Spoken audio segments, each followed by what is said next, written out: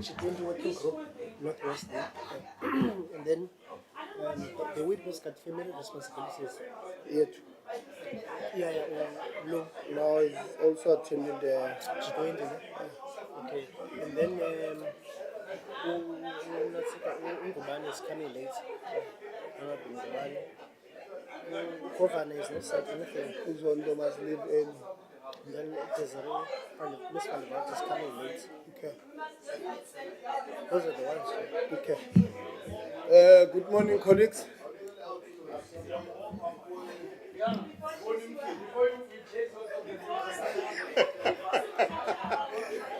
Good morning, colleagues. Let's start. Let's start, colleagues. It's 9:06. Members, please, man, don't be hard on Honorable Lonzi. I must protect you, Honorable Lonzi. They must not say you must sign before they chase you out. The EFF has been chased out a lot these days, so let's be orderly, members. Thank you very much, colleagues. Today, you know, we're meeting with the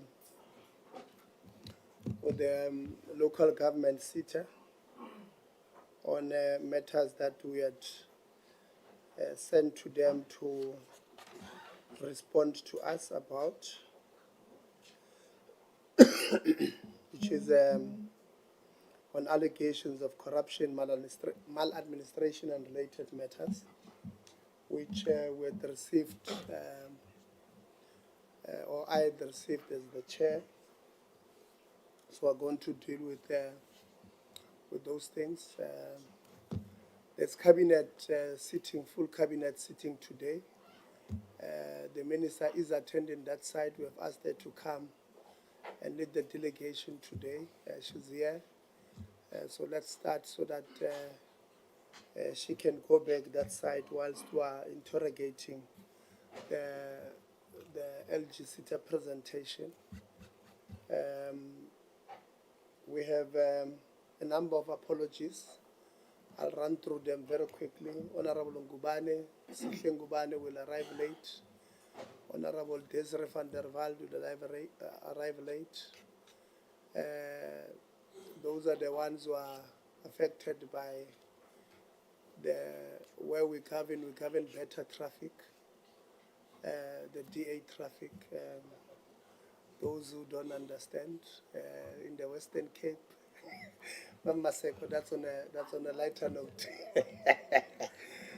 And then we have apology of Honorable Low, who is attending on behalf of basic education, who's attending the G20 education working group from the basic education point of view.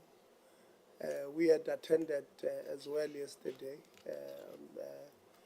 After receiving an invite from the minister, we showed up, Minister, to your invitation. At least we had 4 members who attended. We have Honorable Sol Sul arrived late as well, and then the DG is leading that the G20 education working group. He won't be here with us today. No. No, the DG will be here on Friday, Honorable Lonzi, with the minister. He did not run away.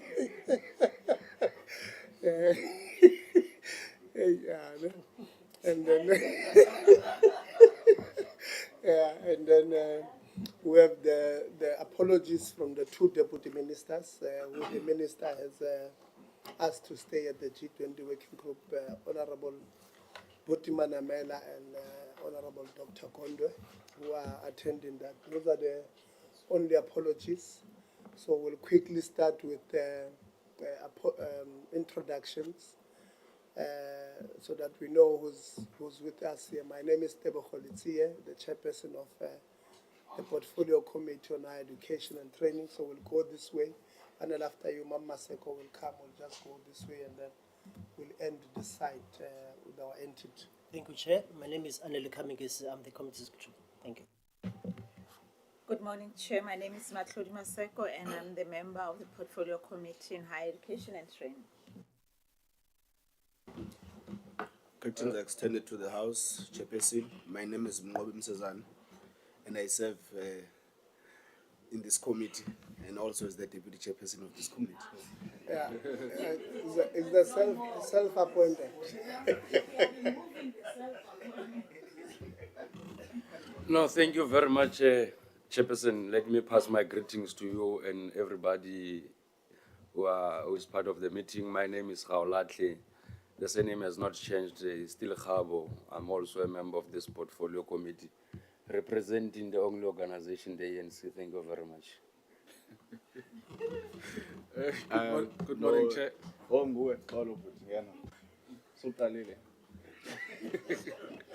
Good morning, Chair, Minister, honourable members. My name is Sanele Zondo, a member of this committee. Thank you. Thank you very much, Chair. Good morning to you. Good morning to the Minister, the delegations from the entity. My name is Sihlelonzi, a member of this committee, deployed by the Economic Freedom Fighters. Thank you.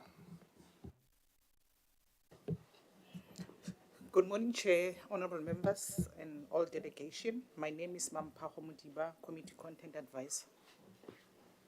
Good morning, Chair, members and delegation. Agnetha Aronson, I'm the researcher for this committee.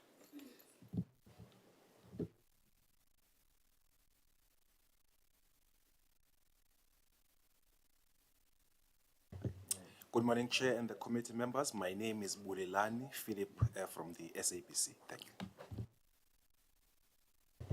Good morning, Chair. Good morning, Minister and all members. My name is Hlengiwe Nkosi, political support. Thank you. Good morning, Chair, and good morning to everyone. My name is Siyabonga Koni. I'm a journalist from the Daily Maverick. Morning, Chair. Morning, everyone. I am Tando Kolo Potoman. I'm a committee assistant.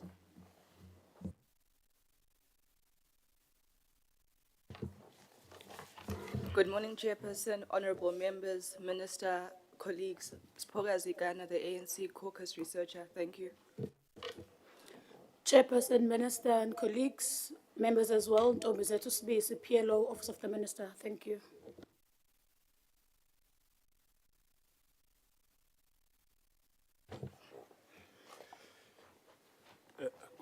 Good morning, Chair. Good morning, Minister. Good morning, members. My name is Malande Nomvalo, Office of the Minister.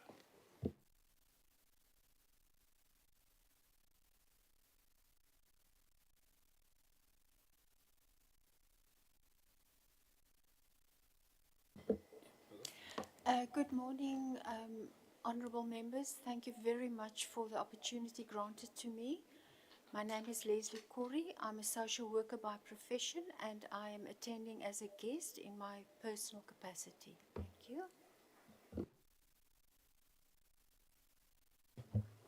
Good morning, Chair. My name is Kabelo Makitla. I'm from the Auditor General, Parliamentary Liaison Manager. Good morning, Chair, Minister, members. My name is Tanya Kleinans and I'm Executive Secretary to Chairperson. Good morning, Chair, honorable members, Minister, colleagues. My name is David Mohlame, PLO in the Office of the Teaching. Good morning, Chair, honorable Minister, honorable members. My name is Asisi Posolani, and I'm in the Office of the Minister.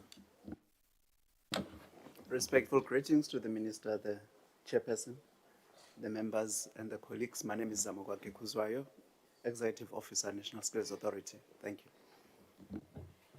Good morning, Chair. Good morning, Minister and the honorable members. My name is Oletunyewe, Director from the National Skills Authority. Thank you. Good morning, Minister and Chairperson and members of the House. My name is Matsungwane Mahlo. I am the Secretary of the National Skills Authority. Thank you.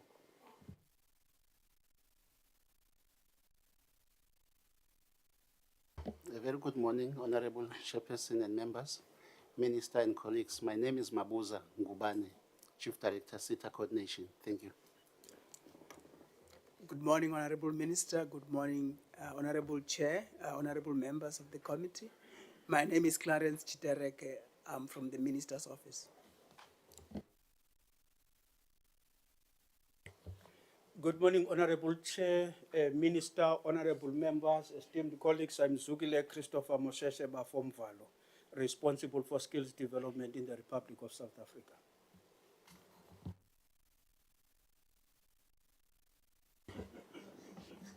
Good morning, Chair, members of the Honorable Committee, Minister of Higher Education and Training, and senior leadership from the department. My name is Ineleng Mulete. I'm the Chief Executive Officer of Local Government Seta. Good morning, Chairperson and members of this committee, the Minister and the leadership from the department. My name is Kona Mkhoko. I'm the Acting CFO for Local Government Seta. Thank you. Morning, Chairperson, and good morning, Honourable Minister and members of the committee. My name is Johan Kun. I am the General Secretary of one of the two recognised unions in this sector, the Independent Municipal and Allied Trade Union. Good morning, Chairperson, members of the Portfolio Committee, the Minister and all delegation. My name is Hazel Madibana. I'm the Acting Chief Audit Executive of LGSETA. Thank you. Good morning, Chairperson and members of the Portfolio Committee, the media present, and the executive from LGSETA as well as from the Department of Higher Education and Training. My name is Nobuhle Ntabane. I'm the Minister of Higher Education and Training. Thank you. Thank you very much, colleagues. I think we've all introduced ourselves.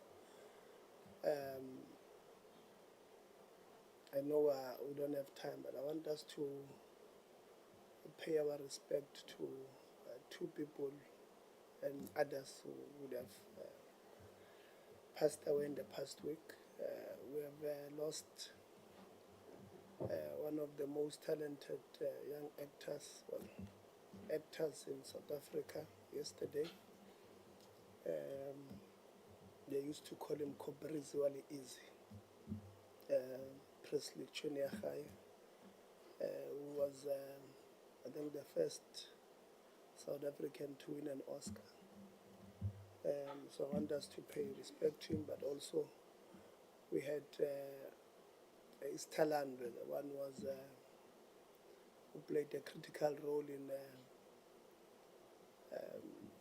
the freedom we enjoy today. Margaret Ruthlophe, who also passed away, was going to turn 100 years this year, and she passed away. So I want us to take a moment, maybe let's stand and have a moment of silence for both of them.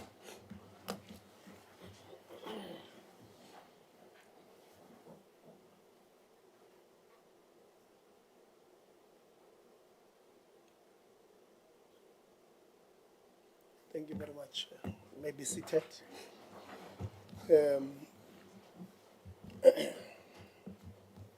As we're about to start, we'll allow Honorable Governor to introduce herself quickly after she has found herself a seat. And then we'll start, Honorable Governor. Thanks, Chair. My name is Yanga Governor. I'm a member of this Portfolio Committee. Thank you very much. You can't hear us that side. Okay. Thank you. You can't hear us. You can't. There's an echo. Or that side. Or even there. Oh, okay. I don't know, but there's only one mic that is open. We will try. We will report and find out. Yeah. Is it okay now, Mampi? Okay. Well, thank you very much, colleagues. People of ECO are saying they are fine now, so we can start with our meeting. So as we open the meeting, colleagues, I want to just indicate that Minister and LGSETA, when we have a meeting with yourselves on a Wednesday, we always ask you to send presentations on a Friday so that these members have ample time to prepare for those questions and do their own research and all of that. We also have our researchers and content advisor to advise us on what kind of questions we must ask, and they do a bit of research. So if you send a report to us on a Monday or on a Tuesday or Monday night, it makes it very difficult for members to do their own research. I would have went through the last time we had a meeting, Minister, with the LGSETA. It was on the 4th of May 2022. And I went through the discussions of that meeting,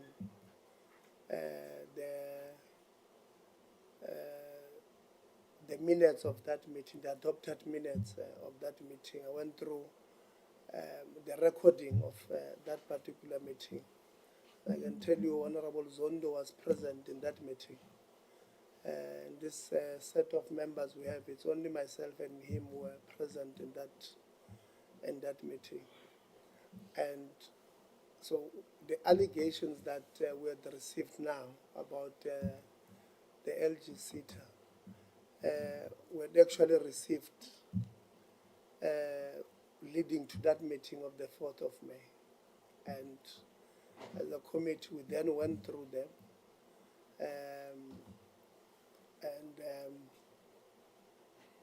The department, the NSA, the department was led by the DG. But the NSA would have been there, the chair of the NSA, CEO of the NSA, the department, Seta coordination, DDG, DG members were there. Our content advisor, the researcher was there. The secretary was there. Tandukolo was not in that meeting. I looked for you, Tandukolo. You're absent in that meeting as the assistant committee secretary. And most of the issues that we'll be dealing with, we've actually dealt with it as I looked at the presentation from LGSETA. So I thought maybe I must just start with that part. So the minutes of those meeting members, I think I'll just share it with you guys now, whilst we're in the meeting, whilst they're doing, so that we can also do the comparison from their presentation until then. Minister, I am going to give you to lead the delegation. I know you must rush back to cabinet, and when they start their presentation, I will walk out with you. There's one or two things that I want us to do quickly because I think we're out of time on certain matters that I think needs your urgent attention. So I'm going to give to you now. Before I'm going to ask Honorable Ngubane to introduce himself. We did read his apology that he was running a bit late. Honorable Ngubane, we did say that it was because of traffic of Cape Town. If you give any other reason now, you'll turn me into a liar. So. Thank you very much, Chair. So I'm not going to give another reason. I think that one will suffice. Good morning, colleagues. Good morning, everyone. My name is Ngubane. I'm the member of this portfolio committee. Thank you. Thank you very much, Minister. I'm going to give you now. Thank you so much, Chairperson and the members of this portfolio committee for an opportunity for us as the department, together with LGSETA, to come and account before the portfolio committee.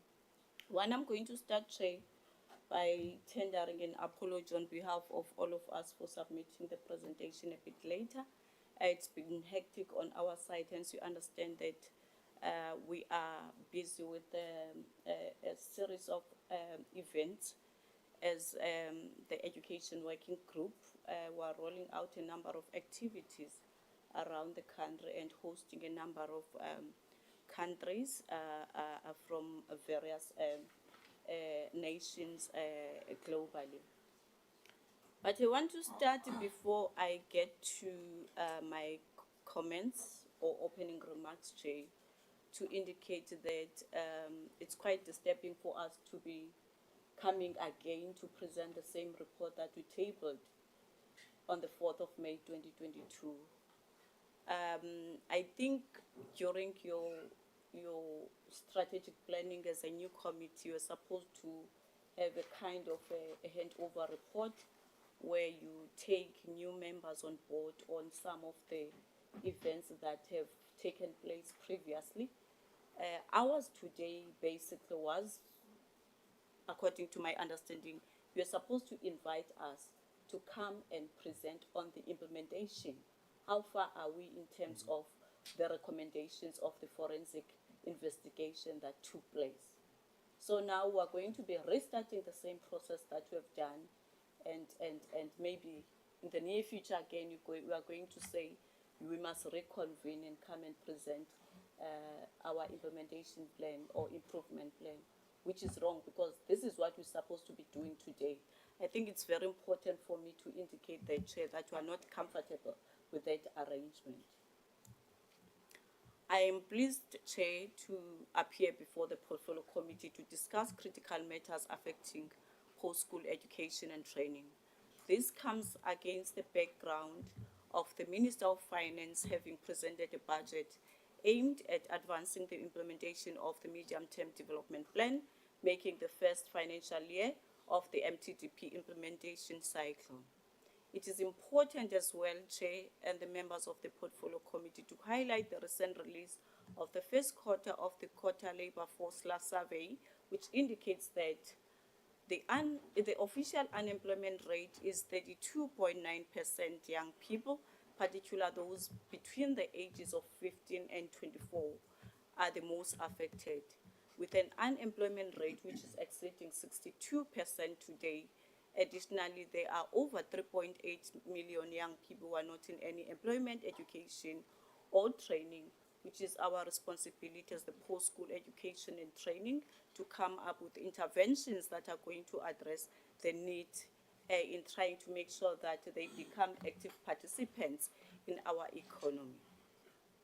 Today, we have been mandated by the Portfolio Committee to table a presentation that seeks to respond to systemic corruption and maladministration, exorbitant security detail for the CEO, increase in the travel and legal fees, unfair labor practices, and staff victimization, update on the suspended employees.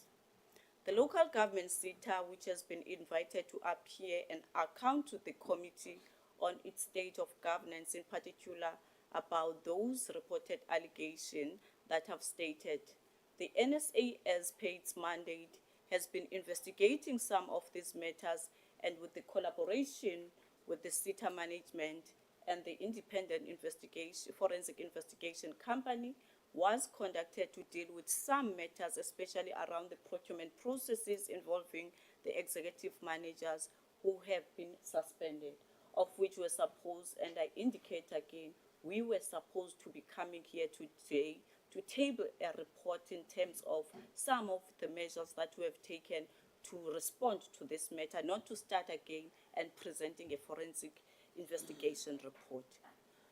I wish to indicate that Seta is making significant progress in improving its performance from 66% in 2021 to 80% in 2023-2024.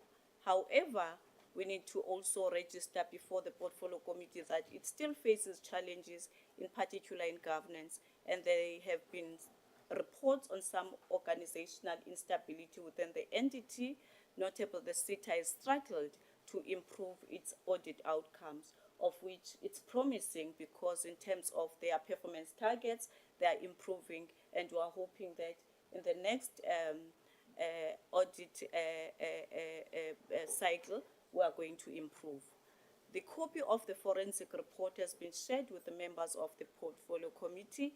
However, the NSA has also advised the Minister, recommending that a comprehensive investigation into other serious allegations, as they are complex and wide in scope, be commissioned to either uncover underlying issues or close any doubts on the governance and functioning of the Seta.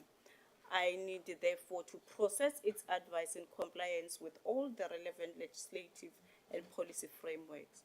Chairperson, here I'm with the DDG, who is acting today, standing for the DG, and also the CEO and his executives of LGSETA. I'm then going to, through you, Chair, to request him to then take us through the presentation. Over to you, CEO. Yeah, thank you very much, Minister. Maybe before we do that, just want to clarify that in the meeting of the 4th of May 2022, we did not receive progress report on what would have happened. So we thought today it will also cover. I did see on some of your slides it's there. You're covering the work that you would have done. I brought it to the attention of the meeting because there's a tendency that, when there's a handover period in administration, both in the department and in Parliament, the same issues recur.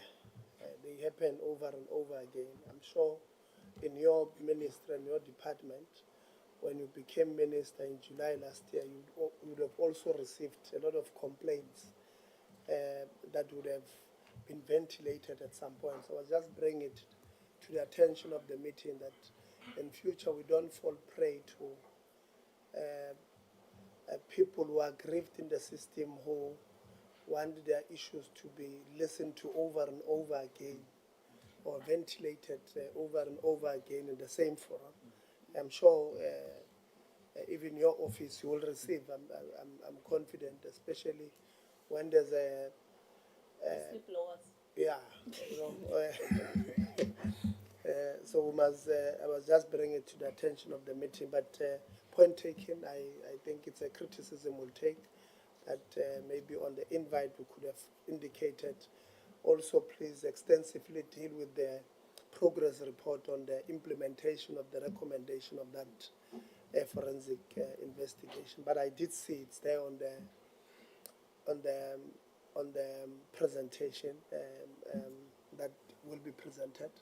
So you were saying you are giving to the CEO, okay? The DDG. The DDG one, even when he introduces a report, he speaks for 10 minutes. I mean, his name alone is 3 minutes. So I think I agree. Let's give the CEO to lead. I'll quickly walk out with you so that I can raise these few issues that I want to raise. Thanks.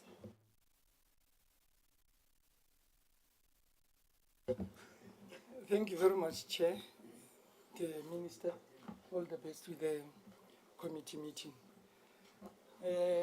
I'll be going through the presentation for today, Chair.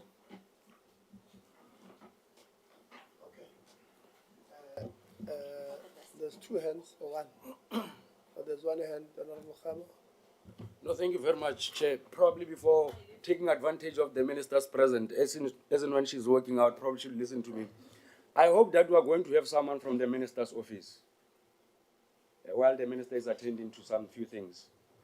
Because the very same situation, we have had it before in the last meeting, where at the end of the day, administration could not respond to some of the questions, and to a large extent, the minister's presence was not felt because of, we could not tell as to whether is it administration or the minister's office. So I'm just checking as to whether is there someone who will then be able to take us into confidence, especially on some of the issues that will be emanating from the minister's office. Because previous meeting we were told that there are some of the investigation reports that cannot be processed because of the minister is absent or the minister has not dealt with it.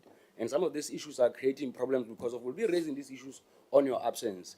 And those who are trying to be good in your books will then present a different narrative than we have presented in a meeting. That's why I wanted to check if there is someone in this meeting who will then take responsibility from the minister's office, because definitely there are going to be issues. But not the DDG. You know the DDG last time when he was here, he was unable to respond. The DDG was unable to respond to a large extent. He could not even tell what are the problem. He could not even explain what is the process. He kept on saying that the report was there 2020 is being processed. What is this process? So I wanted to raise this matter in front of you, Minister, so that at the end of the day, you not leave this meeting not having an understanding and what it should as the committee, particularly on issues that would be raising. And with that being said, if you agree that the DDG will again try and take us into confidence and not necessarily responding to our issues, we'll accept that. But we just wanted you to know that, Minister. Thank you very much. Yeah.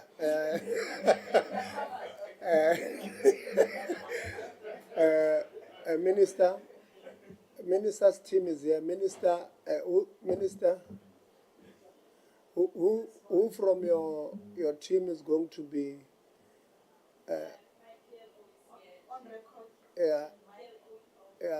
Just take the mic nearby. Thank you so much, Chairperson. The PLO is here. She's going to then share some of the decisions and resolutions of the committee with me and whatever that needs the attention of the minister. Thank you.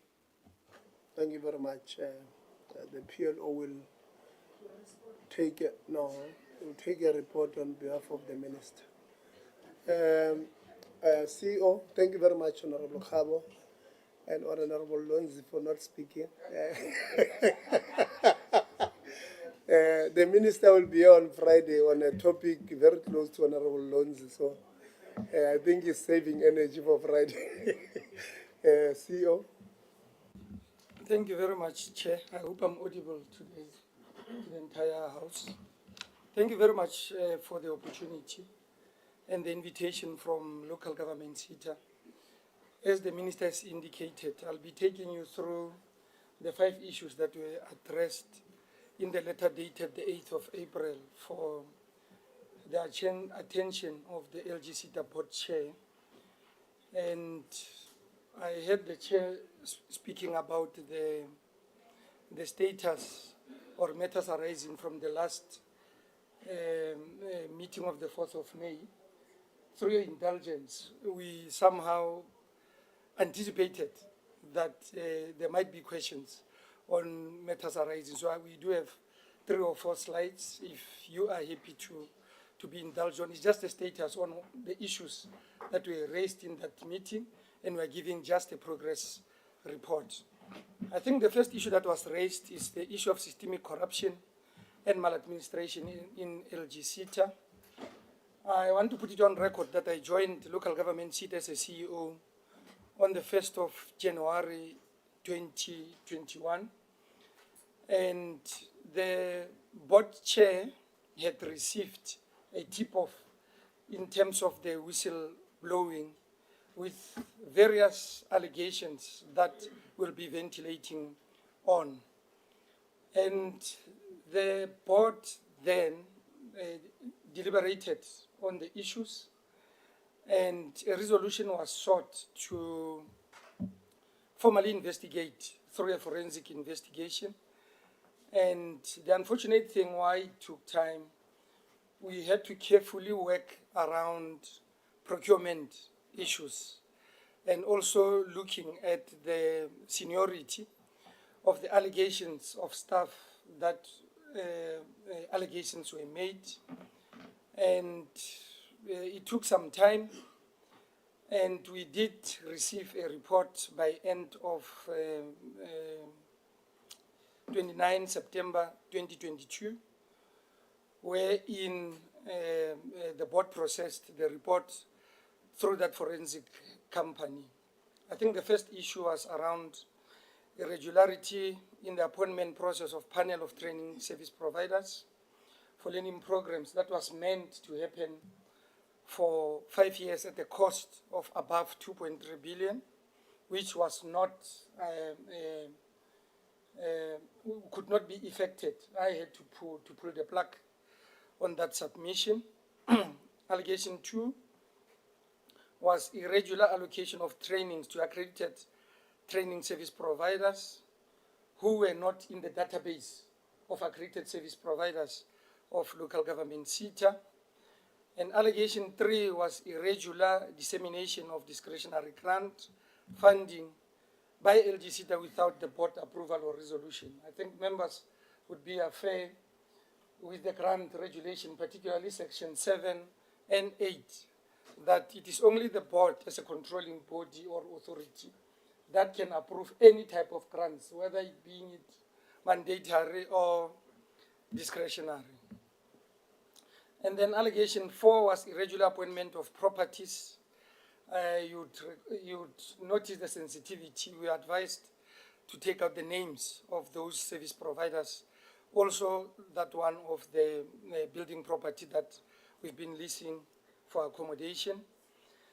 And then allegation 5, irregular appointment of panels, legal, forensic, internal audit, and furniture of various service providers.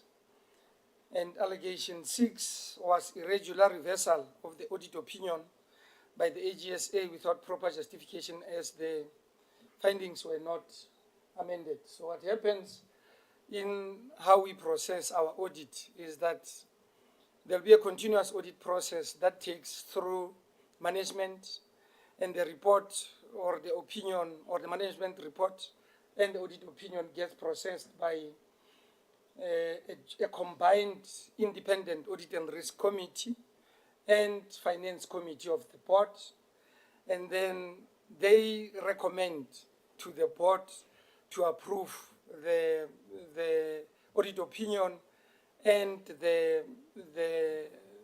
processing of the management report. But what happened in this case was that after the board approved and accepted the qualified audit opinion, one Sunday afternoon coming from church, the chair of the board calls me that no, the AGSA through their senior manager has reversed the opinion with no reasons, because you would be aware also that if you change the audit opinion, then it means you need to reverse what we call a pictorial. Pictorial will tell you what are the internal control deficiencies, what are the issues that narrate the AGSA to call for an audit opinion. And even further, by calling a special board the following day, which was a Monday, so that we could understand, because not that we don't mind to have an unqualified audit opinion, but as an organization that is big on governance, and also as an organization that is big on continuous improvement, we want to make sure that we understand that we can improve the weaknesses that were identified by the audit, so that come the next year, we can address them and make sure that the organization health is improved. So we did include that as part of the mandate of that investigation. And allegation 7 was irregular award of information technology tender on iCloud. And then I'll try to keep my report to the preamble of the minister, because it wouldn't help that I just bring you what was discussed in 2022, but also try to bring you up to date. So if and when there's no information that is here, I mean, we can work through the department wherein we can put it in writing, but just so that we don't have a lost opportunity to share with honorable members of this committee on how these processes have been unfolding. And then the following were the findings. I think number 1, on the irregular appointment of the panel of training service provider, as much as the CEO did not sign the bids, there's costs that were involved. People were traveling to do due diligence. People were accommodated to conduct due diligence. We had to get experts and so forth. And the forensic report said that, highlighted the implicated officials, who I will address later as status on those that are suspended. And the finding also, when you look at what we call the brand LGSETA, if that had been approved, you can imagine sitting with a panel of 183 service providers who were regularly appointed for these 5 years. It was going to cost us a lot of litigations as an organization, and it is part of the for lack of a better word, the issues that we are canvassing at CCMA with the 4 implicated officials. And then the second one on irregular allocation of training to accredited service provider. The forensic find that there's evidence that exists in the allegations that the established procurement process were disregarded in this tender, and that there was undue benefit for some of the service providers. I will also take you through where we are in terms of the status when I deal with the status on suspended executives. And 3, on irregular dissemination of discretionary grant funding by LGSETA without board approval. I've already dispensed that. When you look at Section 7, Section 8 of the grant regulation, it's very clear that the controlling body, which is the board, is the only authority that can approve grants, be it discretionary and be it mandatory. And they did find that there are allocations that were conducted without approval of the board. And irregular appointment of properties. The realities, number 1, was that you would find very clear corporate governance issues where someone would sit in a bid specification committee and the same person would be chairing a bid evaluation committee. And if you know the procurement process, I mean, we also need segregation of powers so that there's no impediment on the role of officials that are mandated to carry those procurement process. So the findings were that some of those committees were irregular in nature because you would find somebody sitting in the BEC and also chairing a bid adjudication committee. And similarly with panels, we had panels of legal, forensic, furniture, and internal audit that needs to be guarded as a combined assurance on behalf of the board because of impediment of people sitting in BEC, people sitting in BAC, and with glaring regard for corporate governance. It made those appointments irregular. And the current building, which is LGSETA home, there's also a finding that the board approved a certain amount and officials decided to contract the Seta, I think with over 20 million, when the board had said the term should be 3 years, and then they appointed that building for 5 years at a cost over 20 million. I can see honorable members are worried. You'll see when we deal with the status of what has happened up until this stage, because other matters we had to refer them to South African Police Services. And then on the irregular reversal of audit opinion, the AGSA did not participate with our forensic investigator just to get a sense of what are the reasons, because the management report is still the same, the pictorial was still the same, yet the audit opinion was reversed. And we left it as it is with no finding. And then the iCloud tender, also the appointment of officials who are sitting in the specification committees, the evaluation committees, and the adjudication committees. In other instances, you will find that somebody does not acknowledge to say that I'll serve in this committee, which shows, I mean, how do you know that this person has agreed to serve in that particular committee.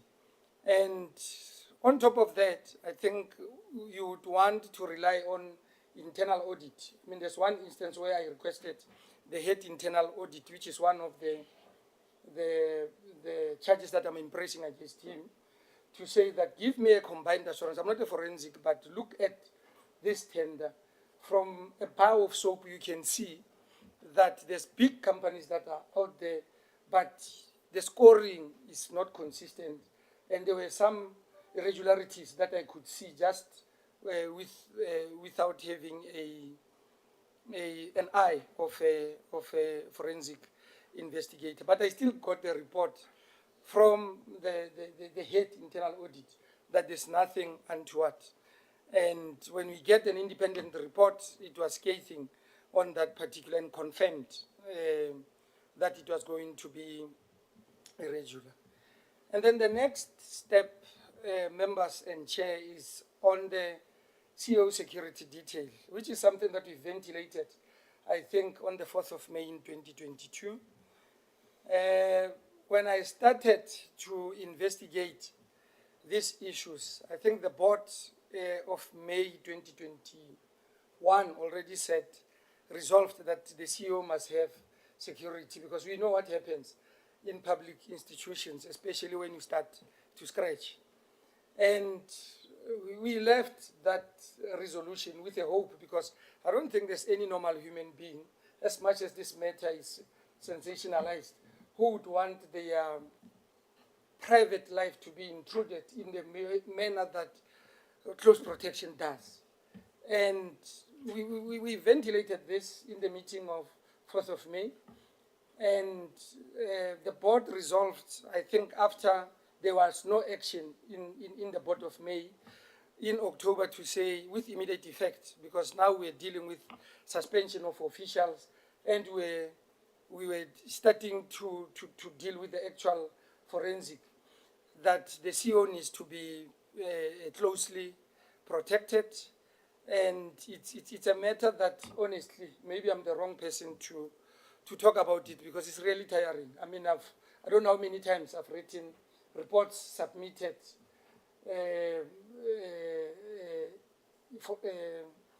security assessment that impeded in my private life, and so forth. And like I'm saying, please forgive me if I'm not giving it too much attention, but it's something that all whistleblowing are claiming, that I've got an exorbitant security detail. In other quarters, they will say that the security will show guns at meetings, which they don't even attend.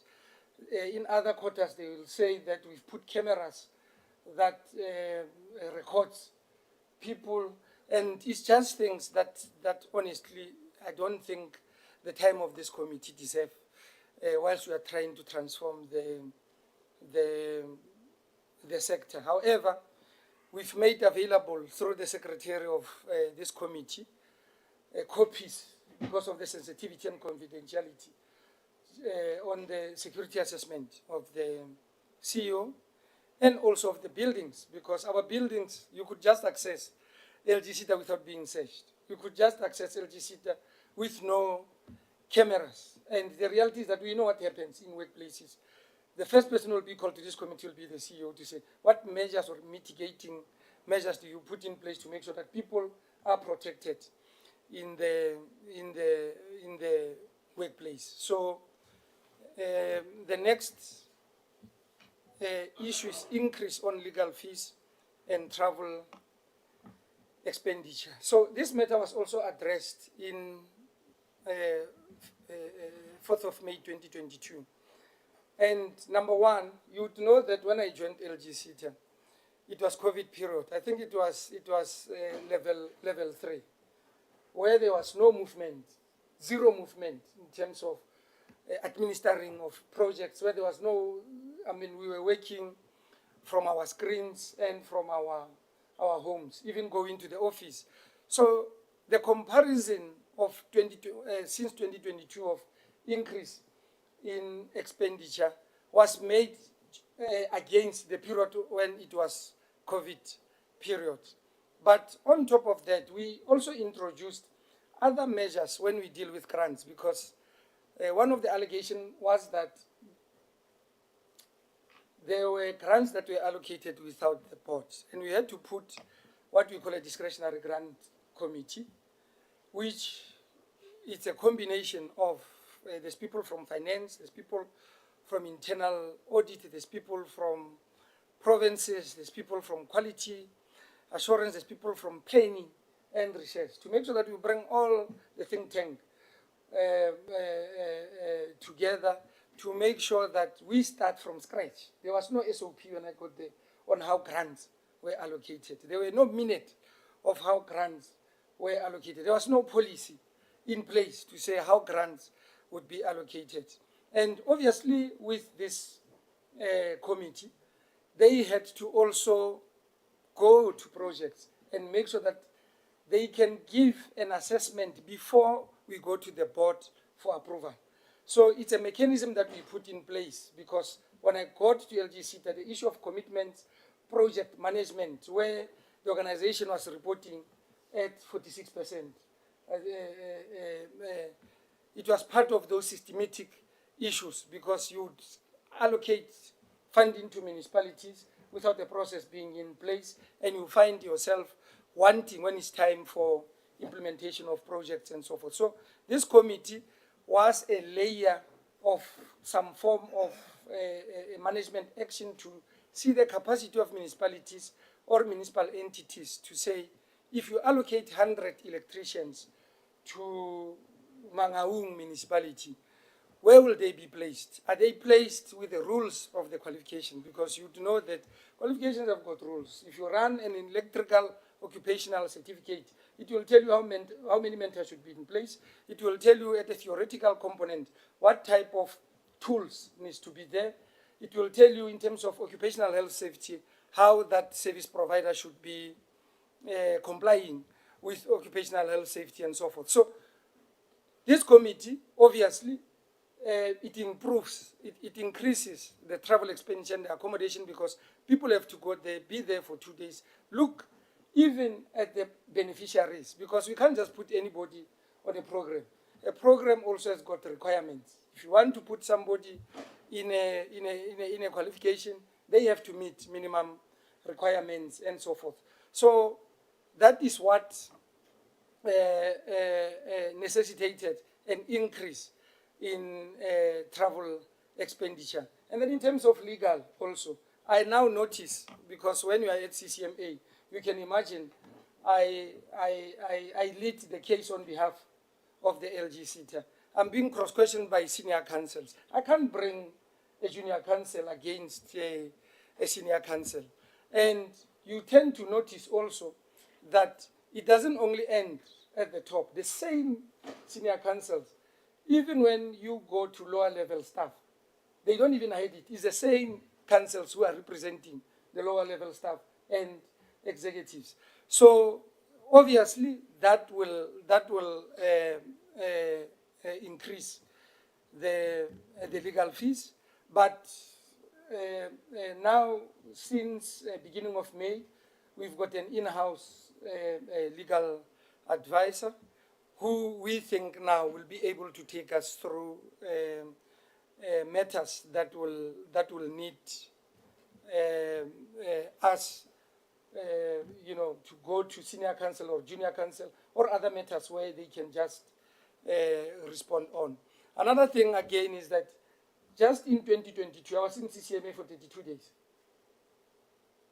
And we are raising in limine on top of in limine, just to delay the process and so forth.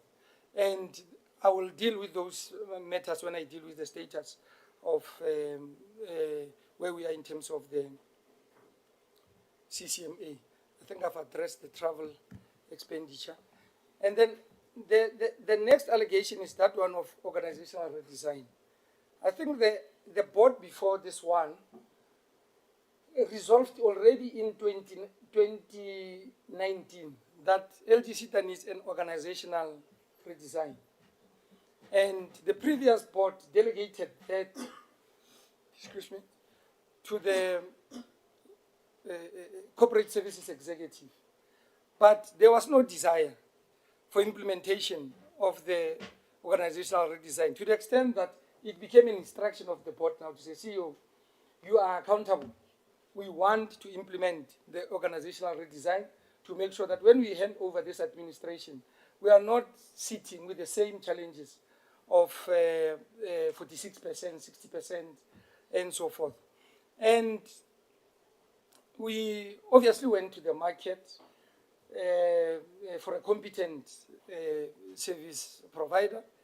We engaged, I think, with the recognized trade unions, and one union obviously did not want to engage. We ended up having to move, because at the end of the day, accountability rests with the CEO. And eventually we were taken to CCMA for a consultative process, and we still gave information. And there's privilege. I'm happy that I'm dealing with members who knows privileges. Now, when somebody wants minutes of the meeting of the board, and you give them an extract that talks to their issue, and they still want the minutes of the board, then you see that these people don't want actually to solve the issue and the problem.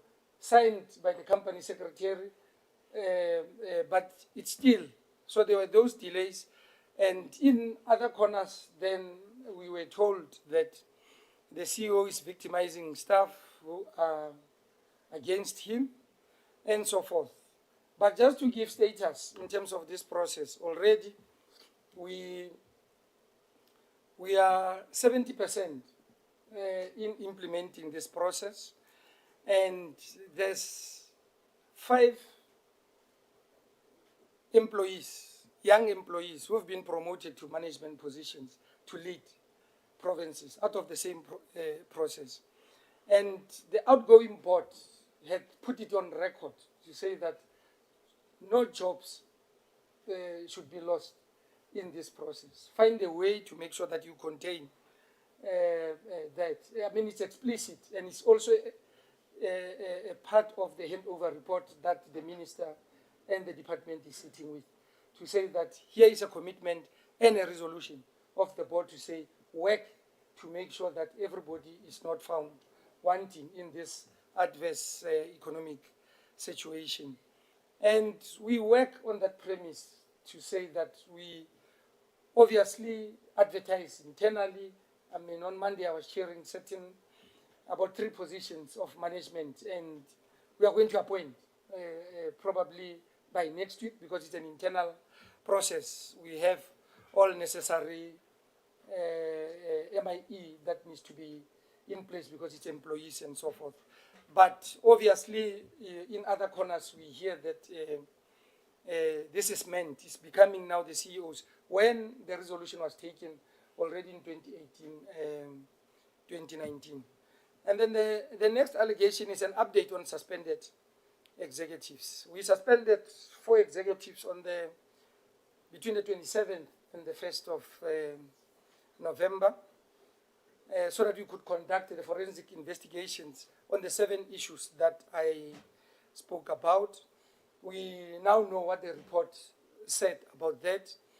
And before we could do our own internal disciplinary hearing, there was a letter that came in November of protective disclosure, or Section 188A of the Labor Relations Act. Now, you would know that when somebody invokes Section 188, we are living in a free democracy. It simply means that you can't conduct an internal disciplinary hearing, meaning the CCMA will become your internal disciplinary hearing, meaning you jump the conciliation, you are already into arbitration. So, obviously, we are not in a hurry because we still have to conduct the forensic investigation. But again, on top of protective disclosure, then there was another unfair suspension matter that was invoked. In fact, it first went to Labour Court. The Labour Court refused to process it and referred it to CCMA. And then at CCMA, I attended the case the entire 2022. I think we got an award only around October, November, because we are dealing with 4 executives. You are dealing with the CEO's calendar, and you are also dealing with a senior commissioner. Because of the seniority of this, you notice that Joburg only have 3 senior commissioners to process all public and private issues in the Joburg region. And we got an award for the unfair labor. And then we had to start now with the actual cases in 2023. And we have concluded, I think, the case of one executive. And we've also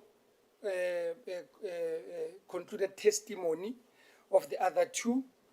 And we've concluded 1 cross-examination. We're just waiting for 1 cross-examination. I mean, I knew that I was coming to Parliament, and I was also asking and pushing them to say, where are the dates? Because we give them the dates for May, we give them the dates for June, but unfortunately we don't wait for CCMA because the program and the success of LGSETA and its communities relies on LGSETA being focused on the work that they are mandated to do. And we'll hear and we'll avail ourselves for the final cross examinations, and the matters will be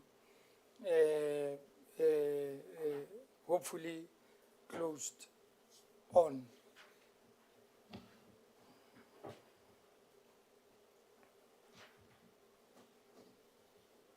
I think, Chair and members, this is the short presentation for all the 5 allegations that were made against LGSETA. Chair, when you left, I did intimate to the members that we somehow anticipated that the committee may want to know, as part of good corporate governance, or which resolutions that were taken on the meeting of the 4th of May, how far are we on the issues that were raised in terms of how we responded. But thank you very much, I think, for the time. Thank you very much, CEO. Didi Jimvalo, sorted. You want to close? I did not intimidate you when I said you talk long. You're okay. NSA, or maybe before, Seta coordination, any additions? No additions. NSA? No additions, as the Minister indicated. The report was prepared and submitted to her for her consideration, and she's looking into it. Thanks. Thank you very much, members.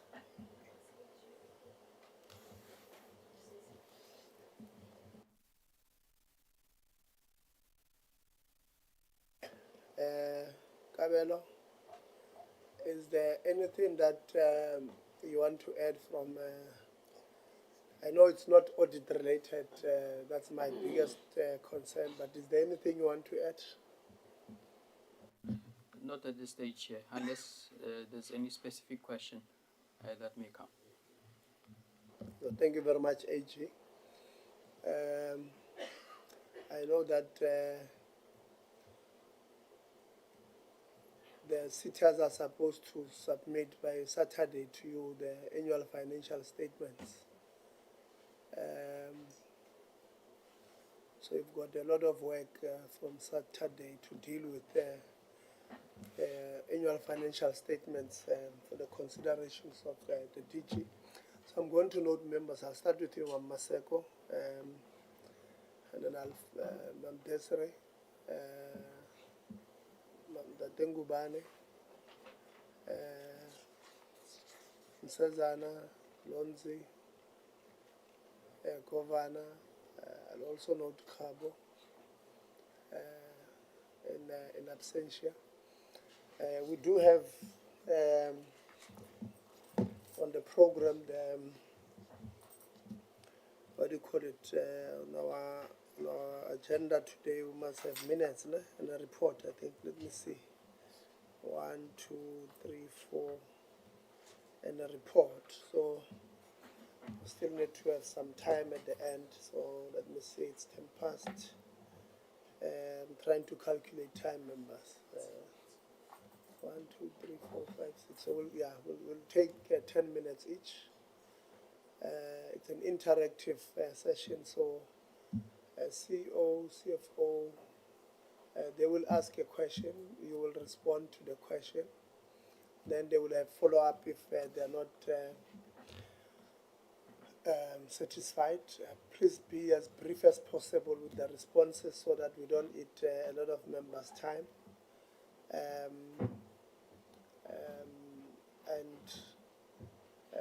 If they're asking you about what you have not prepared, indicate if you have knowledge that it's not here but will answer it. You know, you can answer it. And obviously, if it's not something that we have asked you to prepare, if they are going to ask you about the performance of 2019, for an example, it's not something that you will have with you now. But if you can answer. Let's not speculate. My worry is when you speculate and then we ask you for some things in writing and they don't correlate, it means that you may have misled members. So I'm trying to say to you, take that into consideration. And then, I'll come with my questions at the end. Mama Seko. Chair, thank you very much. And again, thank you for the presentation, CEO. I just want to find out. Let me start by asking the question to the CEO to find out about, you talked about the list of that is sensitive that you cannot talk to us about. There is sensitivity of some of the information. That is based on what? If maybe you can take us in confidence. It's based on what? Why do you categorize it as there's sensitive information that you cannot talk to us about when we are doing an oversight? Over to you. We are going to interact, so talk to me. Focus on me. Thanks. I forgot at the end that we registered an inquiry with the Hawks. So before a case can be registered, they have to be inquired. We give information, they ask questions. Then there's a criminal case that has been registered against purported service providers and officials that are affected. And at this stage, we were informed not to divulge much because people have not yet been charged. I'm asking this because of you got the report, you engaged with the committee, May. Now, automatically, I think when you come here, you know that we are going to ask some of the information. And asking some of the information, it will be more of the progress of what is happening. Now, you have to give us a scope of what is sensitive, what is not sensitive that we can ask. And because the details of that report is about maladministration, it's about governance, it's about corruption, it's about everything. And some of the questions is going to be like, I'm going to ask you the liability of the officials that are involved. Did you attach the cost? How much that if we have to take a resolution that we have to hold them accountable, putting the amount, possibility it will be there or won't be there. Now, if we don't have the in-depth information of the implementation of what you are talking about and say there is sensitive, what is sensitive, what is not sensitive that we can dwell into and ask you questions about that report? Is it the names or is the information that you have to share with us? I'm trying to find out. And I know the members are going to ask in-depth information. So I'm saying to you, give us the framework so that they can know as they ask the questions. What is it that they have to dig into, or what is it that you are not going to respond to? I think the names at this stage is what I would request not to get into details with. And maybe, obviously, if the committee feels that we can send the report through the office of the chair, we can do that. Because I just don't want to, whilst I'm sitting, whilst we are still busy with disciplinary and criminal proceedings, that you find that other names are being discussed before the actual process unfolds, especially in the criminal process and so forth. Yes. So let's try and understand, CEO. You're saying there's a criminal process that is happening on one side, right? And you are requesting that you don't, I've stopped your time, we don't get into discussing the names, possibly the positions, because the position will be attached to the name. Or if we can say CEO, it will not necessarily be you. My understanding is if we say we have opened a criminal case with the Hawks against the chairperson of the Portfolio Committee on Higher Education, it's as good as saying my name.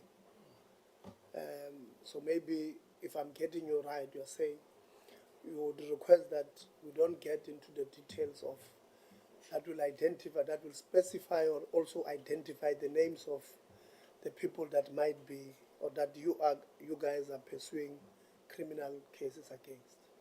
That is correct. Okay, thanks. Sure. Thank you very much. And maybe if you can share us with the details of the AG opinion that was reserved. If you can just tell us the story to that.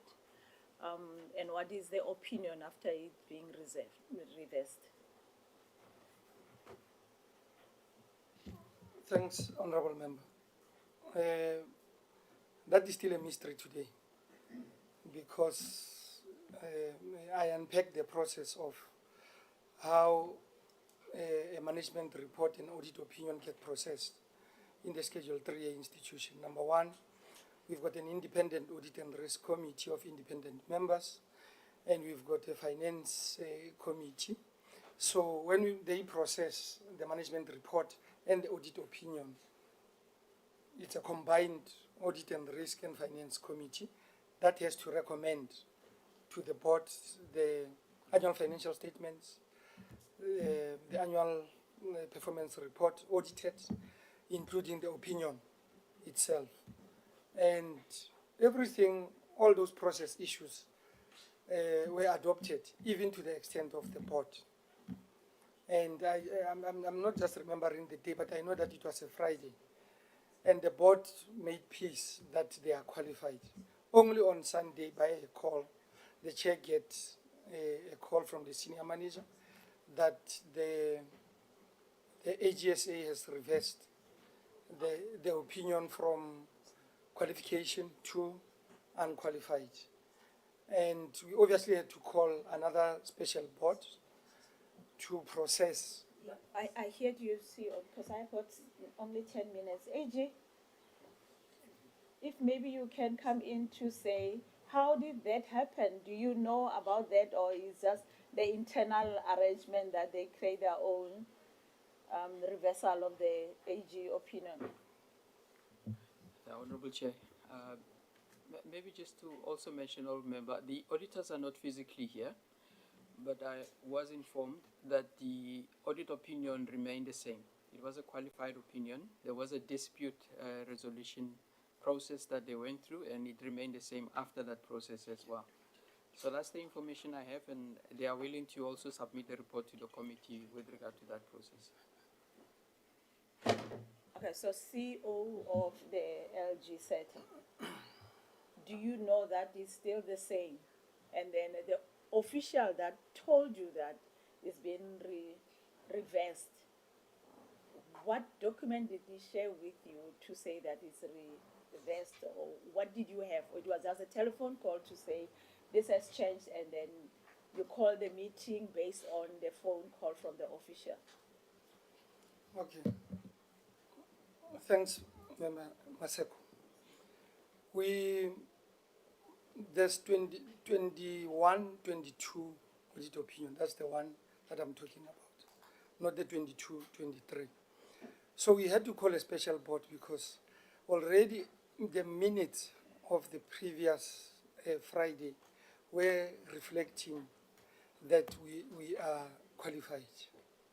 And obviously the board, there has to be a resolution in place that adopt a reversal of the... I'm sorry to interject, I'm not undermining you, I respect you. I just want to find out the official responsible for that, because it's quite a unique scenario. Yes. So what empowers that official to come to you, CEO, to say that they reversed while the AG said, no, we didn't reverse anything?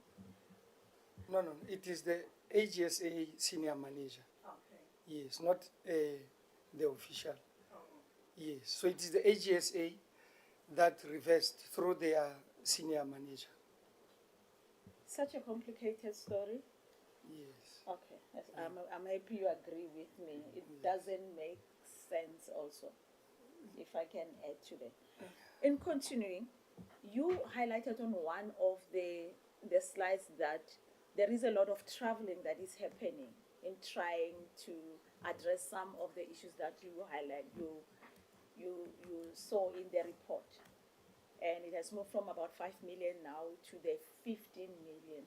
Maybe if you can take us to confidence of what is unique in trying to correct the past by incurring such a high cost of traveling and accommodation. The comparison that was made, Honorable Member, was from zero during the COVID period. And it's just that I did not prepare records for the period before the COVID-19. But Setas, by their own nature, because we run projects in rural, far-flung areas, we have to monitor projects, we have to make sure that stipends are paid in universities, interns are capacitated at workplaces, and with international travel, wherein there's partnerships, I think, in China with various universities and various municipalities where we try to open opportunities. That would be the cost drivers of that. Okay, thank you. CEO, for the 2023-2024, you've got a fruitless and wasteful expenditure of about 39.8 million. Is that part of 39.8 million, part of it being accommodation and traveling? The irregular expenditure. You want, Yeah, I can I address give to that, the CFO? Thanks. I believe you are referring to the 39 million of fruitless and wasteful expenditure. So the issue relates to contracts that had expired at year end. In terms of the regulations, whenever a contract expires at year end, you need to cancel it. So, and then there would then be, measures to reinstate that project, because obviously activity is still happening on the ground. The only issue might be that the actual SLA has expired. So what the AG raised was that we had already paid monies into those contracts, even though the SLAs have expired at year end. So what they did, they took the expenditure that was made on those contracts, and they indicated that we have incurred fruitless and wasteful expenditure. Now, our argument was that, because the contract has expired, at the time of paying those amounts, you were paying based on deliverables that were met at that point in time.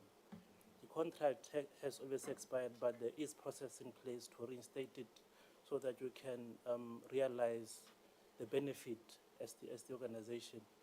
So we had accepted the issue, but what I can assure the members is that we have actually reversed that finding now, because we did gather evidence which shows that there has been monitoring of those projects, the projects have been reinstated. So meaning that there is activity that will still continue to then complete those interventions. Yeah, sorry, Chair. But there is the international travel, the SNT, you talked about contracts only.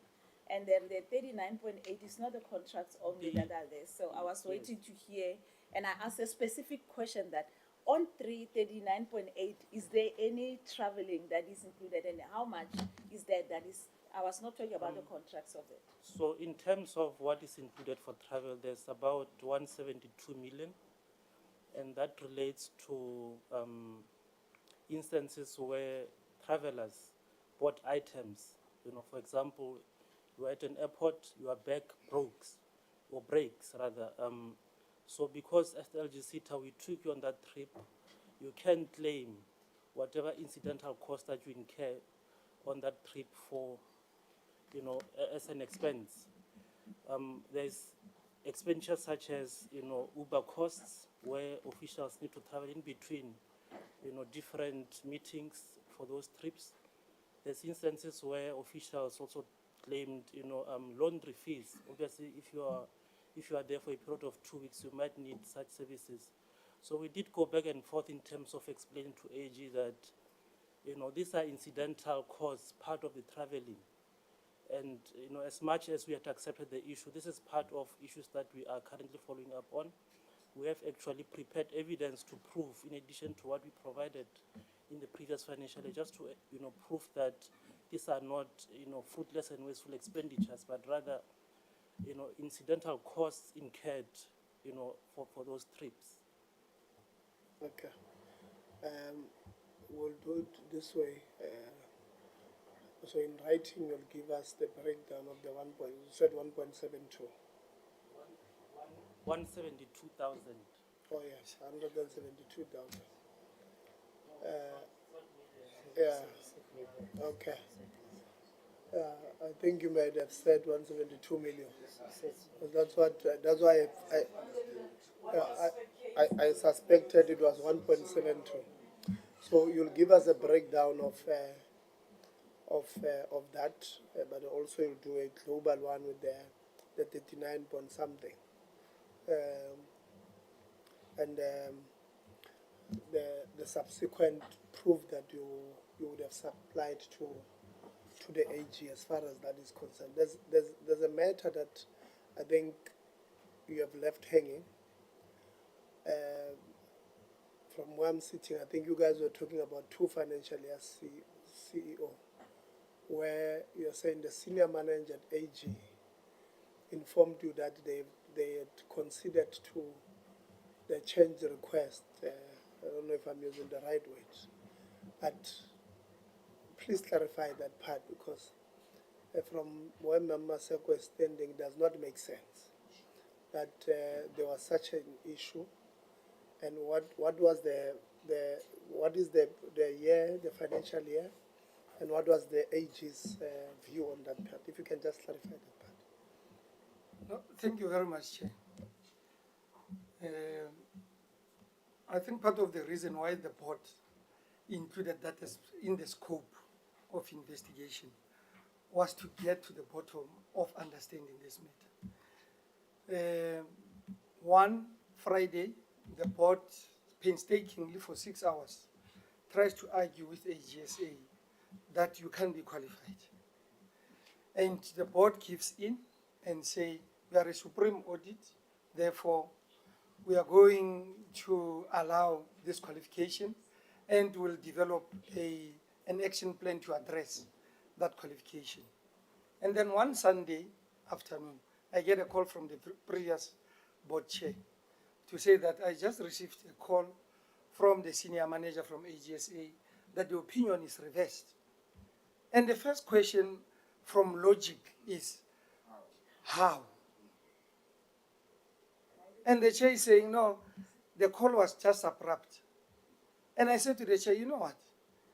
Maybe because it's a Sunday, something maybe is happening up there.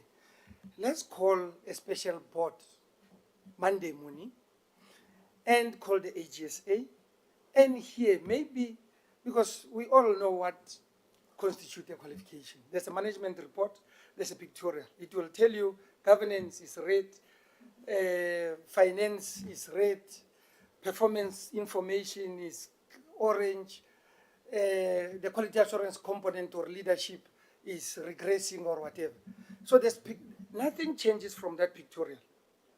Nothing changes from the findings in the management report in terms of internal control, deficiencies, and so forth. But the opinion changes. That's why we said, let's maybe get experts who can assist us, because we are not complaining that we were unqualified, but we just wanted to get to the bottom at the manner in which this reversal happened, with no further explanation. And that is what happened. And when we asked the investigators, obviously there was a letter that I can share to say, we're not going to participate in the forensic, because we just wanted to understand from our end.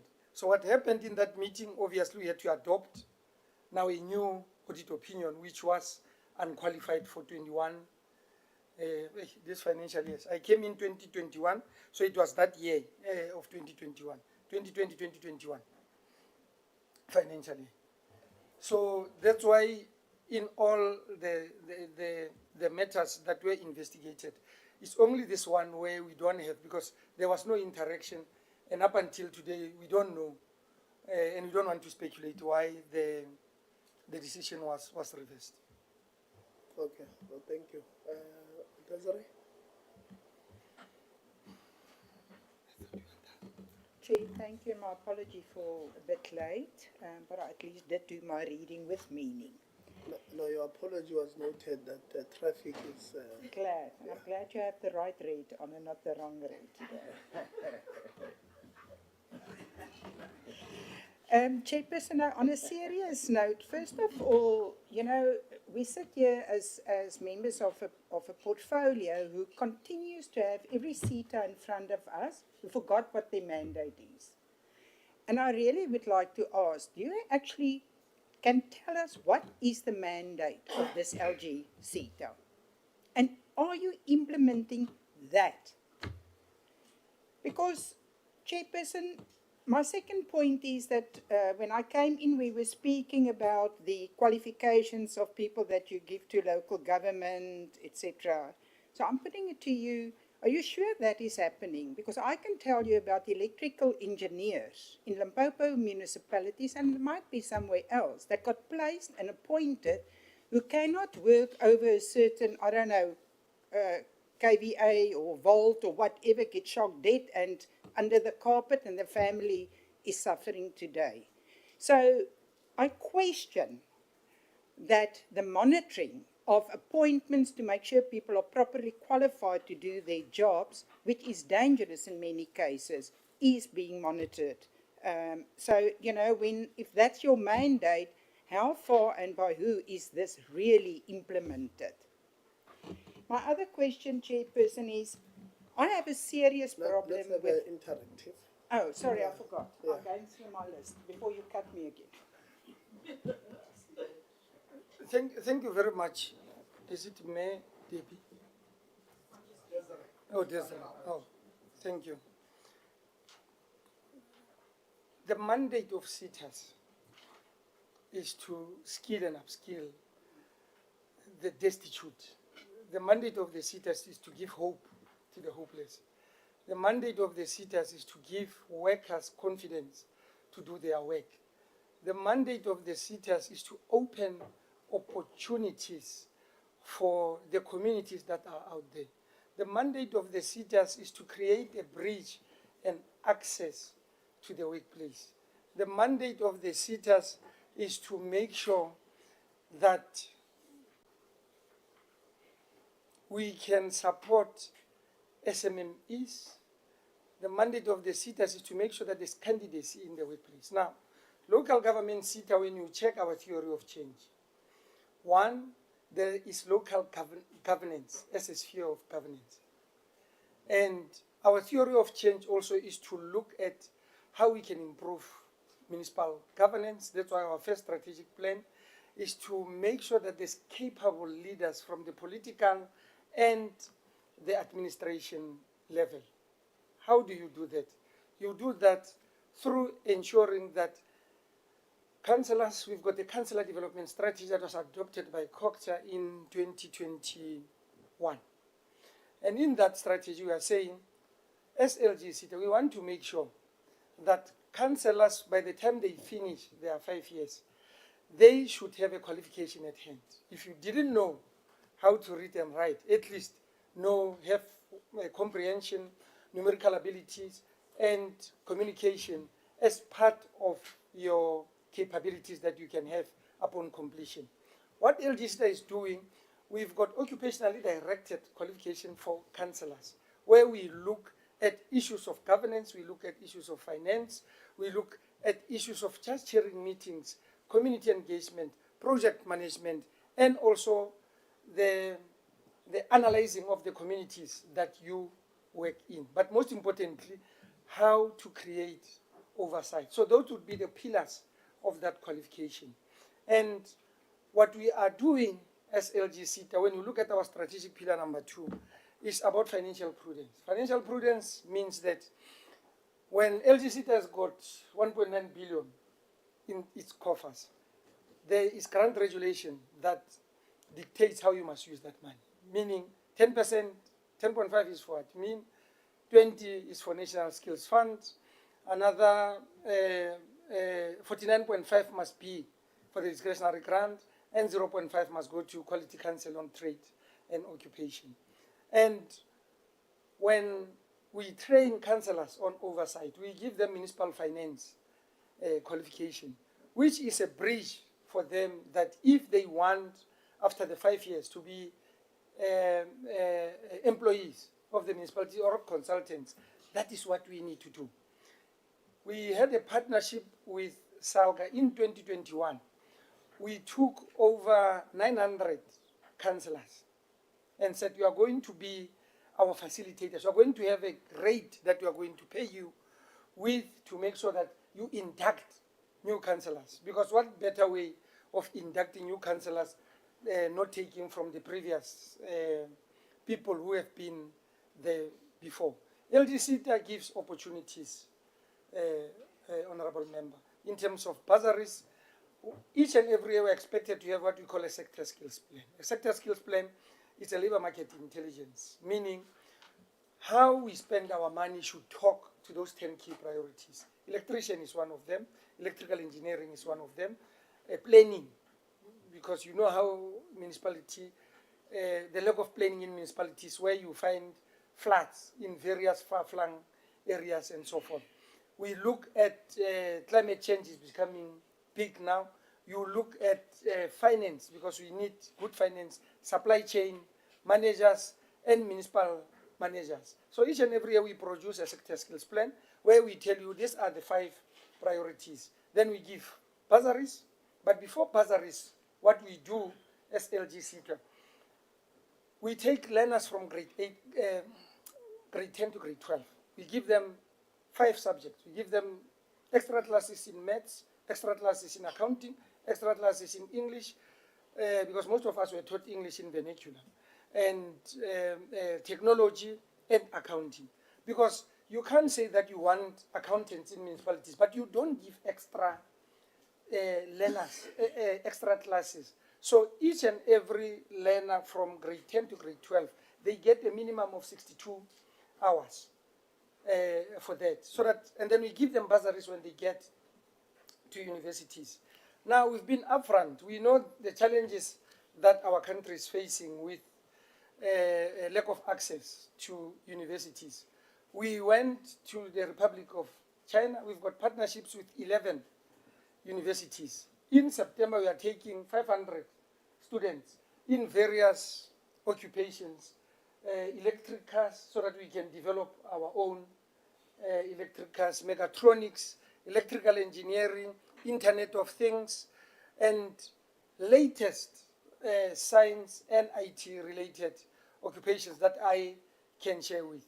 And in the workplace, in partnerships with IMATU and SAMU, we do fund training in shop stewards, because we know that if you've got a shop steward who has got other capabilities of leadership, then it means that they can progress well in ensuring that they can be the mouthpiece and eyes and ears of the sector at large.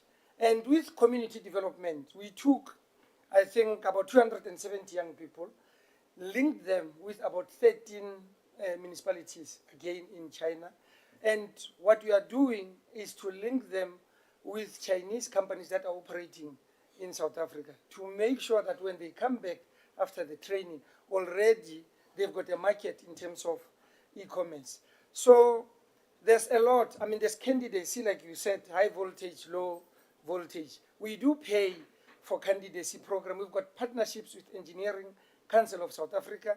I'm going to talk at SAIGA, which is an institute of internal government auditors, next week on the 6th in Durban. We're working with the Association of Certified Forensic Auditors. There's just too many partnerships that we are having at home. Internationally, there's a municipality called South Pasadena in California, where we are just waiting for the meeting in the White House. We are sitting, they want to train our firefighters, they want to train our Metro Police on latest technology and drone training. So as LGSETA, our responsibility, we understand that our theory of change is when Chapter 7 of the Constitution is realized, having a stable local government, having access to water, having access to energy security, making sure that the infrastructure is maintained, roads are maintained, and so forth. That is our theory of change in LGSETA. Do we do that? We are doing that and beyond. I think if you look at our trajectory, when I came in 2021, the organization was at 46%. And within the first quarter, it moved to 66%. And then the next financial year, we dropped to 62%. But from 62, we went to 80. Now, unaudited performance information is standing at 89%. And it just shows you a stable organization that is starting to understand its mandate. But we work together with all 257 municipalities. We work together with all 44 districts. And we work with municipal entities. We also work with other government departments like your Public Works. We work with your Provincial Department of Roads and Transport, because in local government, you can't choose what you want. Anything is local economic development, where we can contribute towards the skills revolution of the local economies.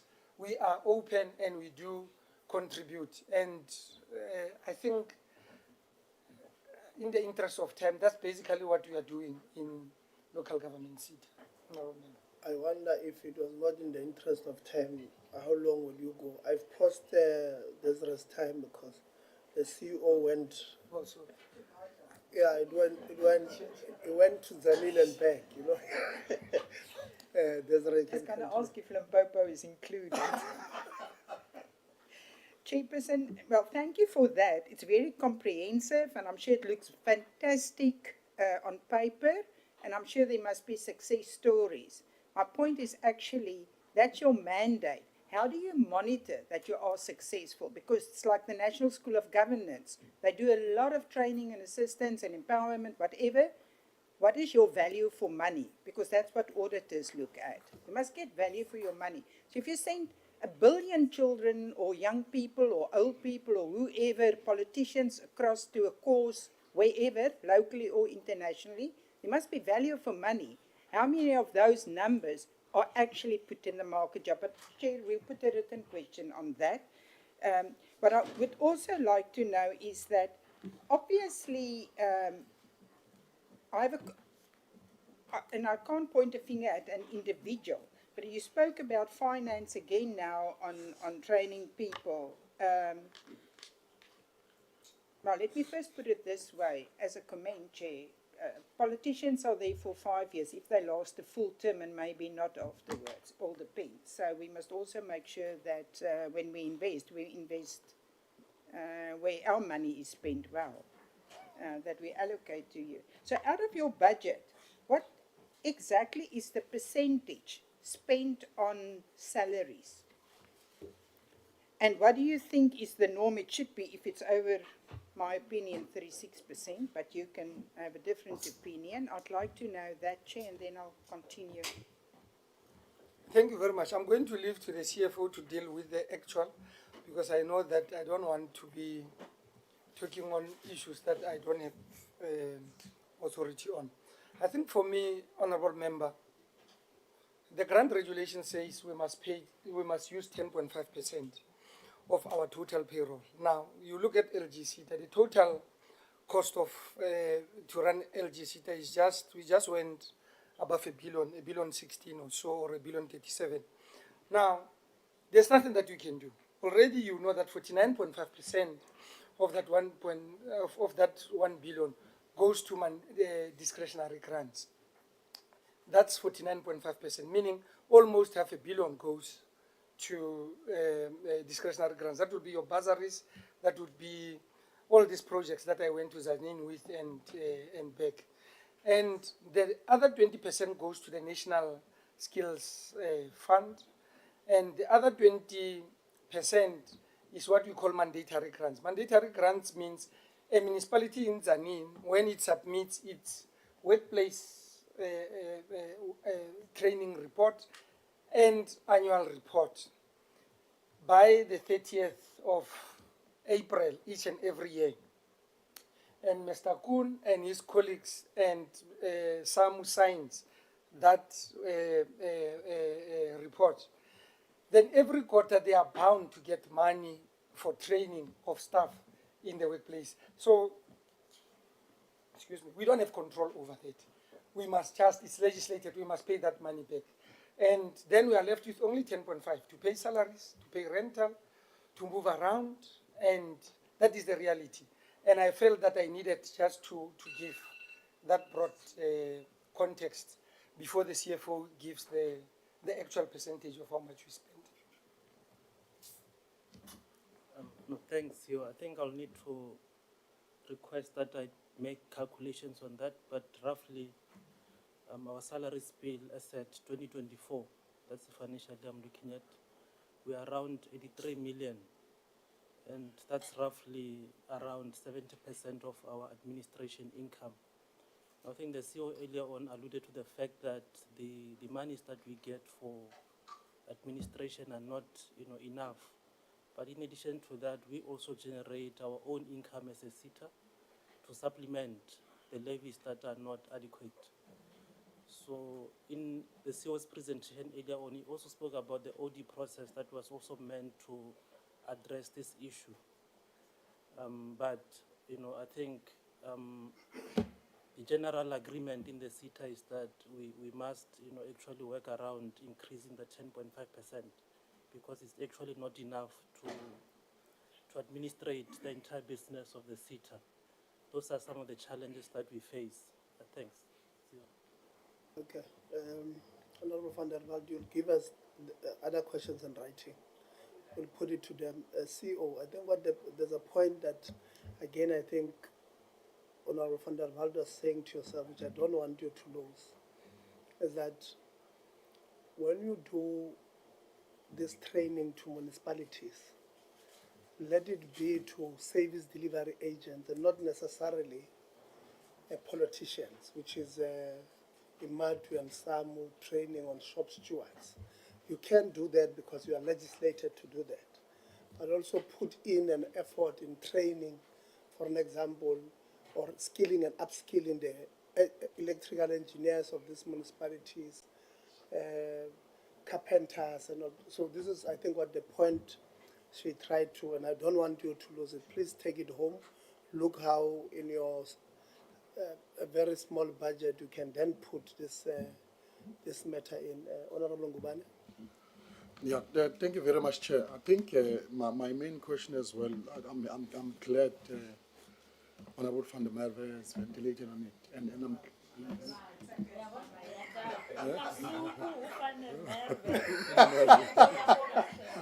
Van Tonder, Van so. No. Van Groenewald, to Toit. Yeah, apologies. Yeah, it's Honorable Van der Vaart. Honorable Van der Waal, yeah. So I'm glad, Chair, and you follow up on ventilation. If Chair, proper, the CEO can assist us.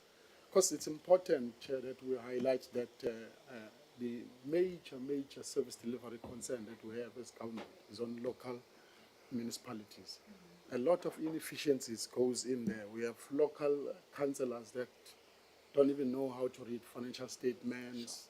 And if CEO can maybe take a deep dive in writing probably a report of LGSETA assisting and improving those councillors, so that would be appreciated. Most of my questions were related to that because we need to know the role of municipal leadership, improvement in accelerating service delivery, and as well the relationship of LGSETA with SALGA, Municipal Infra Services Grant Agency, and COGTA as well, because that's critical. It needs to come out so that we know that LGSETA is playing a huge role in assisting us in that manner as a government. So I think that was my other question, Chair. But as we've concluded, that the CEO will write something to assist us in that. The CEO as well mentioned the implicated individual, 4 implemented individual on the report, as well as that on the procurement process. There were people sitting everywhere, and also the contract, the building 5-year rental contract.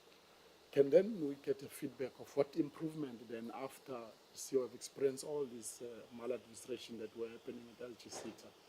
What improvement has been implemented? And what is the outcome of the 5 years building contract implementation was to resolve that matter as well? Because it looked like it's not only the tendency at LGSETA, this culture. We in higher education. And NFSAS is just one of big example about this interest in these rental of buildings. Even the other Seta, insurance Seta, remember they have to move out of their building in Auckland Park. And the AG had the finding on that to say they need to clean it up, cancel the contract, and start this from scratch and move into another building. We see that tendency. So if you say can give us feedback as well now, what was then the conclusion on that 5-year building contracts that he spoke about? If maybe it's not too much question, I'll just pause them so that you answer them as a group. As well as the improvement in the relationship between the workers and the executive. Sitters have that pull and push, all sitters, pull and push of the workers, and how you name them, and how other labor unions. There is this pull and push. What has the CEO done to improve that relationship? It's a one that always put us in unnecessary media as sitters. Example of construction Seta, it's all about that fight between the union and the executive, as if there's something that when the executive go this way, the unions want to go this way. It's a matter of employer and employee situation. So if the CEO can give us as well the management mechanisms of how that is being improved at LGSETA, to make sure that we, at the end of the day, we focus back on the real work that needs to be done. One more last question. There is this notion that is going around. They say that because the LGSETA mainly deals with councillors, in meetings of LGSETA, they say everyone you branding the councillors, they're branding 2 bodyguards each, and it becomes threat to the employers. They say there's a convoy of cars outside. How can the LGSETA try to minimize that element of employers feeling like that now it's another some other organization's meeting? where everyone is being driven, kakoko, where everyone is being so how the CEO will try to improve that minimization even on board and everyone who attends the meeting, that the branding of those highly protective of councillors is not done on the work environment. Thank you very much, Chair. I think I must give you 5 minutes next time if you put issues that are not related. Thank you very much, Chair and Honorable Ngubane. I think I take note, Chair, the input from Van der Walt. The training of councillors in local government, we had to develop a strategy because we don't just want to train for the sake of training. And we compartmentalized it into 3 sets. One would be those that after completion of our intervention can have a metric equivalent. You'd know after local government elections, in one province, I don't want to mention, I think the assessment there was that more than 300 councillors did not have metric equivalent. And we use that as an opportunity as LGSETA to work with COCTA to make sure that we bring that local government qualification to make sure that we empower them. And secondly, for purpose of oversight, you need to empower your councillors. And we've been doing that through IODSA. Firstly, we did a governance module, just so that they can understand the very thin line between management and oversight, because sometimes that's where the clashes comes in. And we are working with SALGA. There's an MOU of, we trained over 9,000 councillors now with SALGA since this administration, just to look at finance oversight, to look at governance, to look at understanding of big infrastructure projects. But we also identified that there's a lot of monitoring that oversight committees need to do in construction projects and so forth. And we do have a relationship with SALGA. You know, in terms of our constitution, or the constitution of many cities, you need professional bodies to be part of the board. You need trade unions to be part of the board. You need communities to be part of the board. So by extension, we do have MOU with SALGA to deal with councillor development. I was with them last year in Silicon Valley, where we are developing an international development program for CFOs and municipal managers with University of Berkeley. And it's a partnership that is characterized by interest of improving the local government sector. We do have a candidacy program that we are running with MISA, or Municipal Infrastructure. COCTA, again, in the board, they do have a member. I must say that in the past 5 years, I did intimate, because we did not have an appointment from COCTA, and naturally the balance of forces in the board, sometimes I felt that COCTA was consumed by not being there.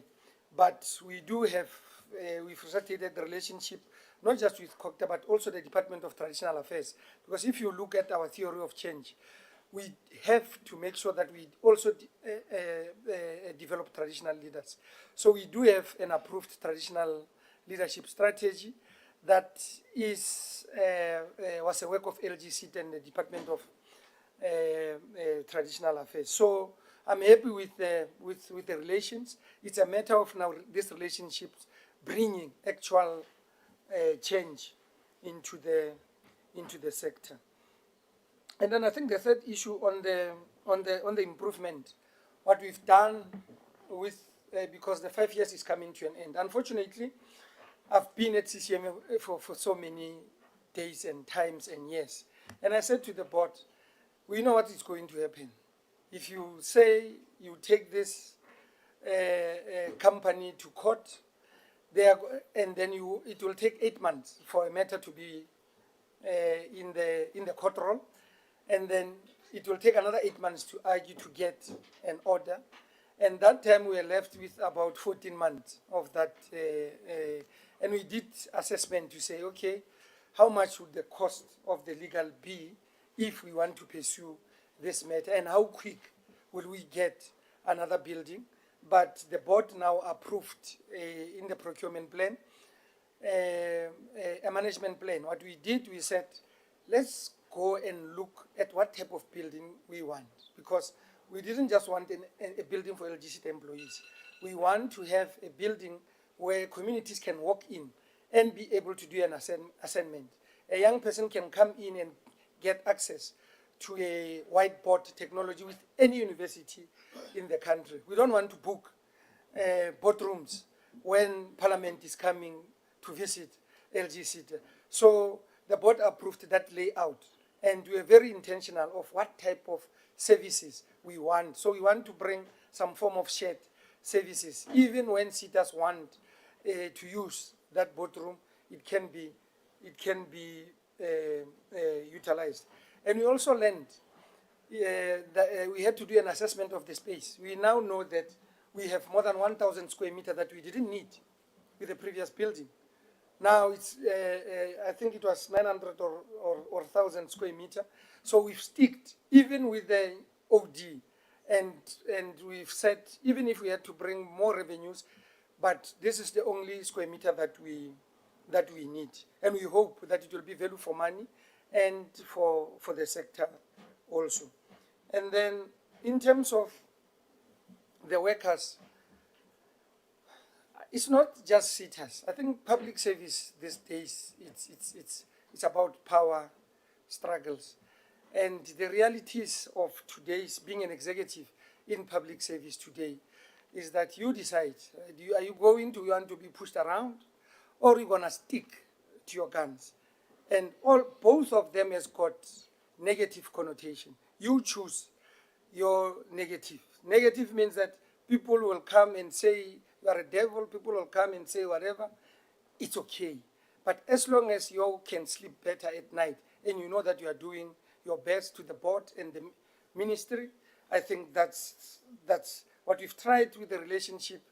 The irony is that I used to be a shop steward with one of the unions, but things have just changed, because when you accept to be a CEO and when you, everything changes, and you want to address things in the boardroom, not in other forums. And we are hoping, there's meetings that I do every quarter, and even on Monday we were with unions in interviews, and we hope that as and when time goes on, it will improve. The difficulty is that the union leadership is no longer there. It's only when somebody gets charged, then they start to emerge with no conference, with no following of the constitution of that particular union. But because this person now has got an issue to prove, then they become the face of being anti-executives and so forth. And you can ask yourself, why are people fighting? Because where we are sitting, all the money that we're administrating is stipends for young people, it's bursaries for young people. But what is the territorial? I don't know, maybe we don't see things the way they see them, but that is the reality. And I think, Honorable Ngubane, that one I will have to write of protectors, because maybe we need a skills program on how to protect ourselves, councillors to protect. But it's a reality. I mean, on the strategic plan of 2023, I know we invited the DDG. There is one Randwater executive that came to the meeting, and after 2 weeks, he was fatally shot with their bodyguard. And it's a reality that we are living with. Each and every day we leave our house to pursue the agenda of this government of today, to make sure that we eradicate poverty, to improve the quality of life, and we make sure that the cost of living gets reduced and we create more employment, and use SETAs to connect industry, to connect universities, and to create opportunities. But we don't see things the same way. But thanks, and I'll make sure that I do justice to that.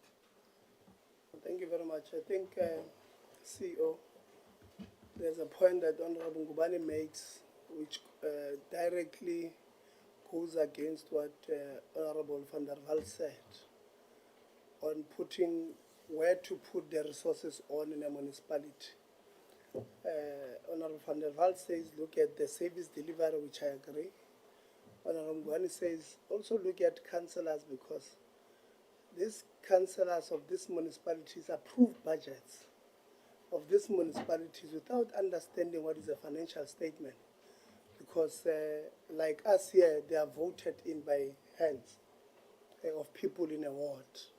So also take that away, that maybe with your SAICA, you said you have a MOU with SAICA, maybe develop a program. Because we come from municipalities, all of us here, and I can tell you, we do have councillors who go into a critical council meeting that is going to approve the budget of that particular municipality. And they've not went through, not because they don't want to, but because the municipal managers put this report in a very difficult format for them to grasp. So please consider this part. I think it's extremely important, because sometimes we find out that in fact, our municipalities are relying on outsourcing a lot of services, because councils, they sit and they agree to these proposals of putting 300 million in hiring what trucks. Yeah, 300 million for 3 years. Well, it's 100 million. But if you buy these trucks, it will be cheaper than that, and you have workers. But these municipalities agree because they don't understand the deeper part of it, but these municipal managers take advantage. So I think it's extremely important that LGSETA, you might not be able to do it alone, but look at having other MOUs with other people to help you to develop this document that will be able to be easily teachable to councillors, who some of them might not even have NCOP level 4, to understand what we are trying to do here. So that take that away. And the last point he makes, which I also don't want you to miss, is the stakeholder relation management with your unions. They may have, like you said, only be active when there's an issue. But we implore upon you that look at it. For an example, I've received a letter from Nehau at LGSETA. And their beef in the letter is that you are doing a restructuring. But in this restructuring, they've not been properly consulted. That's what they are alleging. You have not properly consulted them, and therefore they believe that you want to, some of them want to lose jobs, or you want some of them to lose jobs. In fact, there's a point where they say you are interviewing or you are advertising positions that are filled in some of this. But they will not raise this if what is saying, is handled well. Stakeholder management. Yes, you are saying every quarter you meet with them, but sometimes you must go beyond that and say, and how leadership can we meet? Let me explain this OD that I'm talking about. This is what it seeks to achieve. This is what we're planning to do, and this is our intentions about the new structure. So don't take it for granted. Please consider it, and let's take it. Honorable Mseza. No, thanks, Chairperson. Chairperson, you would remember that I once told you, CEO, that after doing some other qualifications, I attempted to do a postgrad diploma in local economic development. And because umuntu usuka emakhaya, we did not know that there are certain entities such as your entity where we could have gotten assistance. As a result, I was financially excluded when I was only left with 2 semesters, being 4 modules, you know. So I think I should share that, so that when you reach out to communities, you actually go deep down into rural areas where the information doesn't get there, so that you further advance your mandate of assisting the students from the poor backgrounds. So perhaps my first question before my comment, CEO, would be on the investigation, on the forensic investigation. When was it commissioned and what was the scope for it to cover? Was it for it to cover between 2019 to 2020, or just the scope and when it was commissioned? Because I did gather that you joined the entity in January 2021. If you could just first answer that part. Thanks, Honorable Msenga. I think the first comment is fair. It's Honorable Msezane. Oh, Msezane. Yes. Oh.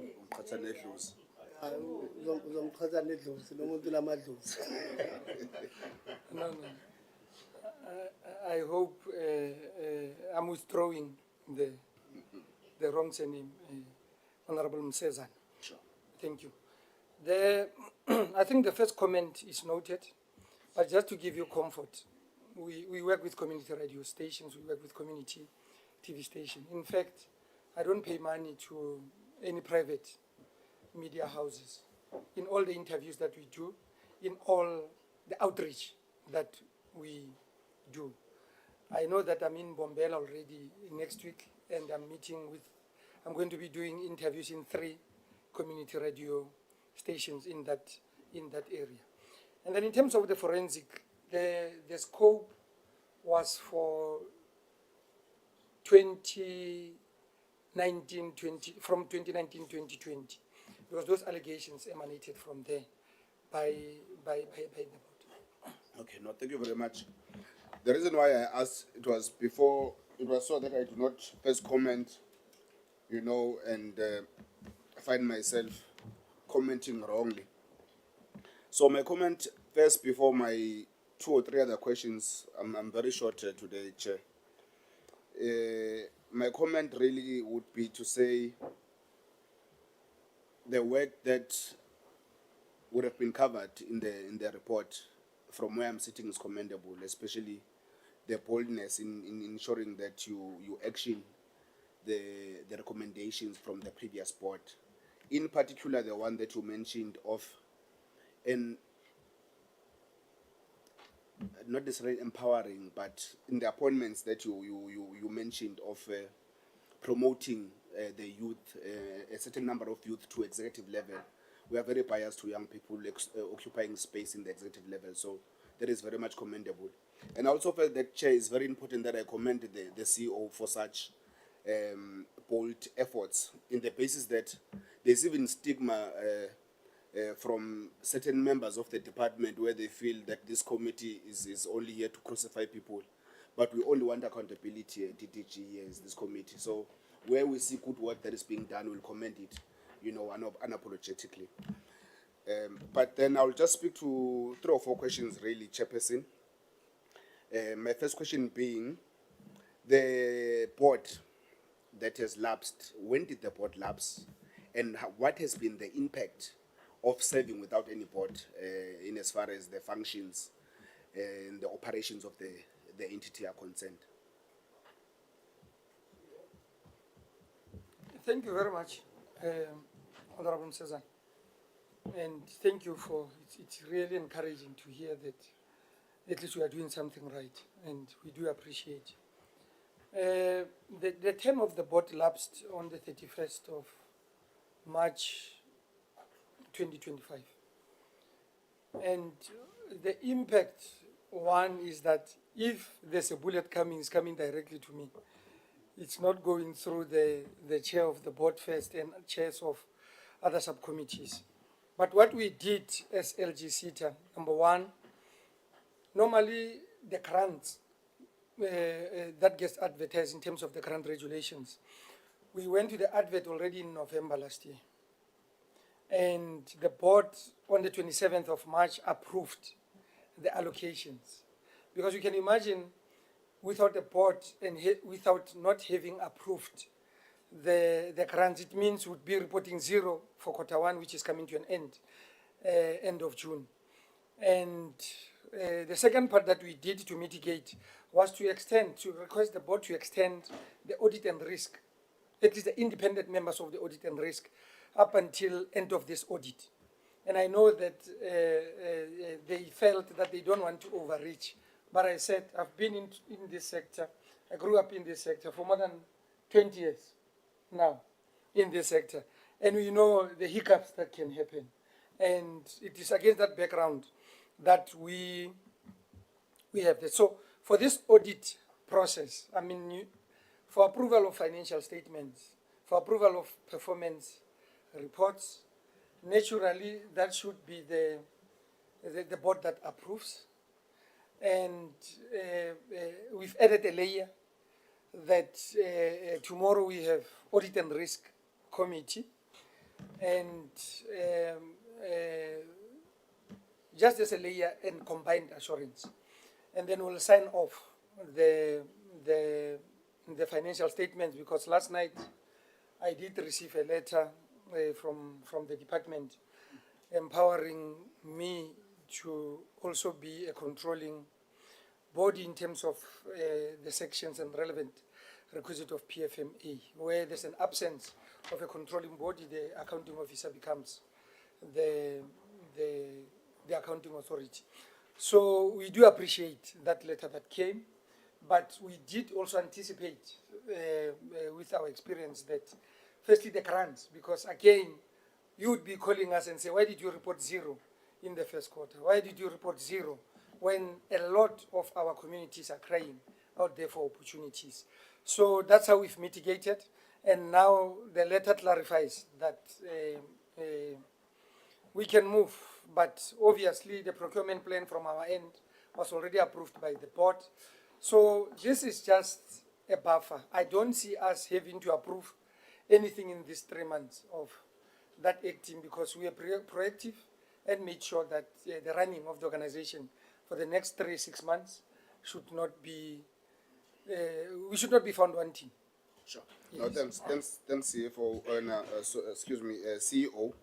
Obviously, that does give me comfort, as you are saying, because of the proactiveness. Nevertheless, the department, why is it that you do not advertise timeously before the lapse of the board that lapses? Because if there were no actions in place to ensure that there is smooth operations or functions of the entity in the absence of the board, because in any case, we're going to very be critical in what happens in this period, and the CEO will have to account for that. But now yourselves, department, why is it that you do not have a proactive measure in terms of advertising and appointing timeously, so that there's no gap in between a board that is going out and incoming board, just like there's no gap in between governments? Once there's elections, there's going to be new government. DDG. Yeah, DDG, the board composition, not the chairpersons, they fall under the department. I know there was an advert that came from yourselves. So these ones you can answer on the board. Don't answer things that are not, we're dealing with that one on Friday. So don't answer things that, I don't know, I know you guys get excited. Yeah. Yeah, and if you do that, you'll trigger honorable loans. Yeah, and then people are going to say, why didn't you protect loans in Cezanne? Yeah. Side with the... So please stick to what the department, and I think it's a valid question that there's a gap now. It means there was a problem. I know you advertised in November. I saw the advert. You had advertised in November. I know on time, but there was a hiccup board. somewhere. And I also want somebody call him Seta coordination, that Mabuzangubani. He's just went outside. He must come as well and answer, because this is where you as the DDG, him, and NSA must answer. So all three of you, on this one you must answer, because it's your competence. DDG, I don't know whether you are starting in the absence of Ndate Ngubane, or you are giving the CEO Ndate Kuzwayo to start. I don't know. Chair. Yeah. Well, they figured that out. Can I just ask the other two questions so that when my term lapses, I'm sorted, because it's just only two other questions. Yeah, you're left with 148. I posted because I needed to address them, so I post your time. Okay, so I'll also just submit these two questions, then I'll wait for responses. Okay. So the first question. So whilst you are thinking, is going to ask.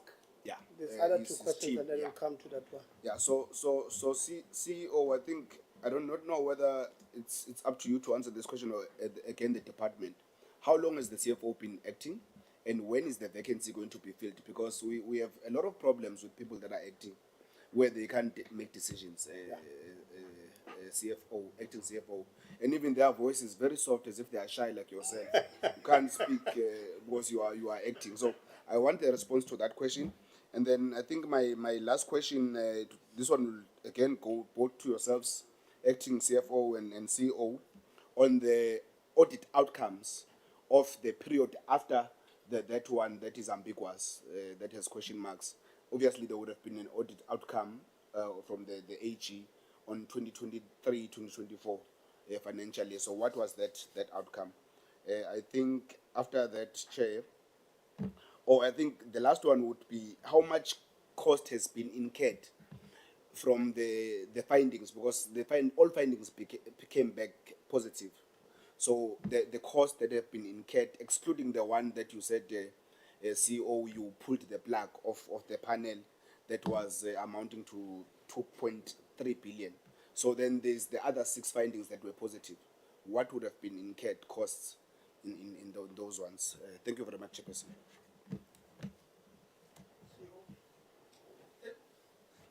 Thank you very much, Chair. Thank you very much, Honorable Member. The CFO has been acting since 2022, April 2022. And the reason for him to act is because we are still in CCMA. And we can't advertise the position for someone who's still occupying the position.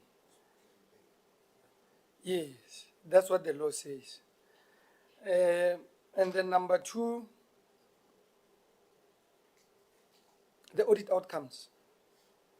In 21-22, we had an unqualified audit opinion. 22-23, we still the previous board took a resolution to raise issues of legality on us following the audit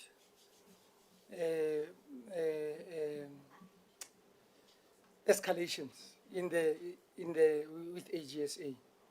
We felt that we are not fairly treated as an organization, and we've since escalated. It's now a matter that will be ventilated in courts of law. And the bone of contention is not the merits, because it is about us being treated fairly and following the process that the AGSA, the chair of the board, had signed off to say that if I'm not happy, this is how I escalate the matter and so forth. And then last year we were qualified, and the qualification was on cash deliverables. So what happens, Honorable Member, is that before the audit, I write an authority letter for AGSA to access the banking of the organization. Now, with the funds that we have, obviously in the banking, there's products that the CFO looks in the market that can increase, like he said. There's other ways that we are trying to use money to support some of our administration related. And the banks, in how they reference the other accounts, they'll put money. If it's 32, they'll have a different reference. If it's 6 months, they'll have a different reference. So there was that bone of contention that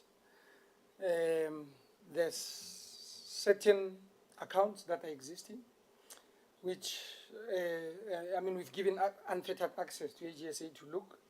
And even our banker responded and said, no, this is the realities. And unfortunately, we had to accept.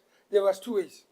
Number one, we had to accept that there's 36 million that is there, which this year would be asking me where it is, or we accept the qualification. And we just had to accept the qualification. As you see, the acting CFO is still young, and the chief audit executive, and they still have to work. We still have 20 plus years in public service.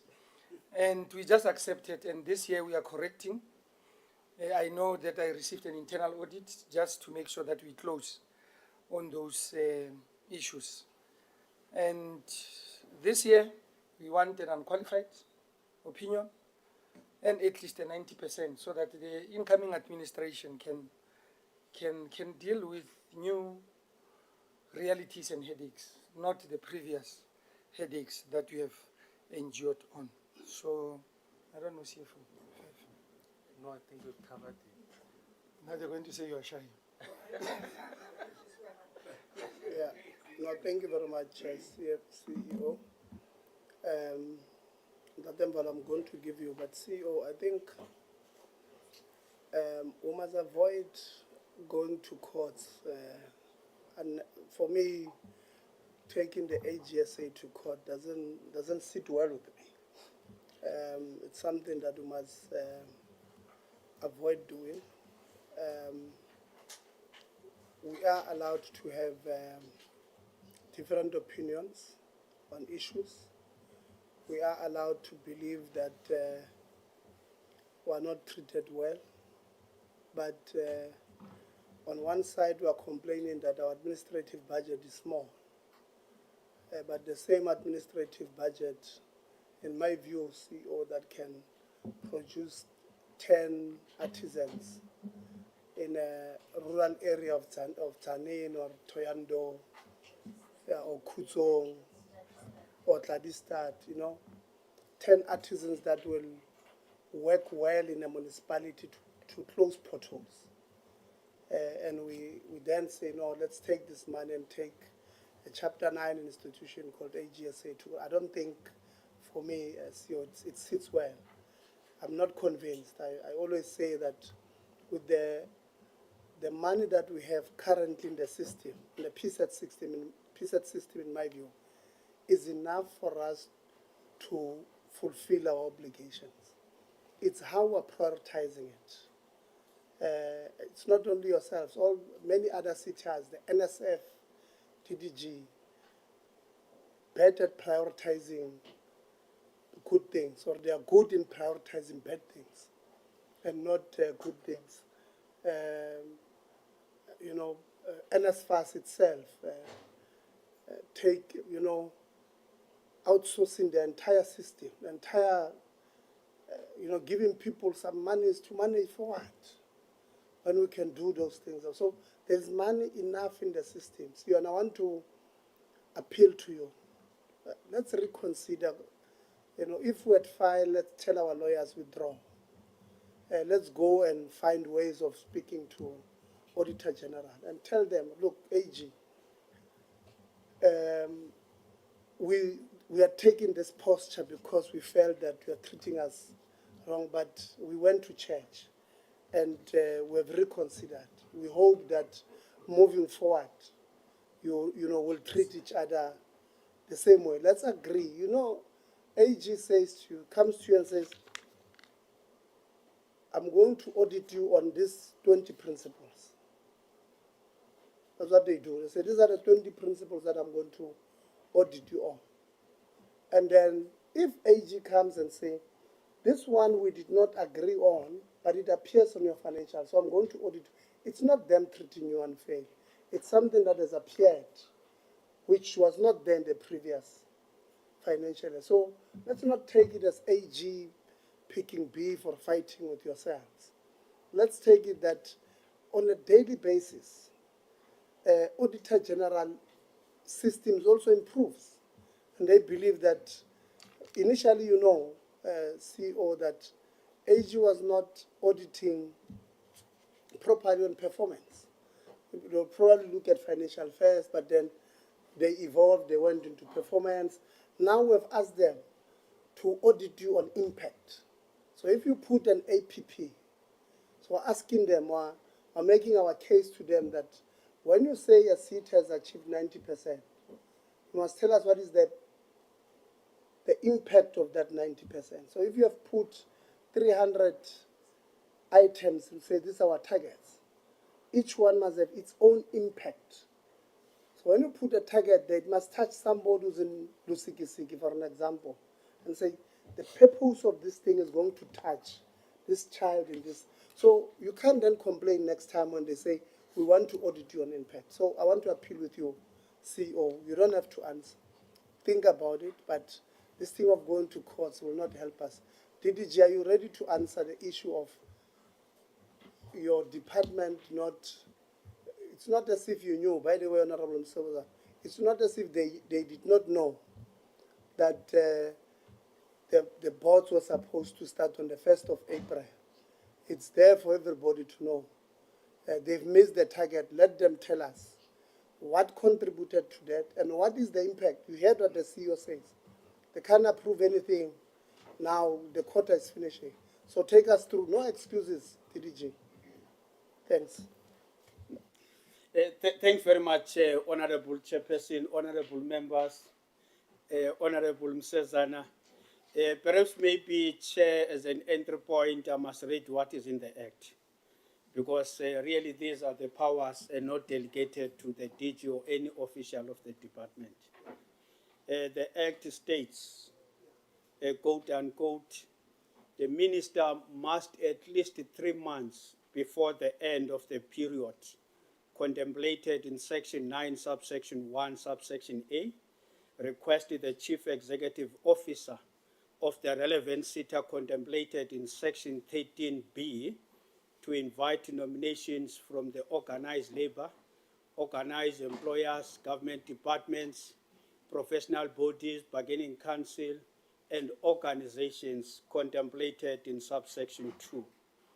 So basically, Chair and the members of the committee, these are the powers vested only to the minister to appoint the chairpersons as well as to appoint the accounting authorities. We normally use accounting authorities. I know interchangeable use boards, but in terms of the Act, we refer to as an accounting authorities. I will then, Chair, to request perhaps maybe we provide the answer in writing, taking into account what the Act is prescribing in terms of the appointment of the accounting authorities. Thanks very much, Minister. Thanks very much, Chairperson. I really hope Honorable Msezana, I've answered you in affirmative. Yeah, we know what the Act says.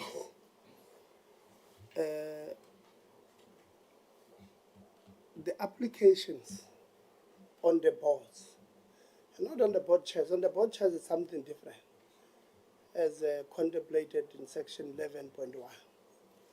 But on the boards, the applications don't go to the minister. The applications goes to the sitters, and the sitters send it to you guys. So that's what we're asking you. That process, how did we miss? Unless if you say to me now, you guys, after the applications, if you are saying 3 months, they were advertised long before. And like I said, in November, I saw the adverts. That process was done.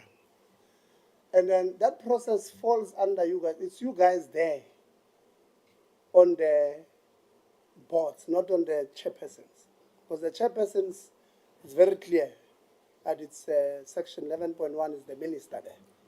This one, the minister appoints after a process that the DG on the 14th of May elaborated on out of excitement and mixed the issues of the Seta chair board, board chairs and the boards. But we were talking about the board chairs that day and not the boards. And I'm saying the DG has elaborated on this process 2 weeks back. I know it was out of excitement, but it's your process that you do the vetting, you do all of the, that's what he's asking. How far did you go? And if you were done, you will then say the process is now awaiting the appointment of the minister, which is then going to be what these members will ask to the minister. Minister, the department did X, Y, and Z. They finish on this time, but you have not appointed, so that they can hold her accountable on what is responsible of her.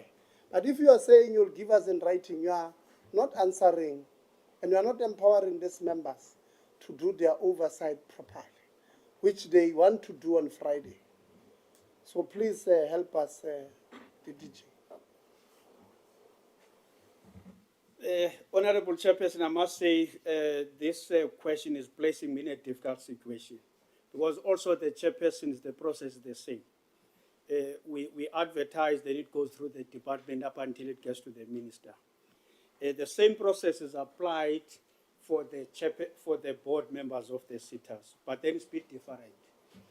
That the CEOs of the SETAs, they must do the invitation of nomination. But then it gets to the department. It will correct you to say we started the process on time in terms of the Act because we did that in November 2024, which was long in advance in terms of the 3 months as prescribed by the Act. Hence, then, therefore, Chair, I was saying because it's the minister who must do the final appointment. The same applies to the chairpersons. If we were to be given an opportunity to submit the response in writing, maybe the NSA EO can assist also in that regard, Chair. Thanks very much. NSA? Chairperson and members, the appointment of boards falls outside of the scope of the NSA's mandate. It's only when it relates to the appointment of Seta chairperson where the minister, still retaining the prerogative, consults with the NSA. Thank you, Chair. No, thank you very much. Let's not call, I know what you want to, the DDG is running away from that, no problem. It means DDG on Friday. The minister will be here, the DG will be here, you will be here, NSA will be here. So we're now going to ask you this specific question in the presence of the minister. So you guys will still answer this question because it has, it's affecting the SETAs. I can tell you now as I'm speaking now, the board chairs or the AA is supposed to sign off the annual financial statement by this Saturday, the 31st of May.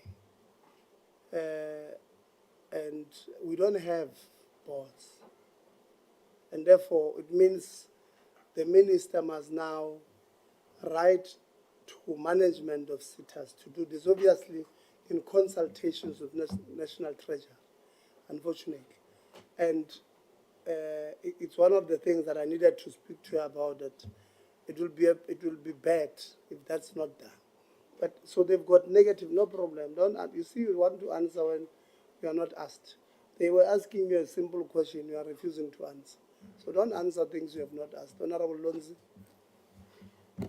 Yeah, this thing of boards, but let's wait for Friday, Chair, so that I can be well behaved today.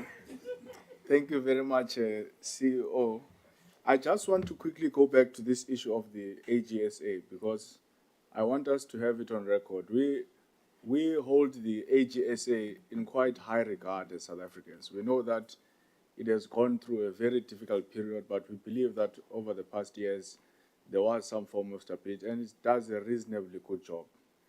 Now, we become very worried, CEO, when you say to us, the Auditor General South Africa gave you an outcome, and then you received a phone call from a senior manager on a random Sunday, who's then said to you, the outcome has been reversed. Then we put that question to a representative in this meeting from Auditor General South Africa. Yes, he may not necessarily be the exact auditor, but he then says on good authority that actually on the same year, I heard that because we thought Mema Seko were dealing with different years. He says on the actual same year and opinion, according to him and the information that he has so far, that did not happen. The outcome was not reversed.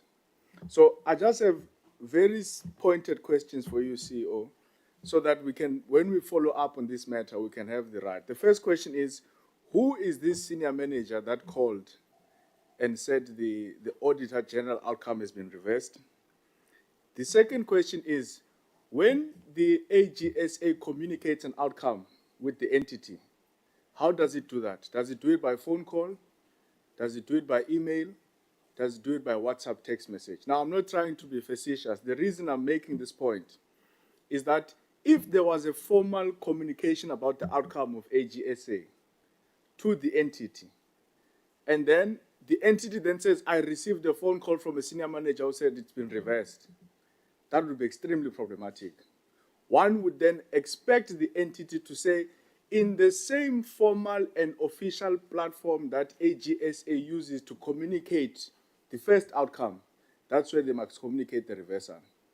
So if you can just quickly answer those questions. You don't have to explain the process, just those pointed questions, CEO, so that when we follow through the chair of the committee, follow up on this thing, we're able to, because it means between the entity and the AGSA, there's a problem.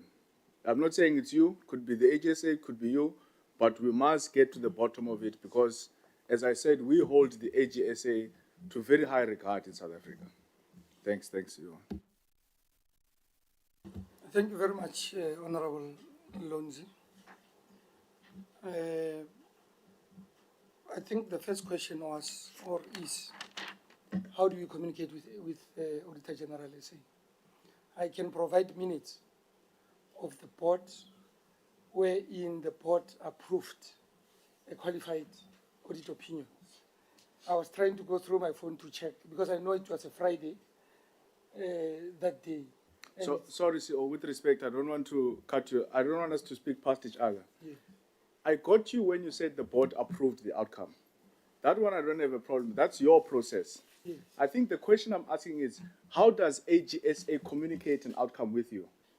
And the reason I'm asking how do they communicate is because you are saying to us on Sunday, you guys received a phone call. That's why I even made the joke about WhatsApp. Do they send it on WhatsApp? Do they do email? You received the phone call and the phone call says the Auditor General has reversed the outcome. Now, if the AGSA has a formal way of communicating an outcome with the board, I would find it extremely problematic that the board will not go back to that formal process, but the board will simply rely on a phone call on a random Sunday afternoon from a senior manager whose name we don't know. So maybe share the name of the senior manager as well, CEO. Okay. No, thanks, Honorable Lonzi. I think the part that you are missing is that the chairperson of the board received a phone call that Sunday, and he called me that Sunday to say that there's reversal of audit opinion. And that Monday in the morning, there was a special board because you can't process that reversal without a formal board. And the senior manager's name then was Nana, what's his name? shy. And the communication ended up coming, obviously, in writing, which was processed for that special board that happened on a Monday. No. So in short, Friday, qualified audit opinion, Sunday, phone call, we call a special board Monday, and then we receive the communication thereof. No, thanks. I think that's what I wanted to check, CEO, to say that you did not rely on a phone call that the outcome was reversed. You are saying to us on record that AGSA communicated with you formally that firstly you've got a qualified audit outcome on Friday, then you receive a phone call on Sunday, and then they send you a communication formally on Monday saying we've reversed what we sent you on Friday. That's what you're saying to us? All right. Thanks, you. We'll follow up through the chair on how that happens, because I think it's extremely problematic. The other question I want to ask, and this is related to the gap that we have between the accounting authority. Because I think, as far as I last read the act, is that even you as your term of office is partially in line with the term of office of the accounting authority, and then I think you've got a leeway of about 6 months or so. Now, obviously now that is going to be impacted because we've got no accounting authority. I know we don't use it interchangeably, but the boards are not there. I want to ask this because in part of the investigations which took place, one of the biggest problems we had there was that there were grants which were allocated without approval of the accounting authorities. Now, I've got two questions. The first question is, was there ever a grant under your leadership which was approved without the permission of the accounting authority? Maybe let me start with that question. It could just be a yes or no. No, sir. Thank you, CEO. Now, we don't have an accounting authority, and there are very important things that you even informed us that needs to be signed. And yes, you said 7 March, they did sign a lot of them. I want to check if the accounting authority is not appointed by the ministry or the department, at least in the next 2 months or so, are you going to be forced, or rather, are you going to be under a risk of having to process certain things in the absence of an accounting authority? Or do you think you can survive the next 3 months without an accounting authority? Thank you very much. I need to be honest to say that as much as I received a letter last night, but it doesn't augur well from a professional point of view that I sit and chair an EXCO. Like in my case, we had an EXCO to process annual financial statements, annual performance report, including the internal audit report. And then tomorrow we are sitting with an independent, not a fully constituted, it's only independent members of the audit and risk. And then Saturday, I must sign off the same financial that I was in, recommending to act and also be part of the signing of period. So for me, that's what I was saying to my executive, that I'm struggling to remove myself, but it is where we are. Then in terms of projects, Honorable, I've been in the sector for more than 20 years. I think I'm the only CEO who started at lower levels and is a CEO in the Seta space, which I'm a product of this sector. No, it's not true. There are others. Oh, okay. So the long and short is, we are able to preempt. So what we did already last year, which is what we've been doing for the past 3 years, if you want to report on the first quarter, you must go to the market early. So the board of November approved the adverts for 25-26. And the board of March approved the actual allocations to the municipalities. Therefore, for the first month or two, if there's no significant challenges, because municipalities can say we'll take 1,000 learners, but you find that they take 500, then you must go back again No, I don't want to disrespect you, CEO. I don't have much time. I just wanted to find out if you'll survive, and you are essentially saying you will be, at least for next LGSETA month will or so. survive, Yeah. yes. The last point then I want to make through you, sorry, Chair, I know my time is limited, is that part of the irregularities which were found in the forensic report is that you've got people who sit in BEC, the same people sit in BAC, the same people sit in BSC. And that's a very bad corporate governance practice. And I think you raised it here as well to say, these people are not, you can't, and it's essentially what you just explained to us, that you're uneasy because the ministry is asking you to preside and even approve processes that you participated on in a much lower level. And you've got that letter, you're saying you've been given it. But the forensic report already told you that if we follow corporate governance, you can't sit in BAC and then sit in BEC and then sit in BSC. There's a huge conflict that takes place there. Now, are you saying to us, CEO, and I don't want you to get into trouble because maybe you'll want the minister to appoint you as a CEO again or whatever, I don't know. But essentially what the minister is asking you to do in that letter is going to be extremely problematic when we consider the principles of corporate governance. Do you agree with me, CEO? I would argue differently because there's a supreme law called PFMA that clearly empowers an accounting officer in the absence. I mean, I can check because I've got a picture of the letter. What section empowers the accounting officer in the absence? 49.2. In the absence of a controlling body. But that's on paper. And secondly, I mean, we choose to be CEOs, and we know that things will not always be the same way. But from a legislation point of view, there's no, I don't know how to put it, but I don't see any legal shortcomings in terms of the process. But I mean, personally, I had to struggle to say, how do I put this, where do I put checks and balances from a personal point of view, not from operating in the Seta environment. And that's why we've brought independent audit and risk members to make inputs in the submissions, and then we should be good to go. Last one, parting short, Chair. So you are your own accounting authority? The local government sector, because remember I'm defined by a sector. I serve the sector, not the organization called LGSETA. LGSETA is a panacea for empowering local government. Maybe not run away from this question, CEO. In as far as the letter of the minister is concerned, the minister is asking you to perform certain functions which are supposed to be performed by an accounting authority.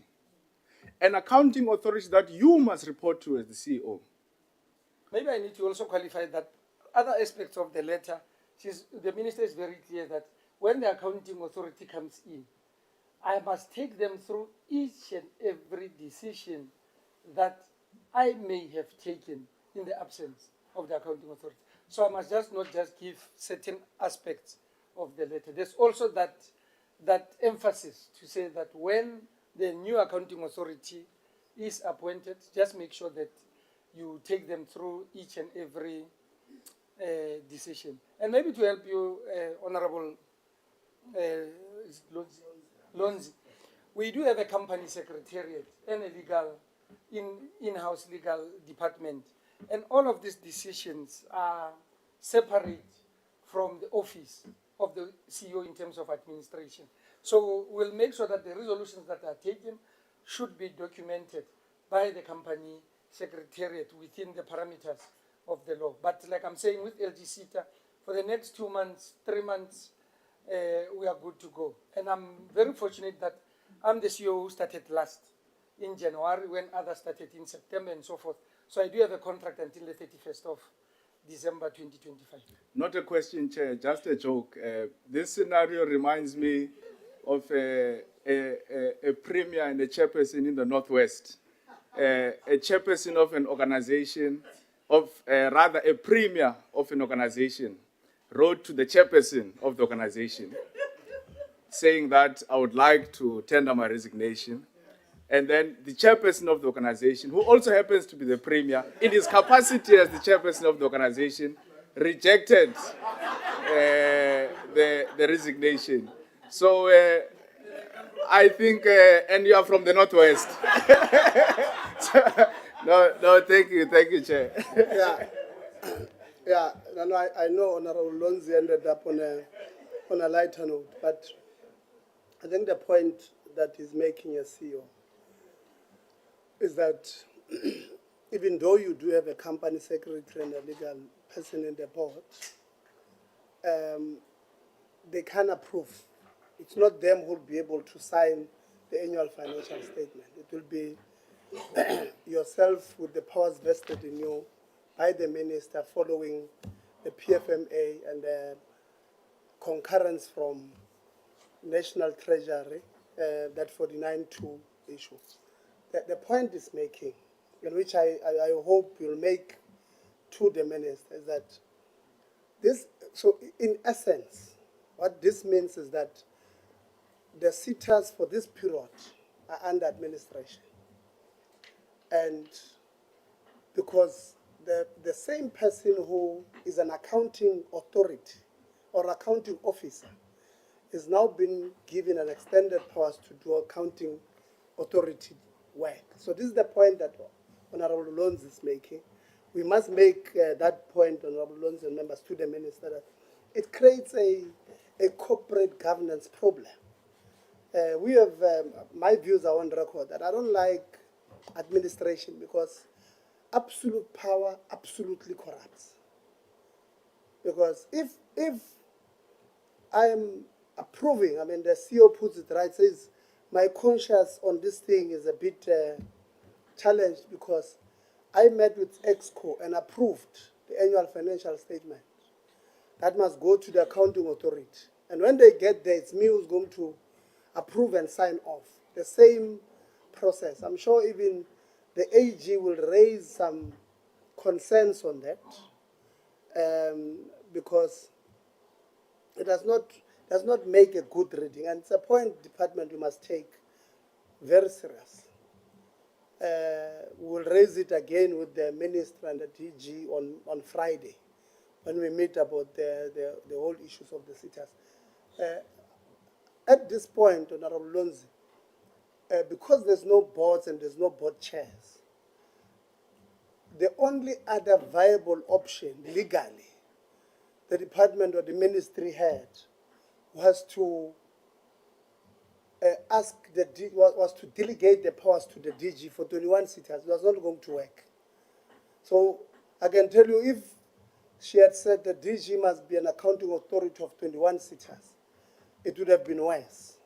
So this, on the face of it now, it was the best possible. It's not ideal, it's not what we want. But given the situation where it was the best possible thing to do, to give the management to run these things, even though personally I have a serious problem with administration.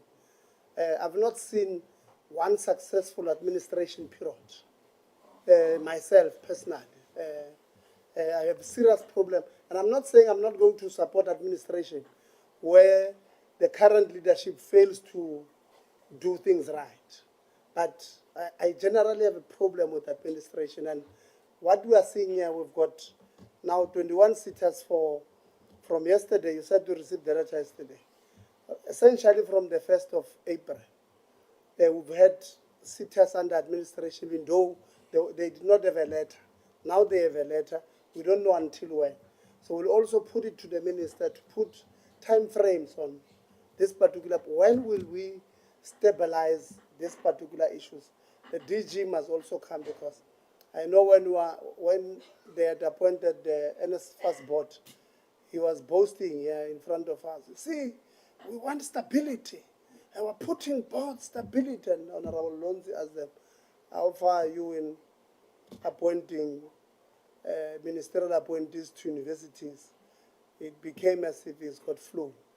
The voice vanished that the Honorable Younger, or before, I think Honorable Lonza must also say, I think maybe you are not declared. I think you've got businesses. You know the way you differentiate between the three committees, the specifications committee, the adjudication.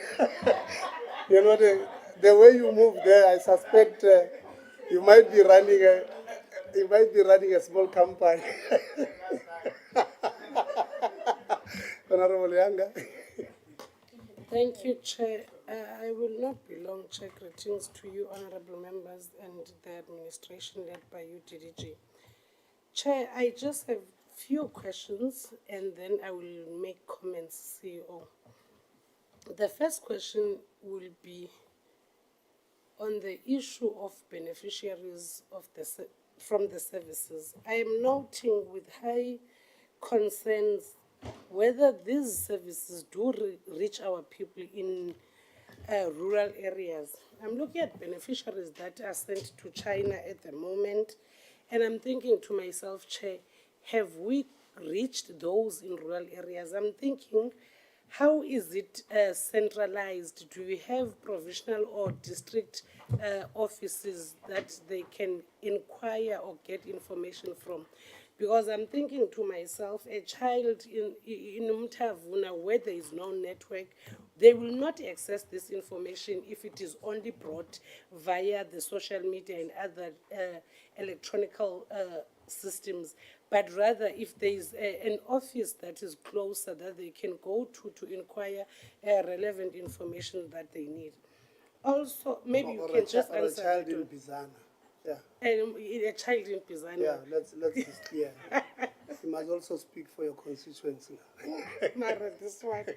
No, I think you can answer that because the second question will be my last, and I will just have comments on the deliberations of today. Thank you very much, Honorable Younger. I hope my voice is still okay.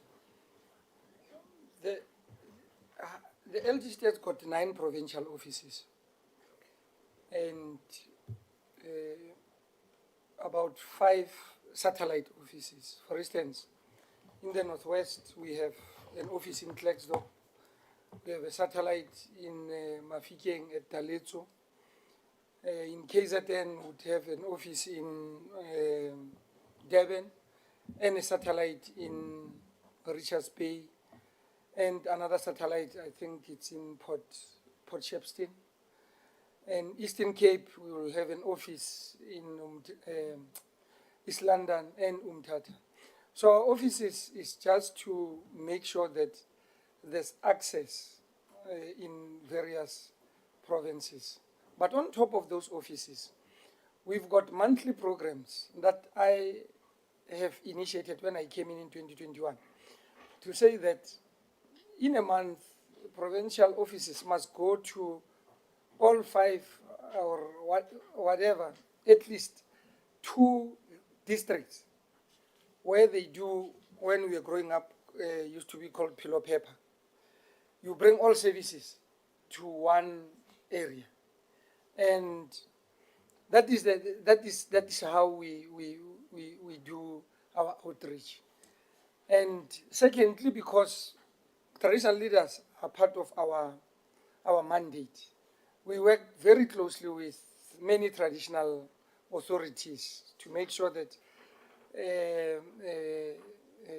where they call Izimbizo, Dipito, that we can always come and address communities using those, the MOU that we have with traditional leaders. And I did intimate earlier that I've never paid for any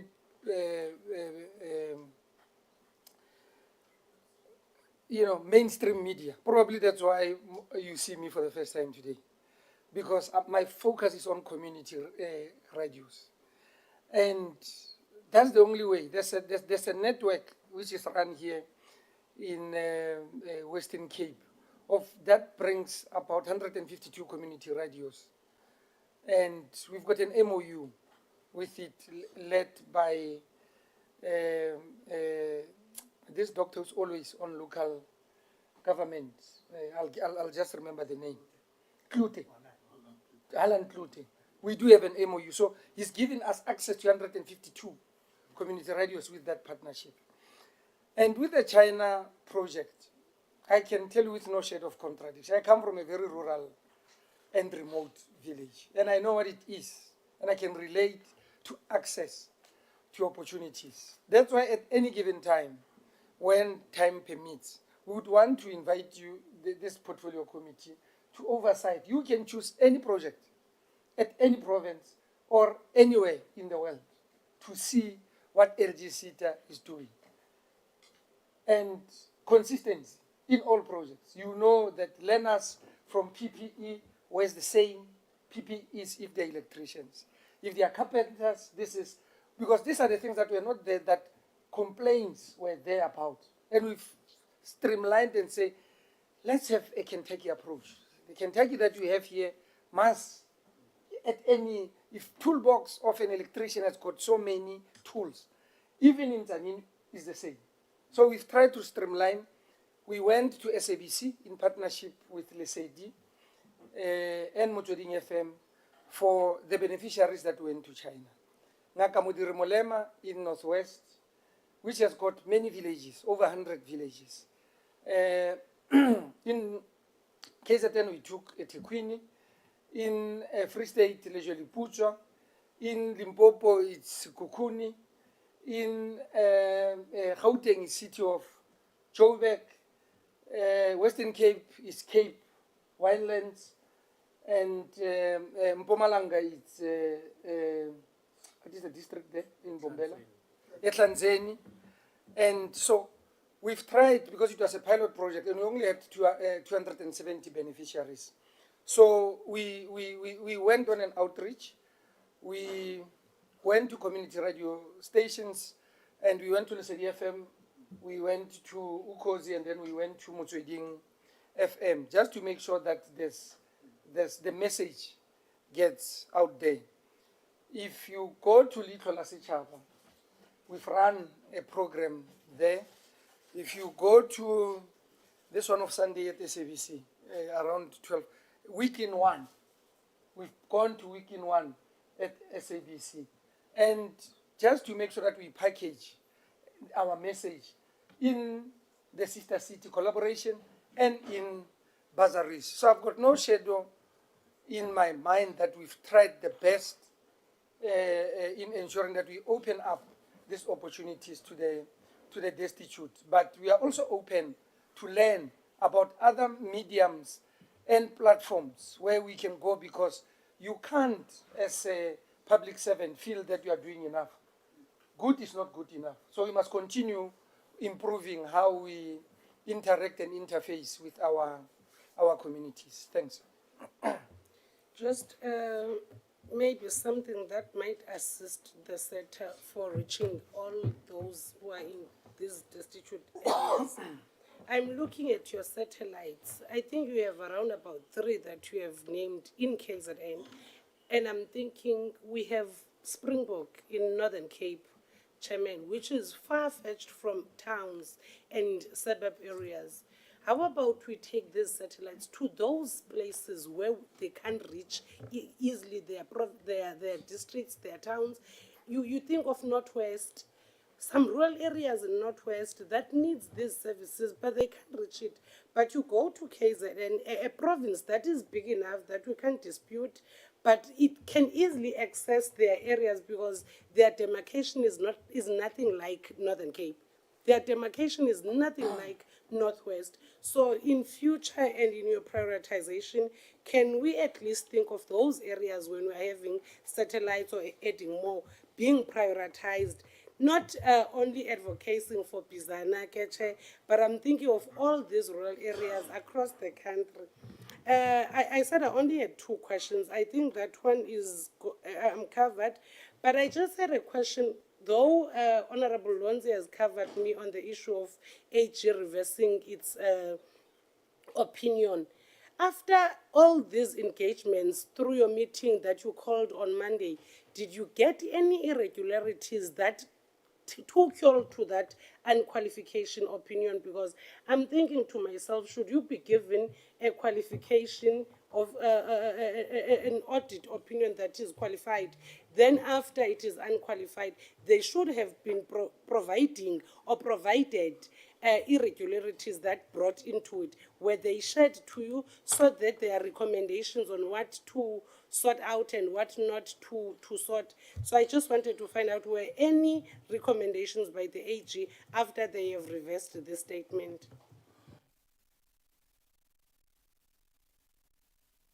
You'll be, oh, sorry. You'll be glad to know that I frequent Springbok a lot. And two is that there's a project that we are running called Tower. And Tower is that we give towers. It's a tower of data where rural communities, after the project, we leave that tower. But obviously that tower will be linked to the site that talks to higher education and training. We leave it as a legacy at the municipality. At any given time, if somebody wants access to internet at those rural municipalities, the LGSETA tower will be there just to make for the access of other services. In terms of the reversal, the communication that we got was that the internal AGSA has got its own internal committees, and the internal committees reversed the opinion. And that's why we took upon ourselves, try to understand how does the audit opinion gets reversed. But I think it was a lost opportunity, but we soldier on, and we hope that with the counsel from the chair, we'll also try to look back and see how we can collaborate with Auditor General. Thanks. Chair, I will now be commenting. I think I'm partially covered with the questions. Any other thing that will rise, I think Chair will praise it on the meeting that is sitting on Friday. But Chair, as my colleagues have raised many other issues today, I think I will first want to recognize the role that was played by NSA in initiating an independent forensic investigation in partnership with Seta management. This was in response to serious concerns, mostly notable around procurement processes involving certain executive managers who have since been suspended. That intervention was both appropriate and necessary. However, Chair, it must be made clear that this is not where accountability ends. The investigation CO must lead to decisive action, not only in addressing individual conduct, but in implementing structural reforms that prevent such governance failures from recurring. Turning to the report, Chair, turning to the report itself, the scale of irregular procurement, especially the 2.3 billion tender and the lack of verified accredited provider database is deeply concerning. This is not a minor administrative lapse. It represents a significant breakdown in procurement chain, governance and oversight mechanism, and ultimately an ethical leadership that is misplaced and that is not found. The minister in her opening statement refers to a notable improvements in performance rising from 66 to 8. This is a progress that we are recognizing. However, persistent governance challenges remain. The Seta has failed to attain a clean audit for 3 financial years, and there are substances concerned regarding organizational stability and leadership continuity. Chair, we must view these findings of this forensic report not merely on historical record, but as an ongoing lessons in accountability and risk management. After everything that we have deliberated in this room, Chair, I will propose that the committee, the organization on our next sitting comes to present a detailed progress report. That report should clearly set out the concrete steps taken, the timelines met, and the areas where gaps remain. And also share those sensitive information that they could not share in this room in that report, because it has made it very difficult for us to interact with the report, whereas there were sensitive information that could not have been shared in the report. So that next report should be in detail, also including all those so-called sensitive information. I thank you, Chair. No, thank you very much, Honorable Governor. I hope by that time, when we ask you to come, there will be no criminal cases on, because if the Hawks are still investigating, it will be difficult for them to share the names, because it's going to compromise the case. Those people on a technicality can win a case. So I hope, but the points I'm sure, so you are writing, CEO, you have had the points about the concerns. We will indeed bring you to give us the detailed report on the implementations of the recommendations of that forensic Honorable Khabo. Chairperson, thank you very much. Let me just get close. Come close. Yeah, come close. Yeah, come close. Thank you very much, Chairperson. Let me start by. Sorry, Honorable Khaba, I want to switch off my mic here. But, CEO, the point that she made, as members speak, you'll realize I'm making my summary so that at the end you don't have a long summary. Honorable Lonzi complains about my long summary, so I'm moving. So there's a, Stop complaining about in your... Shows what you complain around. Yeah, no. I can't wait for Friday. In your presentation, you said you've got MOUs with all 240-something municipalities, right? 250, how many municipalities? 257 municipalities. What Honorable Yanga was saying about certain municipalities not knowing about programs that you do, I want to implore around you that, to you that let these municipalities be your spokesperson in their communities. For an example, you in your presentation said you are taking about 500 or so students to China again in August, September this year. They are recruited by these municipalities, not recruited by you. But these municipalities, sometimes how they recruit, they may exclude community members. I mean, we come from communities. I can tell you, there's a huge perception that in order for you to be considered for even EPWP in the municipality, you must be closer to the council. This is how they might be recruiting for your program. Yeah, we've got problems next door, yeah. So maybe have in your MOU, let them show you a detailed plan on how they are recruiting so that it's open for everybody. Because tomorrow you will be accused of running programs on behalf of Party A, Party B, or Party C.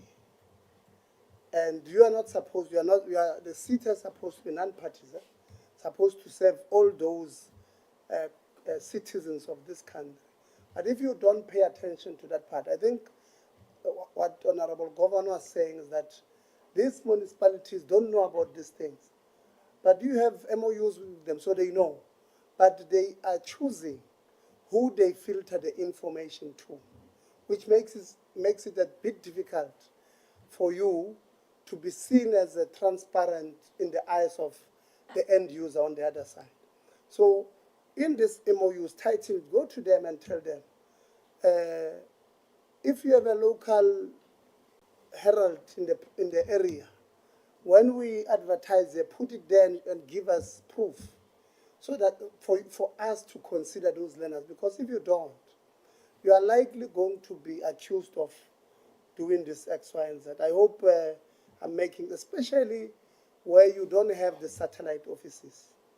For an example, in Bizana, you know, in Velcom, for an example, in the Free State.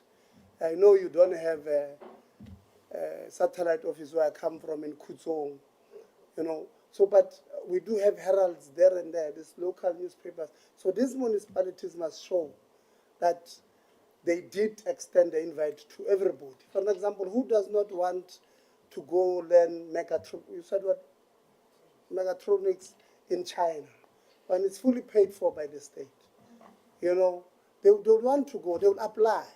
Let's rather have a headache of having 500,000 applications instead of having 500 that we need, because it does not save well. Sorry, Honorable Kawa, I thought I must just address this part that I felt the CEO must intervene on. Thanks. Thank you very much, Chairperson. Like I said earlier on,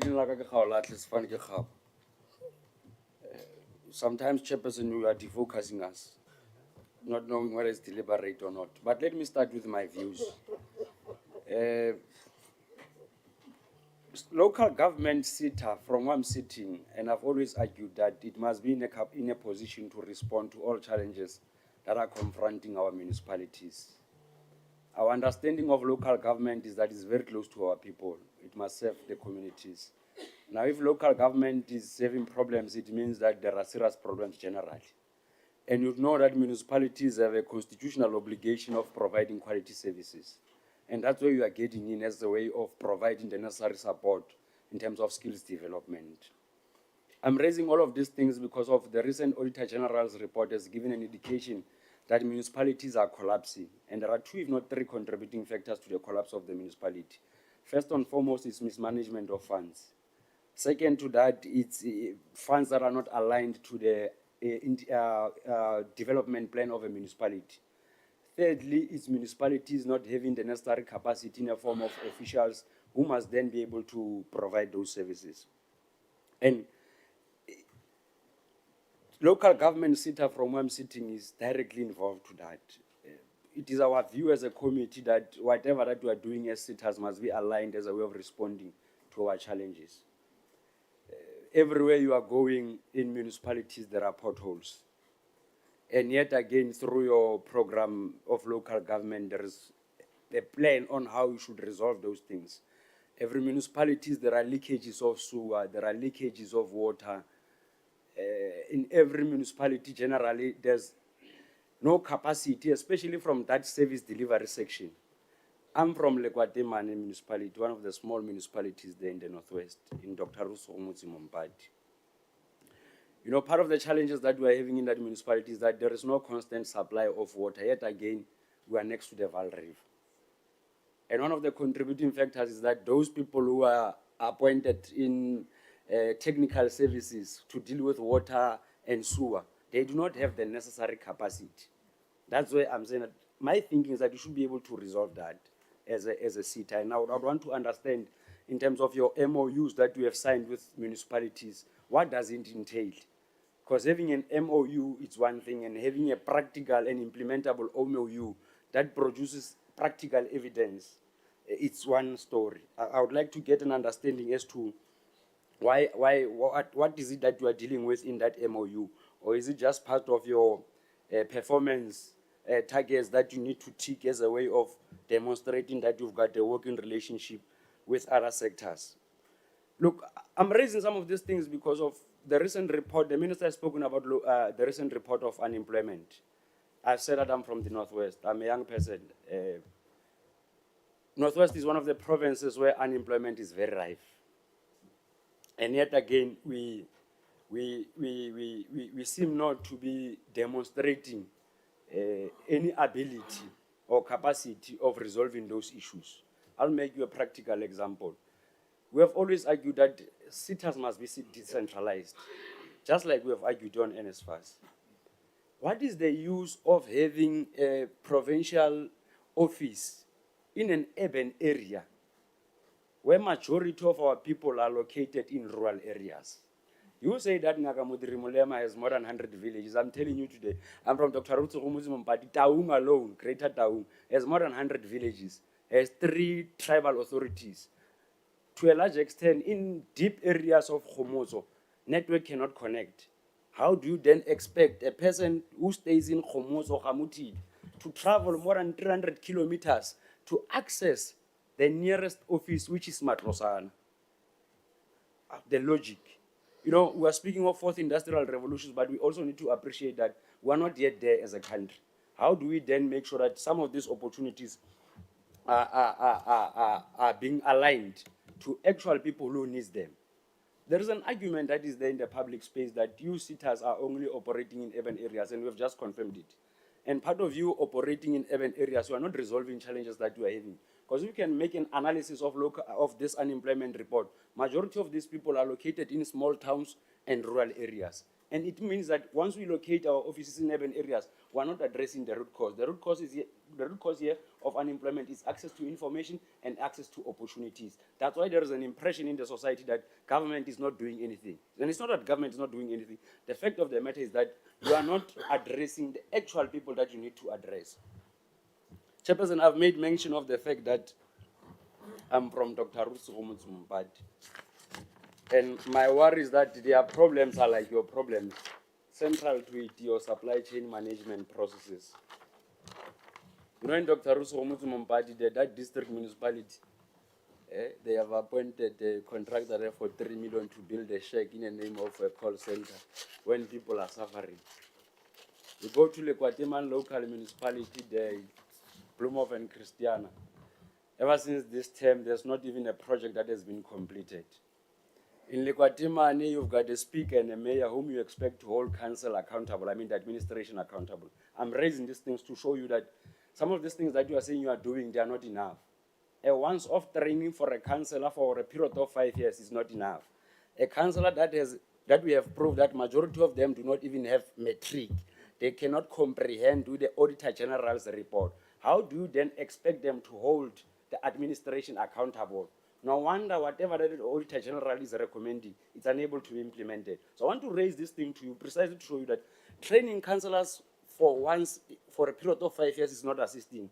And training councillors alone, leaving out these ward committees who must actually interact with the people and sell these ideas, make sure that the information is closer to the people. Why are you not training? What type of relationship are you having with this type of people? I thought it's important that we must start with these challenges and reflect to you that we are from locals that challenges are there. And some of these challenges administratively or given the lack of technical skills, municipalities are unable to provide the necessary services that they must provide to our people. I've given you a practical example. I'm from Lekwatima, I'm close to the Val River, but people cannot get water. The question is why? And then you realize that there's an issue of skills, necessary skills being needed. So that's why I wanted to check with you as to what is it that is entailing on your MOU. But before I forget issues I wanted to raise, it's not only about comments. Let me go to my questions. Chairperson, I want to agree with you that the cover-up plan of the department is possible, but it's not right from where I'm sitting. I was a councillor for almost 10 years also. You can't read the law subjectively. Let me start here. My understanding is that there's a difference between knowing the law and knowing where the law is located and the correct interpretation of the law. And the fact that I've been in local government, I understand your capacity as administrators on how you sometimes selectively speak of the law that protects your action. So the legal, those who are in the legal fraternity will tell you that read this law, but not forgetting this one. You have made mention of section 49 PFMA subsection 2. And I would want the acting DDG to look into it. And I would plead with you that we must read it together with section 55 of the very same PFMA that speaks to the submission of annual financial statements. And you must speak to section 49 too that you have read. I would also like to take you to Section 15 of the Skills Development Act that creates a scenario when there is no board. Now there is no board. Ever since March, there is no board. I would like to understand also if there is any decision that was taken in between. But the point that I'm trying to drive home is that Section 49 from where I'm sitting, yes, it speaks of the minister having those powers. That is 49. 55, it speaks of the submission of the annual financial statements, of which it must be submitted by Saturday. And my understanding and interpretation of that section is that it is clear on who must submit those. Section 15 of the Skills Development Act, that's what I want to go now, Chairperson. You see, every time you intervene, there is an intention to disrupt me and make me lose focus. I'll tell you if I need intervention in terms of government. Parliament has given me the necessary tools of trade to do my work, so I'll do it. Allow me to do that, Chairperson. Let's deal with Section 15, and I want to put it to you that the sections are very clear in terms of who must submit those annual financial statements. And even Section 49 that you spoke of is very clear. I would like to understand as to, in that letter, firstly, can you share that letter? Secondly, the legislative implication in line with what I've quoted. Where is the minister deriving those powers? Secondly to that, you see the DG's office now is taking a tour. The minister's office, to the minister's office, who advised the minister on this decision of writing? You know that it's a good cover-up plan. It's a good, but it's not right in terms of my understanding, or unless you're saying it. 49 says that the minister has powers unless there are other pieces of legislation. That's why I was referring to Section 15 of Skills Development Act. Let's start there. Where is the minister deriving those powers? Or prove it to me that my interpretation of this law and this piece of legislations, I'm not interpreting them correctly. Maybe it's my little understanding of the legal. I'll get to your issues of the programs, as what are you doing for young people and so forth. I firstly want to address this part of the minister. Can I stop there, Chairperson? Yeah, now this is the time for interaction. I'm done with my speech. Yeah, I'm just waiting for the DDG to respond on my mail. It's not a problem, Chairperson. I can submit my questions in writing to the CEO. I don't have a problem of doing that. But there's no way that we cannot respond to this matter. And it was deliberate. I'm sure that you are aware that the DDG deliberately took time to respond to my questions. As in when the DG is checking with his reports, can we get clarity on the implementation of this report? Yes, of course, I understand there are hawks and so forth, blah, blah, blah, involved. It's the same question that I'd asked in the previous meeting when we were dealing with Juba report. How much have you spent on, I know you were not there, how much was spent on the investigation of this report? And secondly, whether the report was taken up for review. Thirdly, Chair, the security detail I understand of the CEO. I understand that there was a security threat analysis conducted. And as a result, it led to the CEO getting security and so forth. I would want to understand for how long have you been having that security if you are still having it now? Secondly, how much is it costing us as government or as taxpayers on an annual basis? I heard what you are saying in terms of how the security is impacting negatively on your private space.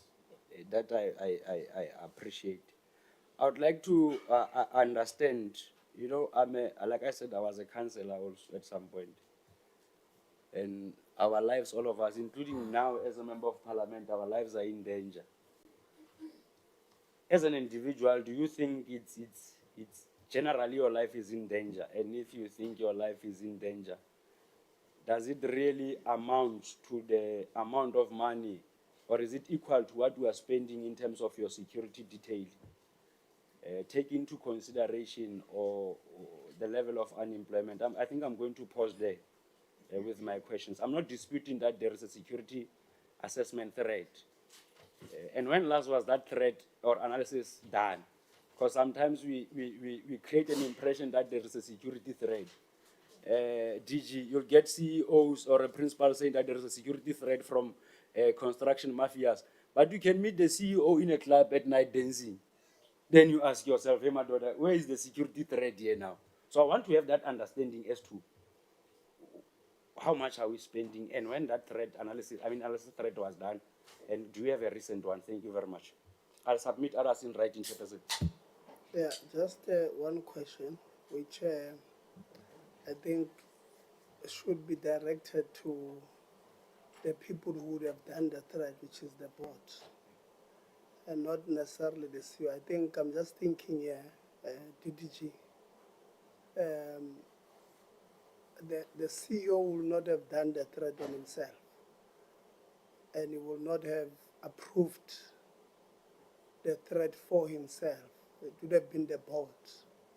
And therefore, I think it may be a little bit unfair for, just like when we're asking one university vice chancellor, I had to intervene, Maseko, when you asked about his employment, because he did not employ himself, it's the cancer. That's why we had to direct. So I must also still come and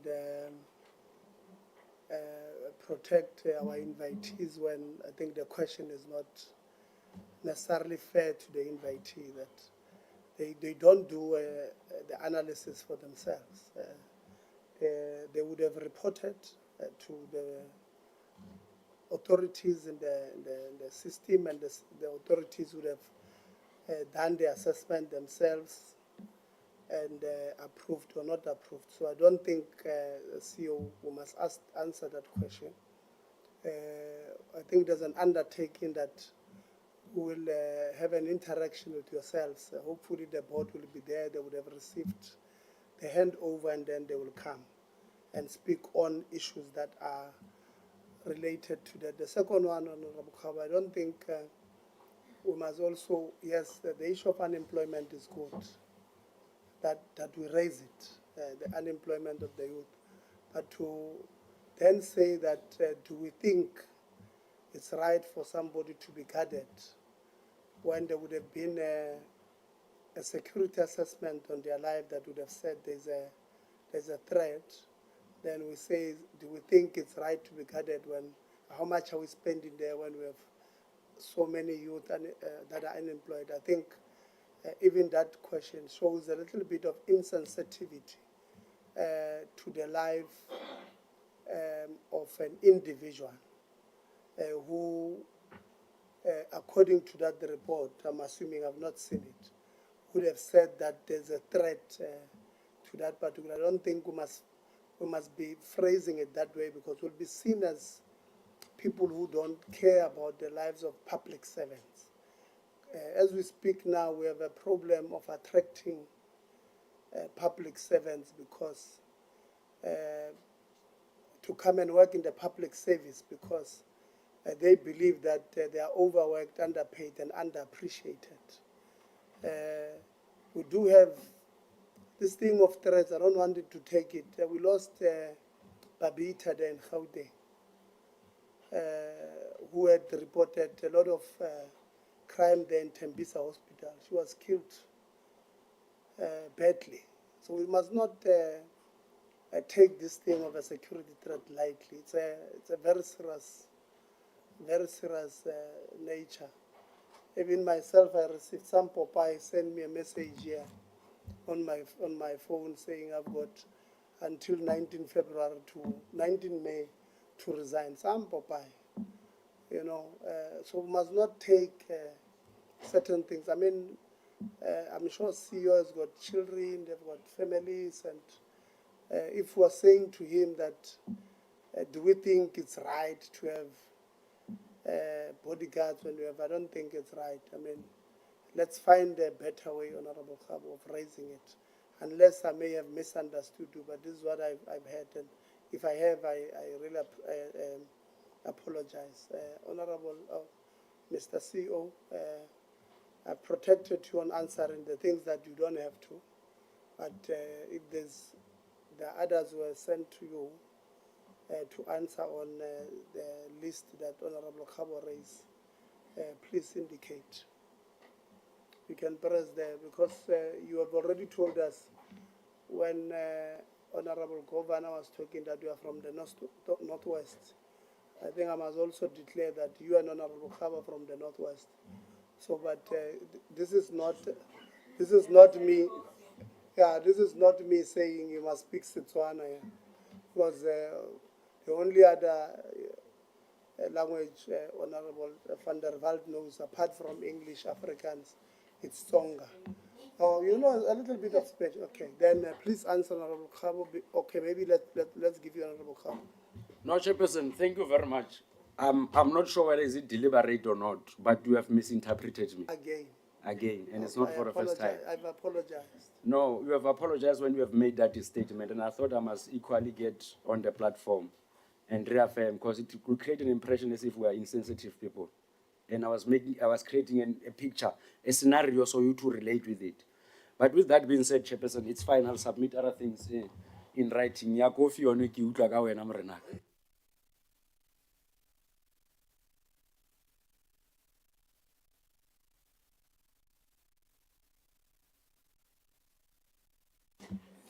Thank you very much, Chair. Honorable Lonzi says if you are inviting Honorable Khabo to coffee, he wants to come in. So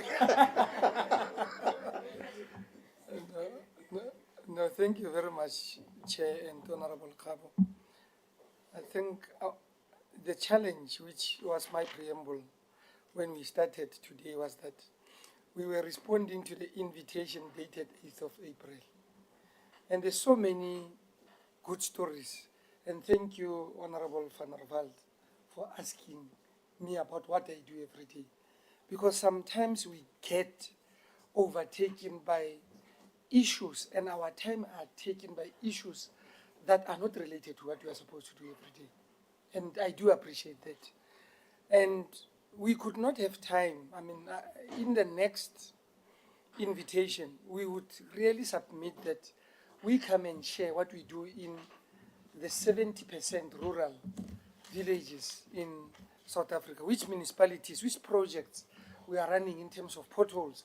I mean, I could not get into details. We took Nakamodiri Mulema to an institution that specializes in road surfacing and development of road in China.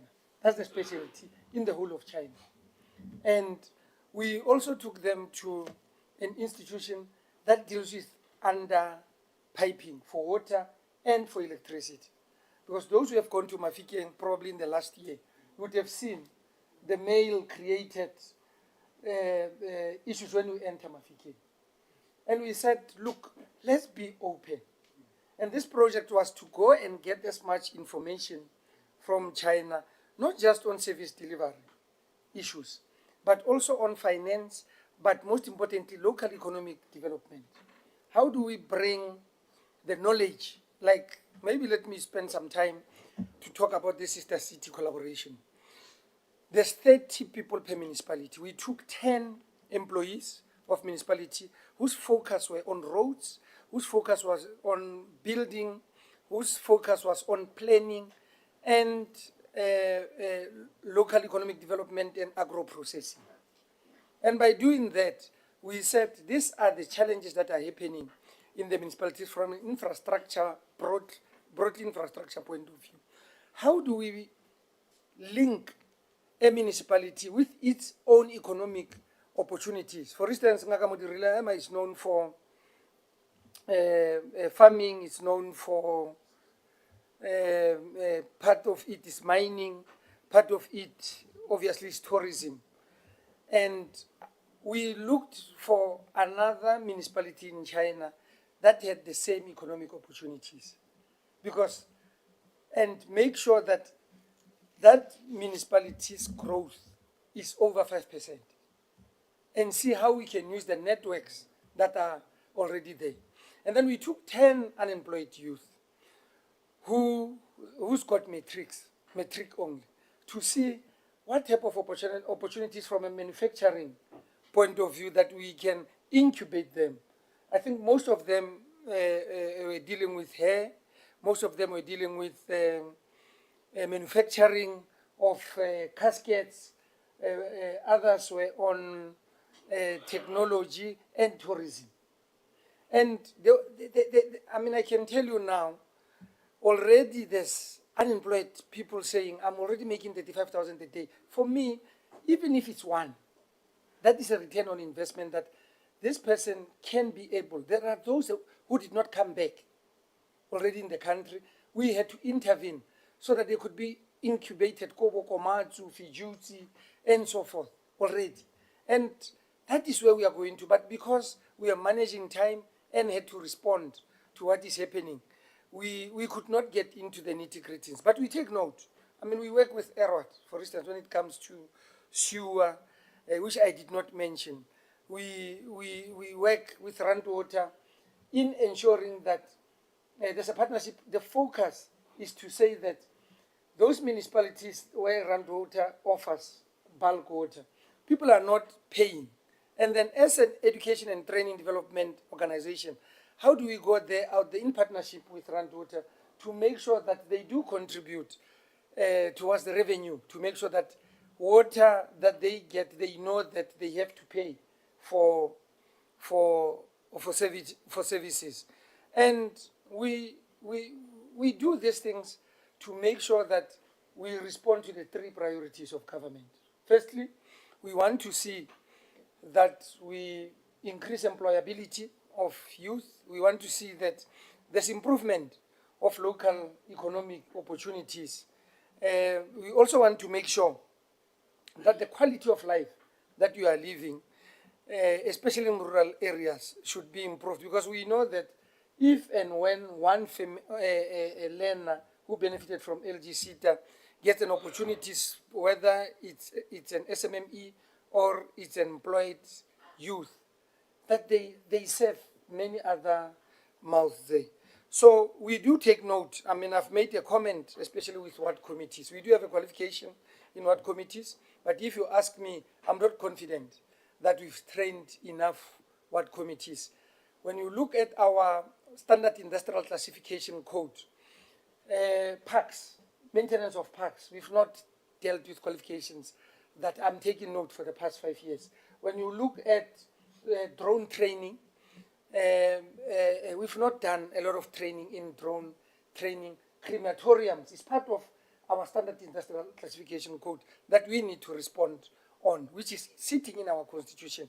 But when you talk any other service delivery, we have responded. And remember, with training, we will give opportunities, and we've also going out of our way to connect the dots.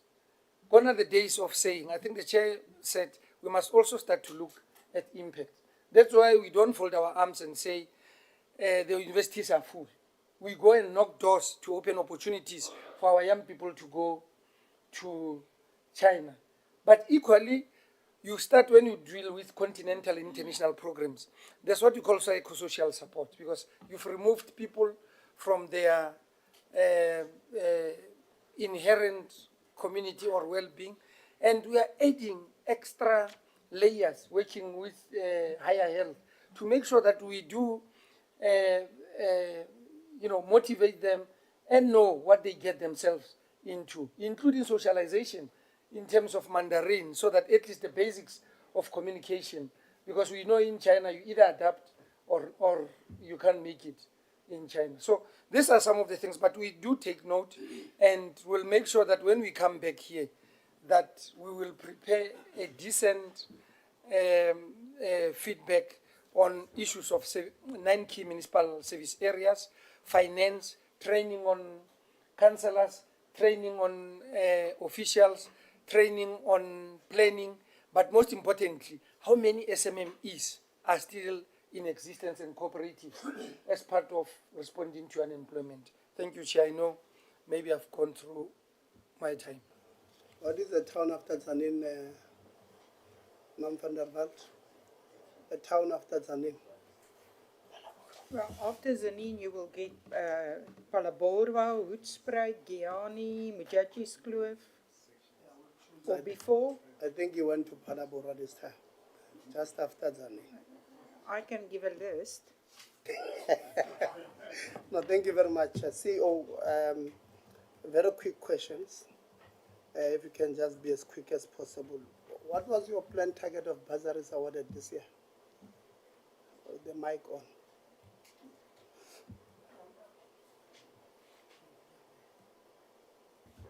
Chair, I think it was 700. I'm speaking under correction.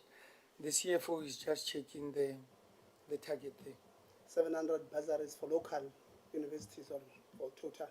For local universities, and then 500 we had to go to the board and ask for a resolution in partnership with insurance. Seta, just to make sure that we do have funds for that. But the 700 were for local? Were for local, yes.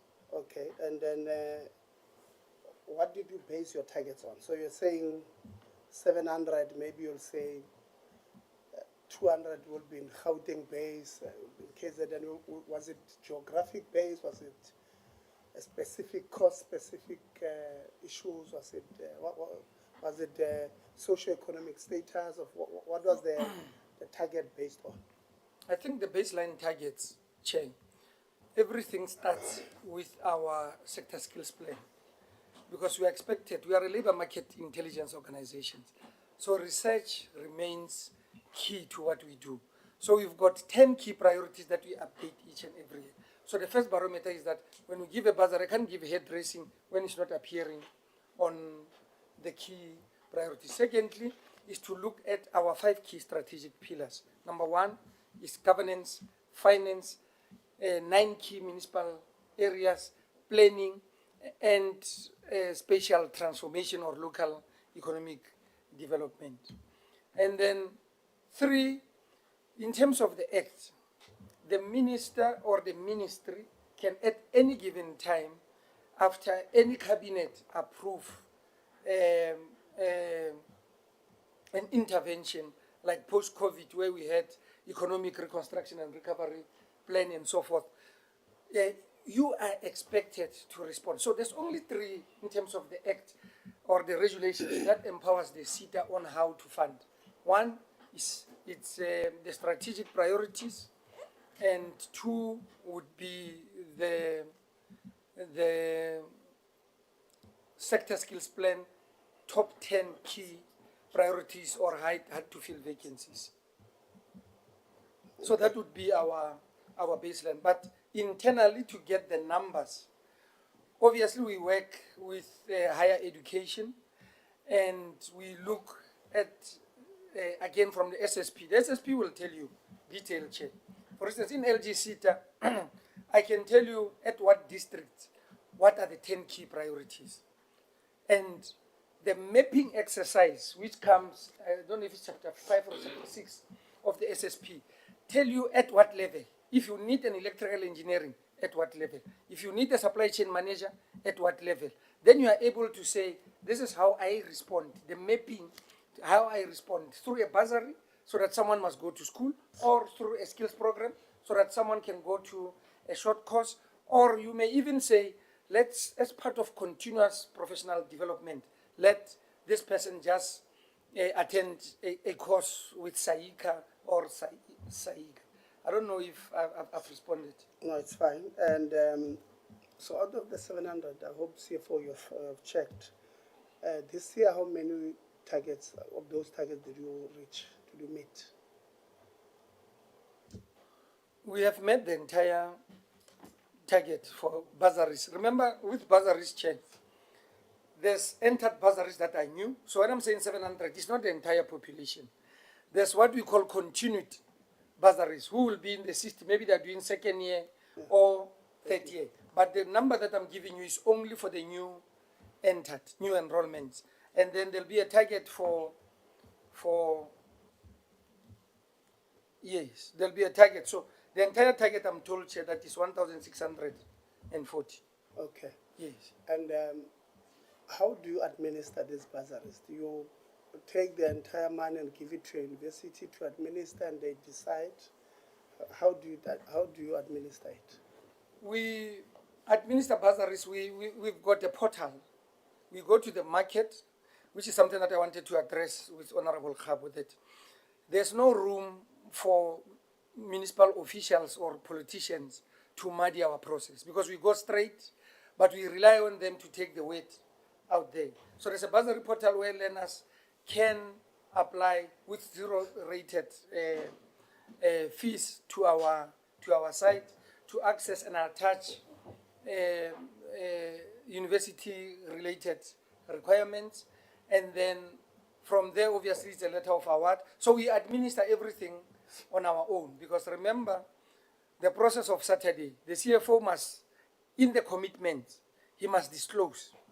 He can't just give a number because we are giving 100,000 per learner. He must be able to disclose in the listing to say, so many in vets, this is the amount.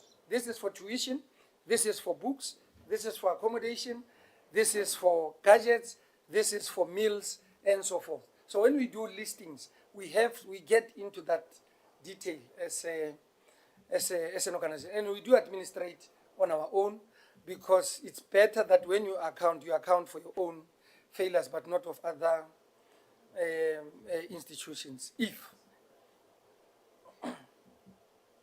I don't know, Chairperson, I have interest in that question you asked about the Seta's distribution of bursaries to university. You can ask a follow-up. Yeah.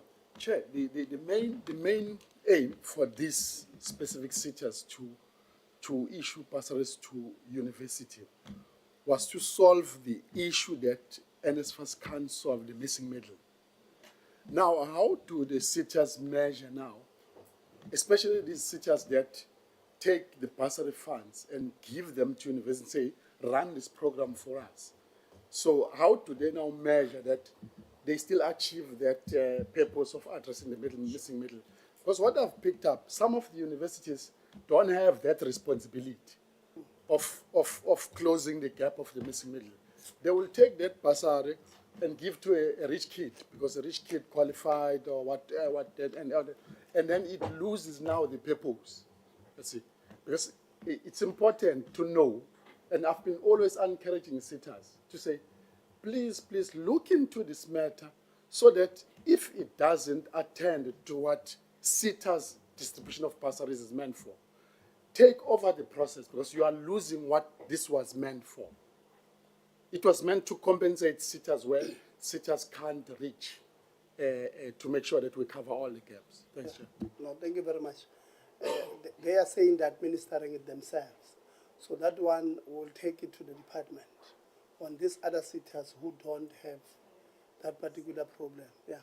So, but I'll give you, CEO, what is your portal, the one that we're talking about where students can apply at home? What is that portal?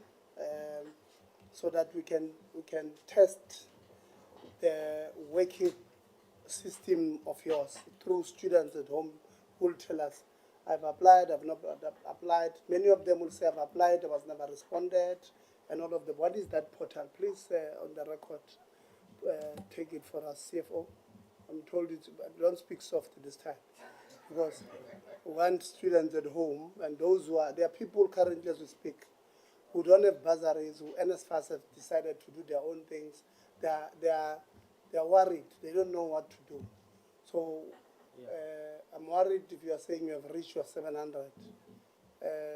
Maybe, hopefully, there's something maybe they can apply and put in, whatever the case may be. But please give us the portal so that at least we are able to put it out there. Those that can't do it now, maybe they'll do it next year.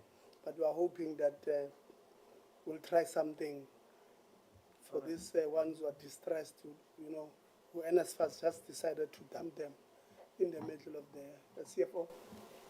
Thanks, Chair. So in terms of the applications process, we do have a portal that we created internally. It's a Microsoft portal that is accessible on our website. In addition to that, we've just recently developed a solution, a MIS solution, which can then cater for those applications. I think what the CEO also indicated earlier is that we do have those towers that remote villages can actually use. So those don't necessarily require any data. The data is actually paid for by us. So if we do have those that are remote, they are able to then access those towers. The towers are mostly at those remote villages that don't necessarily have connectivity capabilities. Thanks, Chair. What is the portal, the two portal, the Microsoft one and the in-house created portal? It's just a link. It's a link. We create a link using Microsoft 365 that you can just click and follow the application through.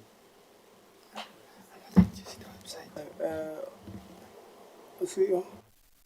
Thanks, Chair. I think it will, I mean, if you go to www.lgceta.org.za, we do have an interactive website, and click probably under operations or discretionary grants, and then you will see if you want to be a service provider, if you want to be a registered assessor, a moderator, a material developer, a quality assessment partner, or to get a bursary or an internship.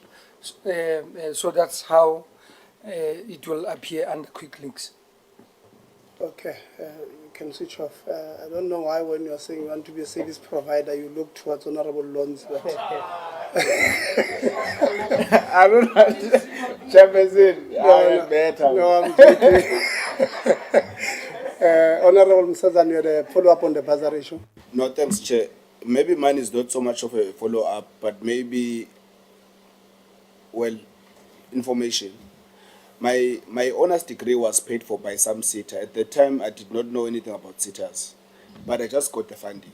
So I'm raising that because the CEO says they administer it, and obviously, unless the Seta scoops for information from the university and then selects students, because I was a NSFAS student before, then at my honours, obviously they don't fund honours at NSFAS. I got that Seta bursary which covered the costs and everything else. But there was no time where I applied for the bursary.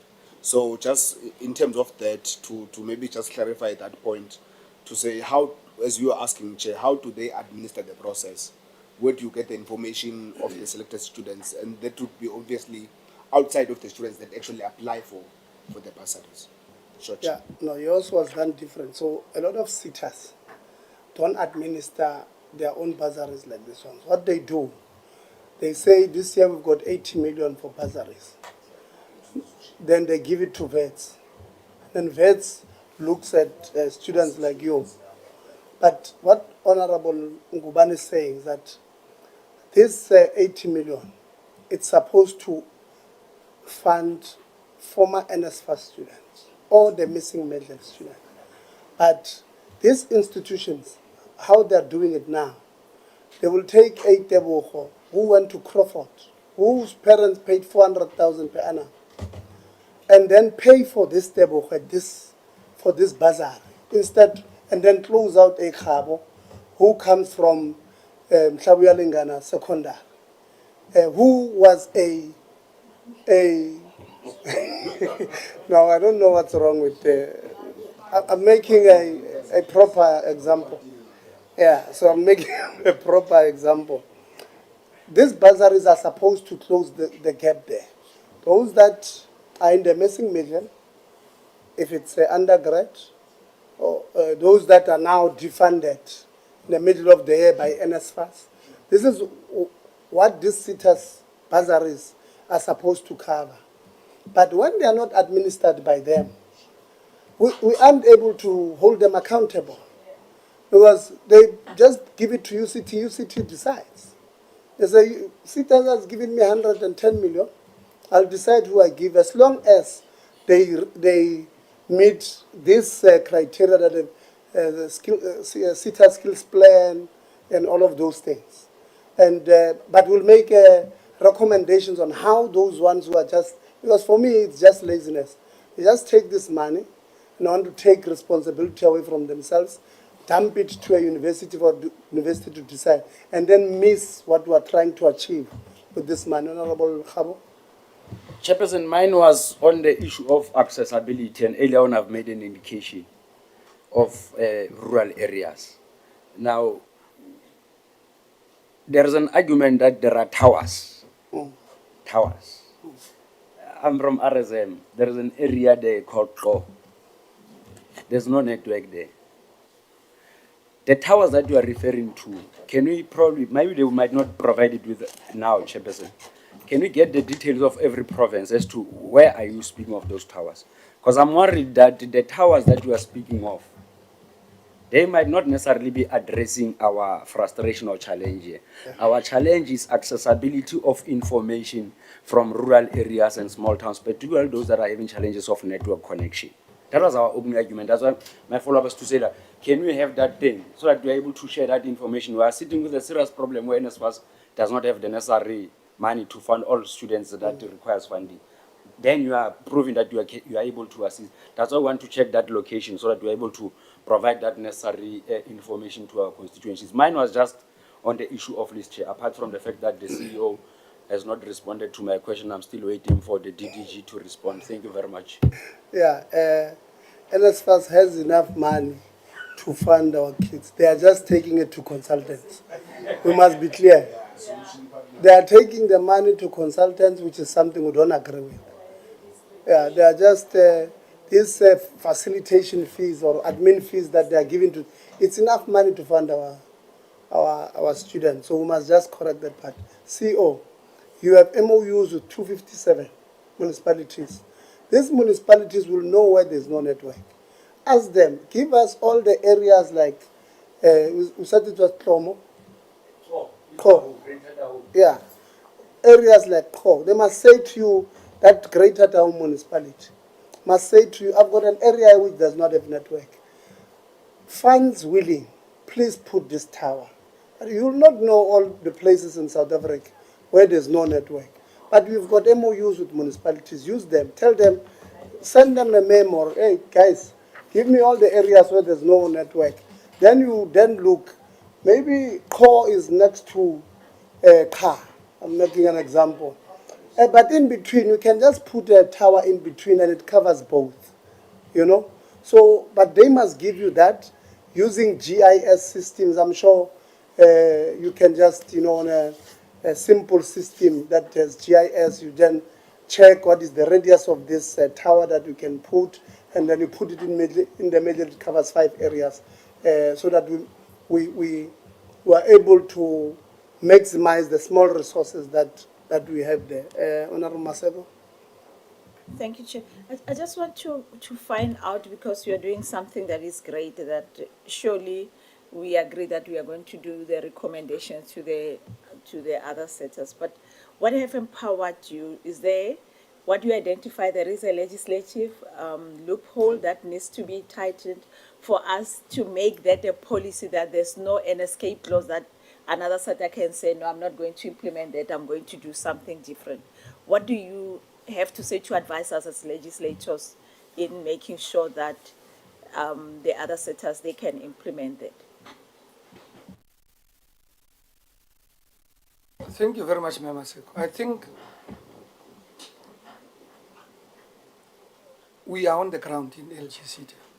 We are able to get from the participant of projects. We do assessment as to how do we make your program or learning easy. And the long and short is that it's a pilot project. Probably that's why it's not high yet.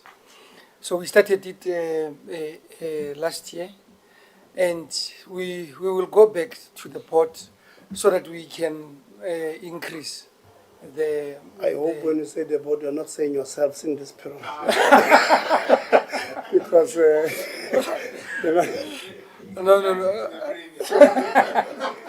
No, we would not do that. But for me, it was just an interesting way of how we can, and we just did that. It's not massified, it's just on a small scale, but we identified rural provinces. I know that in Northern Cape, definitely, especially Springbok, we do have a tower there. So there's no any other legislation. I think what is important is if we want to do the work, do we hide behind the legislation, or we focus on the service delivery at hand? So, I mean, we've got MOUs, I think, currently with more than 8 cities, where we exchange good practices, and they know. I think all the CEOs, we do have a forum, and I can share the information if and when they need. I think what I'm asking importantly is that they know you are doing that, but they are not doing that. That is why I'm asking that what empowered you is there a financial on PFMA that is giving you that leeway of doing that way? Or it's just the operations that you are trying something, you are piloting, and if you are piloting, how are you going about for us if we have to? So that information will be important to us to get there, so that if we have to have something that can enforce that practice to the other setters, then we can use that. I think it's grant regulations. You know, we are administering grants. We are not administering tenders when we give awards. And most of the time, we want to tenderize the process when the legislation is very clear that anything, as long as it's approved by the board, is regular. So for me, our empowerment was the grant regulation and going to the board. I mean, I know that sometimes how we work, because we are at the coal phase of service delivery, and we can't be sitting. I mean, I want 100%. And if I want 100%, how do I enable learners to complete information, to get further, mechanisms for them to get more information so that they can perform better in our LGSETA program? So it's grant regulations. All SETAs are empowered, and we are using the same grant regulation to implement project-related innovation.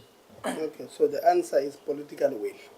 It does not want to say it, because his peers in the sector will say, you went there and badmouth us. I think I've tried to listen to what is, it's fine. Honorable Lonzi? No, just a quick one, Chair. I just wanted to register so that the department and the CEO and the SETAs don't think that I'm disrespecting them. I did ask permission from the chair to leave a bit early. Last week I left through bouncers. Now I'm leaving voluntarily. So I'm not running away. But thanks very much, Chair, and thank you, CEO and department. No, thank you very much. Last week you eventually left with 4. I'm told there's a follow-up. No, Chair, before he leaves, Honorable Khabo just agreed that he wants the coffee with the CEO. So if it happens, I don't want him to be left out, because I'll also join that coffee. I don't want to be there, Chair. Thank you very much. I allowed members on this bursaries during my time, because I know, we're a higher education committee, so I allowed them to have those. I do have 2 questions, and then we'll just close, CEO. Because we are in the cold phase, on the front line of service delivery, working with municipalities, you will obviously have different communities with different social needs. And one of them would be maybe, and I'll ask the question, but I want to give context so that you understand it. One of them would be, there are, in communities where we come from, which fall under a certain municipality, we have people who would have committed mistakes. Sometimes there were mistakes, but then they would have been arrested, and then they come back into communities. And more often than not, they are not integrated well in communities. There's the LGSETA working with CBOs and POs and all of that, NGOs.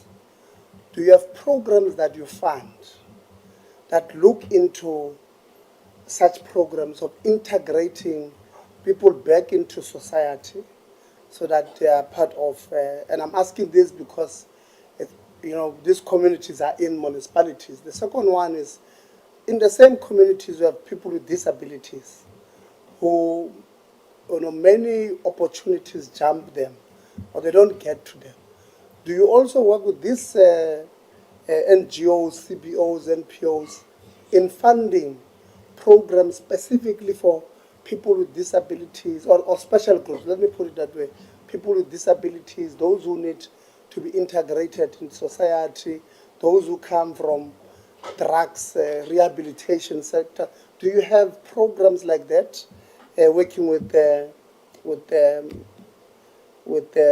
NPOs, NGOs, and CBOs? CEO? Thank you very much, Chair. And thank you very much for the questions. The answer is we don't have readily available programs for integrating offenders to the communities. Why? Simply because I think we do have a sister Seta called Seta, where correctional services would be better placed. But as and when you are asking that question, it's an opportunity for us because we work in the coalface of communities. I mean, you can imagine community safety is part of the 9 key municipal service areas. How do we integrate these offenders to make sure that they can safeguard the communities where we stay and so forth, working obviously with SASITA. But as of current, I'll be lying, and I don't like to lie in Parliament. But it's something that we will look at. But the second comment, which is linked to disability, and it's a matter arising that we've prepared for this session today. We have been training, we've trained over 900 beneficiaries now in 7 different provinces on technology skills, on suing, on facilitation for disabled people. And what I like about this project is that there's what we call reasonable accommodation when we deal with disability. So as part of the legacy, let's say, for instance, the nature of your disability needs you to have a wheelchair. We'll still make sure that that wheelchair remains as you'll still have access to that wheelchair. Braille, where you can upload and apply for opportunities, devices. We do leave that. And I must say that I'm not going to say the LGSETA must take the glory. It's one of the matters arising from the meeting of the 4th of May 2022. And the provinces is Eastern Cape, Gauteng, KZN, Limpopo, Mpumalanga, Northwest, and Eastern Cape, and Northern Cape. And it's a project that we are very proud of, and it happens in those rural municipalities. And the service provider obviously takes all necessary information there. So that's how we are responding to the disability component. Your GBV that you've raised, you've got a curriculum working with eThekwini. You raised issues of civic education, and we've done a lot of training with community radios, Mahikeng FM and the one of Dr. Klute here in the Western Cape, and climate change. There were questions that were asked about climate change. We've dealt with disaster training, we've dealt with disaster risk management at NQF level 4. We have dealt with environmental practice level 3 and level 4. So these are some of the issues that we had prepared on the site just to make sure that we do bring a report on matters that arose from that meeting. Thanks, Chair. Okay, and so you do a vetting process on this CBOs, NGOs, and NPOs, so that I don't claim to be having an NPO that trains people with disabilities. Do you do vetting process? If so, in 2 minutes, just explain what is this. When you do vetting, what do you do? Thanks. We do have a discretionary grant committee. So if you send an application, and then that means the committee will look at the first layer of the application. What do you want to do? Obviously with supportive registration documents. Then they will write a letter to conduct now the actual visit. And then after the actual visit, they have already determined if you have capacity, what are the issues that they see, they bring a recommendation, and also of how we can assist the applicant. And we also added an extra layer because the AG report of 23-24 for all SETAs, I'm sure you would have received that there were a lot of duplications. Where in other instances you find that people have passed on, yet they were beneficiaries in our projects and so forth. And do you want to finish off that one? I know that project that you did.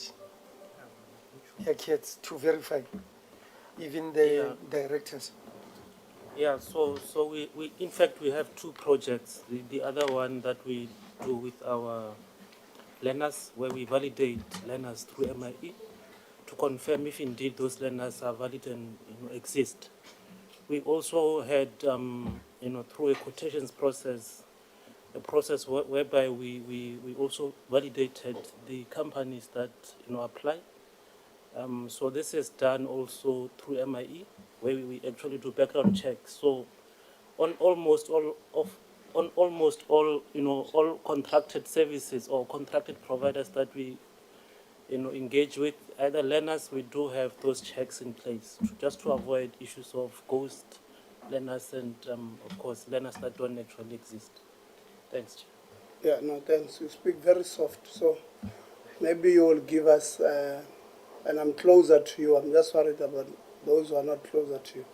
Maybe that explanation in writing, CO, so that we have it. The last one, you said you have, you're taking 500 students to China in August, September this year. A student who's watching now at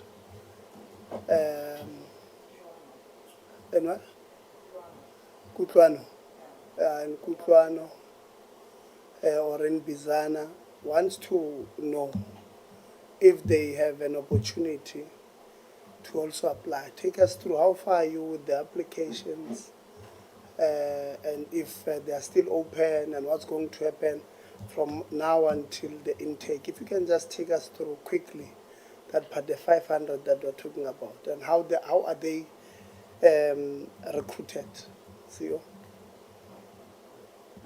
Thank you very much, Chair.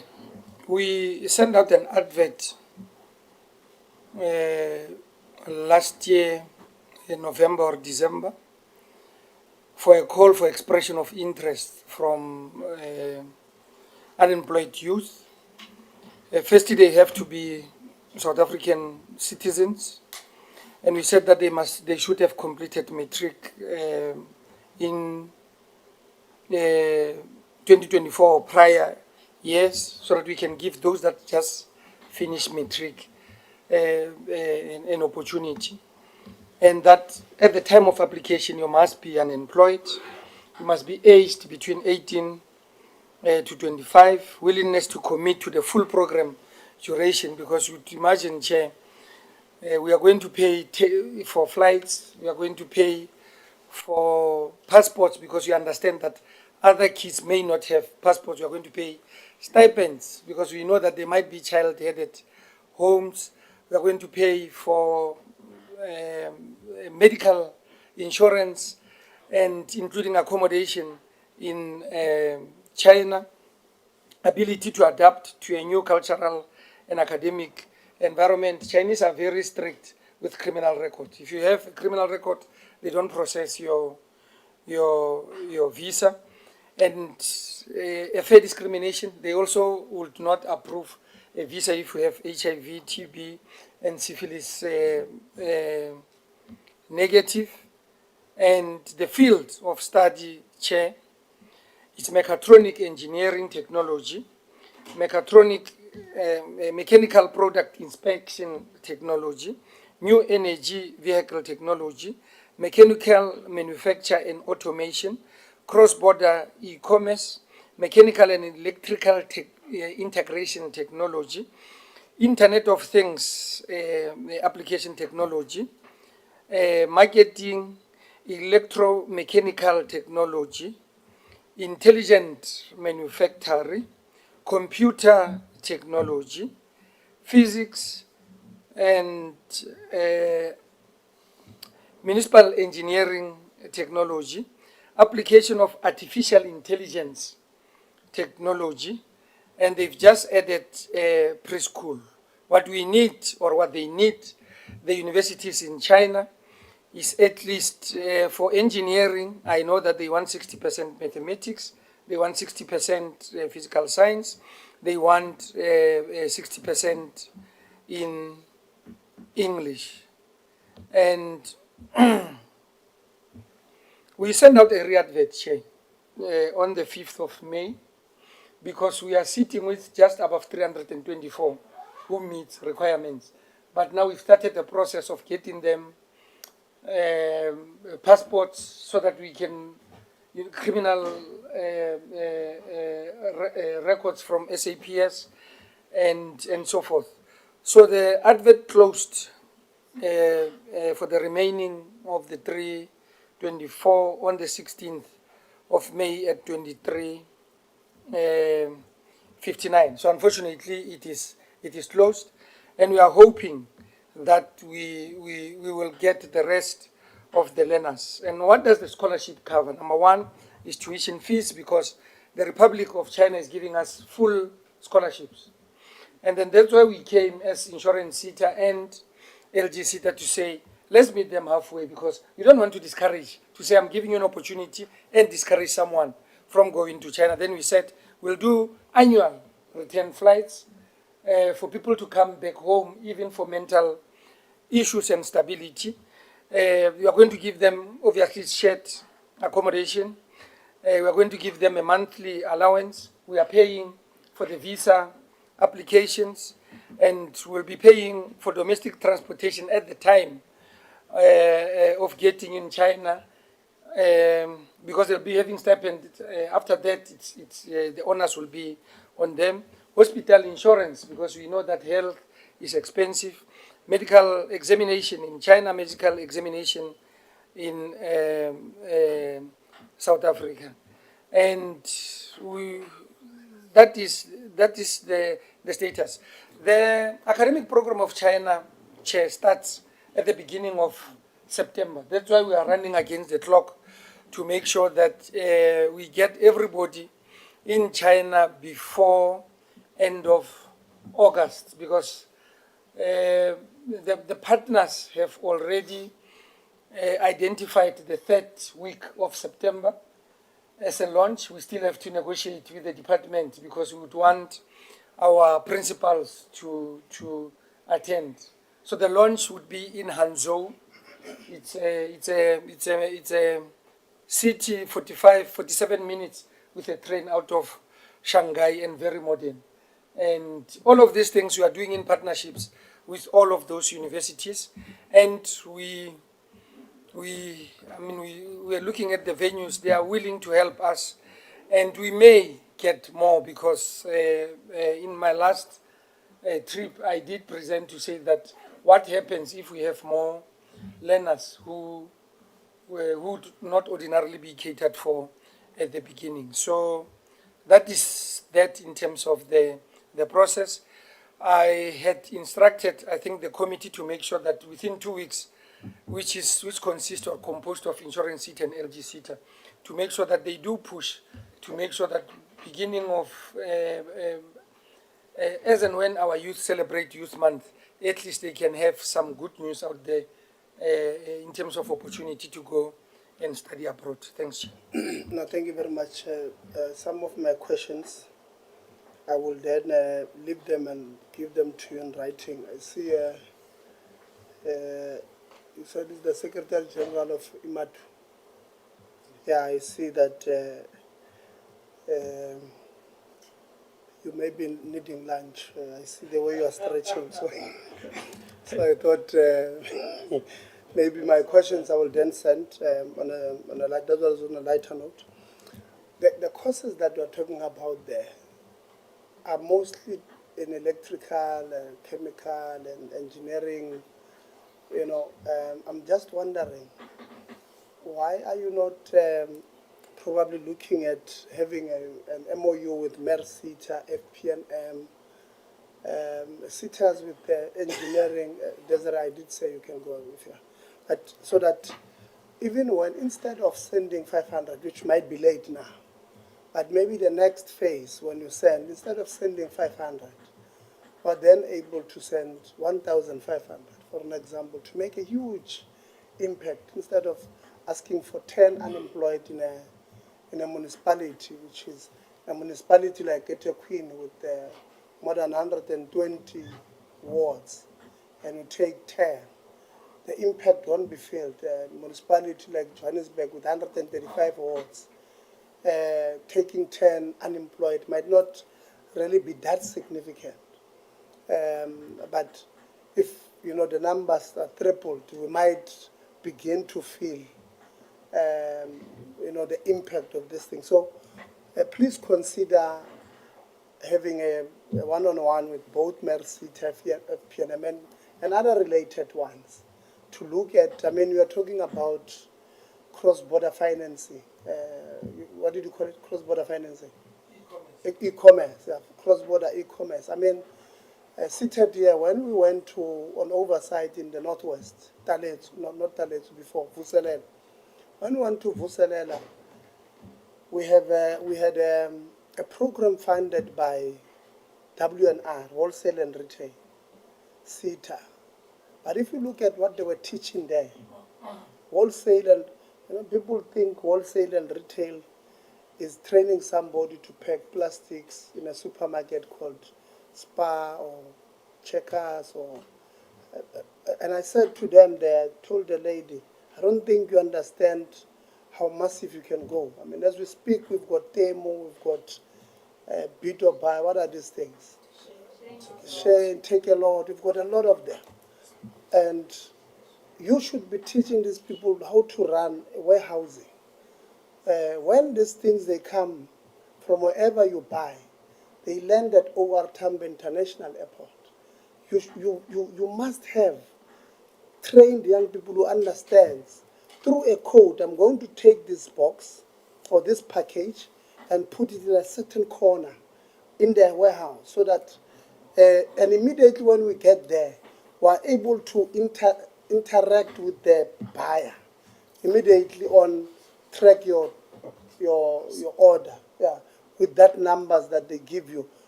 It's where wholesale and retail come. And if you have that cross-border financing, or what do you call it, cross-border?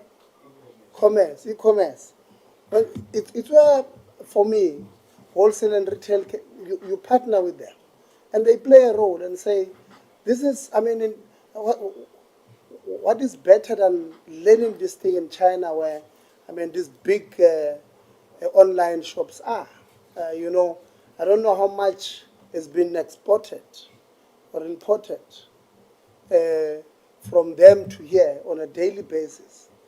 So there's huge market for this thing, in my view. Obviously, I don't know how many have been trained and all of that. And it's not only the warehousing thing only.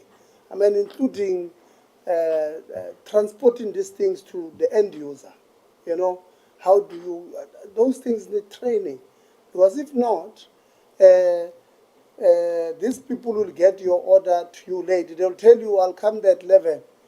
But because they're not trained properly, they'll get it to you at 5. And you had plans, you have already left. And when we have so many customers who are not happy, then the company does. So training there is essential. The whole value chain of it. So also think about that having partnership with the Mercy. I mean, they must play a role. They must make sure that they play a role. I mean, we can't, in my view, as CEO, we can't have so many of our towns and townships lacking basic things like patching a pothole. When we have the skilling, upskilling, and reskilling sitters, we're supposed to respond to those things. Between yourself as local government, construction sitter, services sitter, mayor sitter, you should be having a huge program to say, how do we get these road surfacing people, not only for Mafeking, but for the whole country? How do we make sure that we have these MOUs that we have with eThekwini, we have with Merafong, we have with Bizana, we have with all these municipalities? How do we make sure that we are able to, and what, the good thing about this one is that after training them, you do have places for them, because these municipalities must use them. They must go to these municipalities, and their job when they wake up must be to go and patch potholes. I don't think it's that difficult. I don't think with the funds we have, we'll not be able to achieve that, in my view. With the partnership about the 3 or 4 sitters that I've mentioned, and I've mentioned one only on road surfacing, but people with, what do you call this, in the pipe, what do you call them? Plumbers, in the township, everywhere you go, there's a leakage there of a sewage. It runs for 3 weeks. Now, people are subjected to jump through that thing on a daily basis. When we have sitters who can say, I'm willing to train. I mean, our target is 30,000 artisans per year. If you check in the past 5 years, we must go back and say, how many have we trained? Where are they? Let's go find them. And then let's place them in these municipalities, because we have trained them. Let's say we have 10 that come from Randwest municipality. Randwest municipality, let's sign an MOU. We will pay their stipends. Because in any case, the AG says on an annual basis, you guys incur surpluses. So we can't incur surpluses. Let's take this, put them in good use. Let's take these people who have trained, let them go and help these municipalities, because we're not a bank. Why do you want to incur surpluses? For what? I mean, was it last year, end of last financial year, MMP, where AG says combine the sitters at about 12 billion? Yeah, something like that. For what? You want to buy properties, now you are saving money for what? You are supposed to train these people, make sure they've got opportunities. We can't have 34% unemployed young people when we have 12 billion between you and NSF. You're at 15 billion. What is that? You are saving for what? When we have unemployed young people who are not in education, employment, or training. So I want to implore around you, to you, CEO, that go and speak to other CEOs, the ones that, you'll know the space better than us, and say, you go to this one and say, look, this is a program I think we must do. I think it will help in X, Y, and Z. Can we work together? I know sometimes it's very difficult because, sometimes you guys, you also compete for things that you must not compete on. The only thing you must compete on is how many students you have trained and placed in better life environments, not any other things. And then that forensic report, please share it with us. At the beginning, you may have said that you have shared it with us, but I think you've shared it with the department, not us. We checked. please share it with us. I'll share it with members so that they can go through it. It will empower them to, tomorrow be able to deal with other things. How many students do you have currently in China? The one across all of, how many do you have? Plus, minus. I know I'm putting you on the spot. Press the button first. Yeah. Currently, we have Cape Winelands. I think it's not more than 20 students. The rest have finished the 6 months of the sister city collaboration. So that would be the number. In approximation, not more than 20 from Cape Winelands because they delayed with going to China. But the rest of the municipalities are back now in the country. So all of them are back in the country? Not all of them. Remember, there's except those, the 20.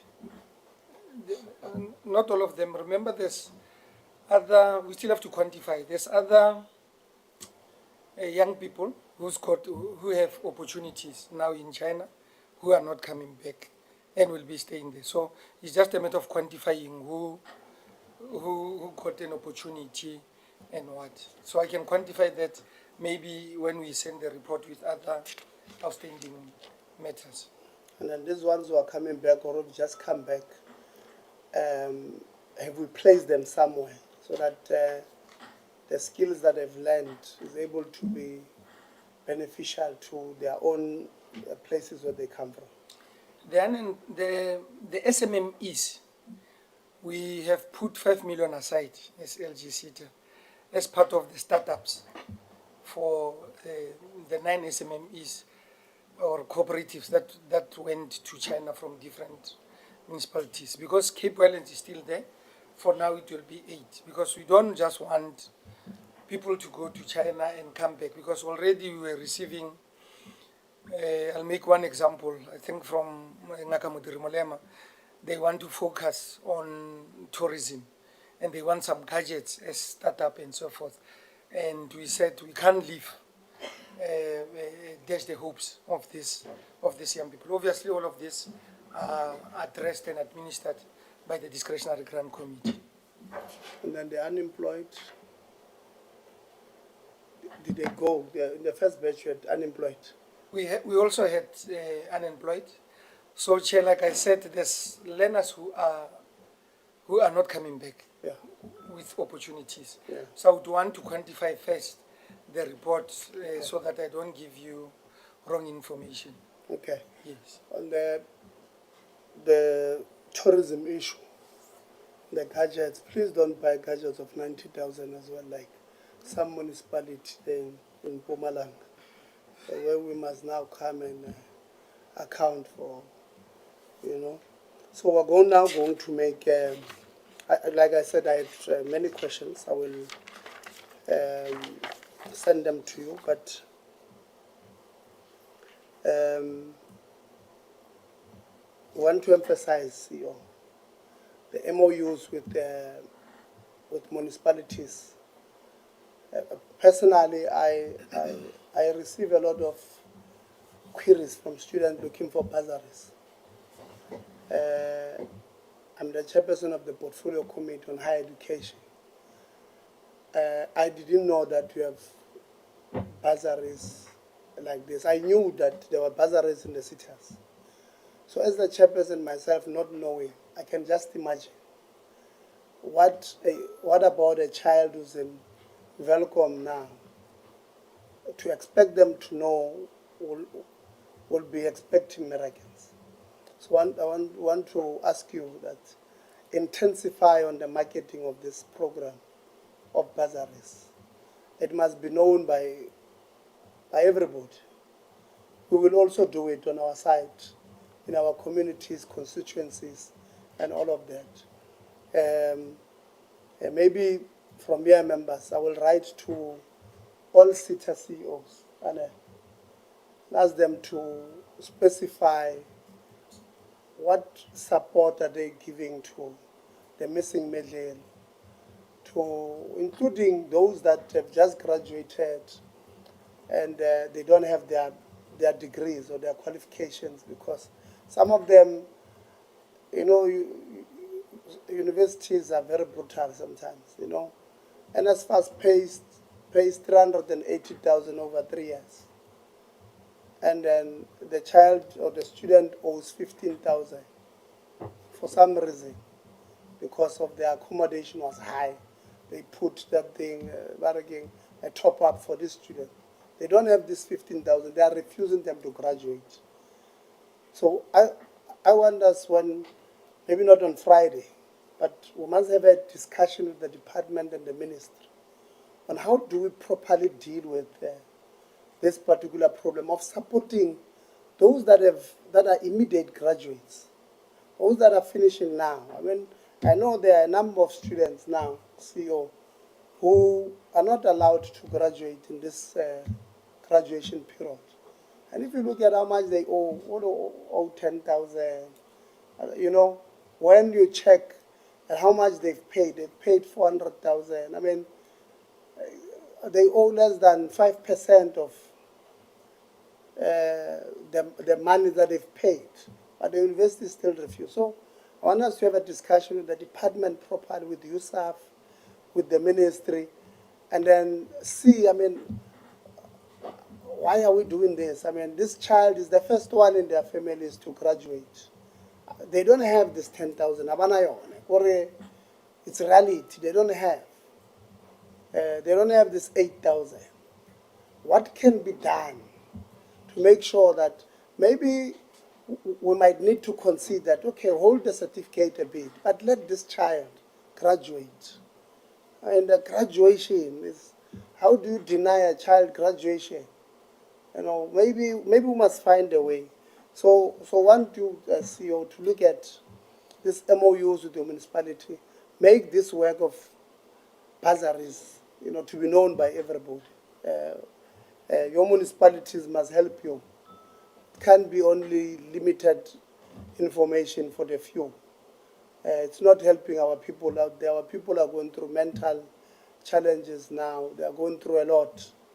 And so I want to implore you, Assembly, assist us on this thing. Make it, we'll also write to all the cities to give us how they administer their and how, you know, and if they are administered at university level, we would also want them to give us a list of who are the beneficiaries, so that we check if they are serving the intended purpose of those things. And we want to also say to you, don't forget, reach out to Auditor General of South Africa. Let's not take each other to court. I mean, that for me doesn't make sense. We're not always going to agree. Unless if you are not complying with what they're asking you, they will take you to court. Like us, there are many people that sometimes don't want to listen. We're very patient with them. We only served one institution, because they were just refusing to answer. Those ones, they think they don't report. They don't have to report to the committee, they report to the minister. We will force them. We have legislative powers to deal with those, but we don't want to go to court with them.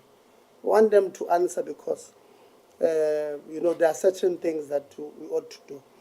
DDG, we must have an agreement. You see, you guys gave NSFAS money through the CETAs. You wrote to CETAs and said, CETAs and NSF give NSFAS 3.8 billion to administer the loan scheme 2 years ago. Even today, they have not done it. You know, the number of emails, WhatsApps that we get from students out there who have applied for this thing, but they are not getting assistance. The numbers is just too high. So we'll ask you again, please go tell the DG. The DG must go tell the DDG responsible, which is Dr. Sokwe, that thing of NSFAS and not admin. If they don't have a system, they must return those monies to these sitters who are administering themselves, so that we are able to say to them, here's a list of people who have applied for the loan. go make sure that you approve, disapprove, but you pay. Because it can't be that we give you money for, how much interest have they made there? You know, you're making interest there when students don't have responses on whether they are funded or not. So we're asking you, don't forget, PLO to the minister. This is immediate. Go and tell the minister immediately today before you sleep. She must know that this thing is not working. We are receiving way too many complaints. And when these people write to you guys in the department, DDG and in the ministry, please respond to them. They are writing to you guys. You guys don't respond on a whole range of issues. And then they end up writing to us. And then when they write to us, we write to you. And then you take time to respond. There must be some agency, both the department and the ministry, on responding to queries of the people that were saving. We, unfortunately, these members here are hired by those people out there. They are our bosses.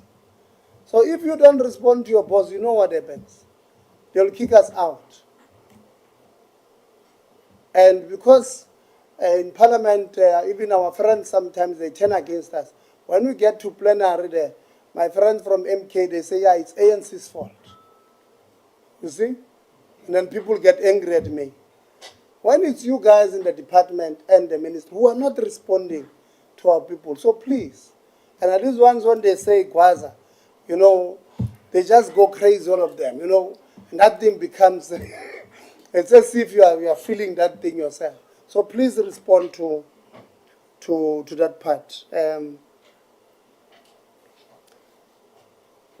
Your mandate, this is the last point. Please go and do an outreach, CEO, on the mandate that, because some people believe that, you know, you'll hear even today, I was looking at the questions, the social cluster questions now at 3. There's a question I was laughing at. I don't serve in that committee of water and sanitation. But there's a member of parliament who has asked the Minister of Water and Sanitation, or why are you not providing water to this municipality? When legislation is clear that the minister does not give people water. It's clear, it's there, it's legislated. It's the municipality's responsibility to provide water to their people, and they buy it from the water boards. They don't even buy it from the minister. So if people don't understand your mandate, CEO, we are going to blame you for things you must not blame you for. So go and make or do outreach almost everywhere, if you have the funds, to explain your mandate. Because some of these people, your municipalities that you have MOUs with, they lie to your people there.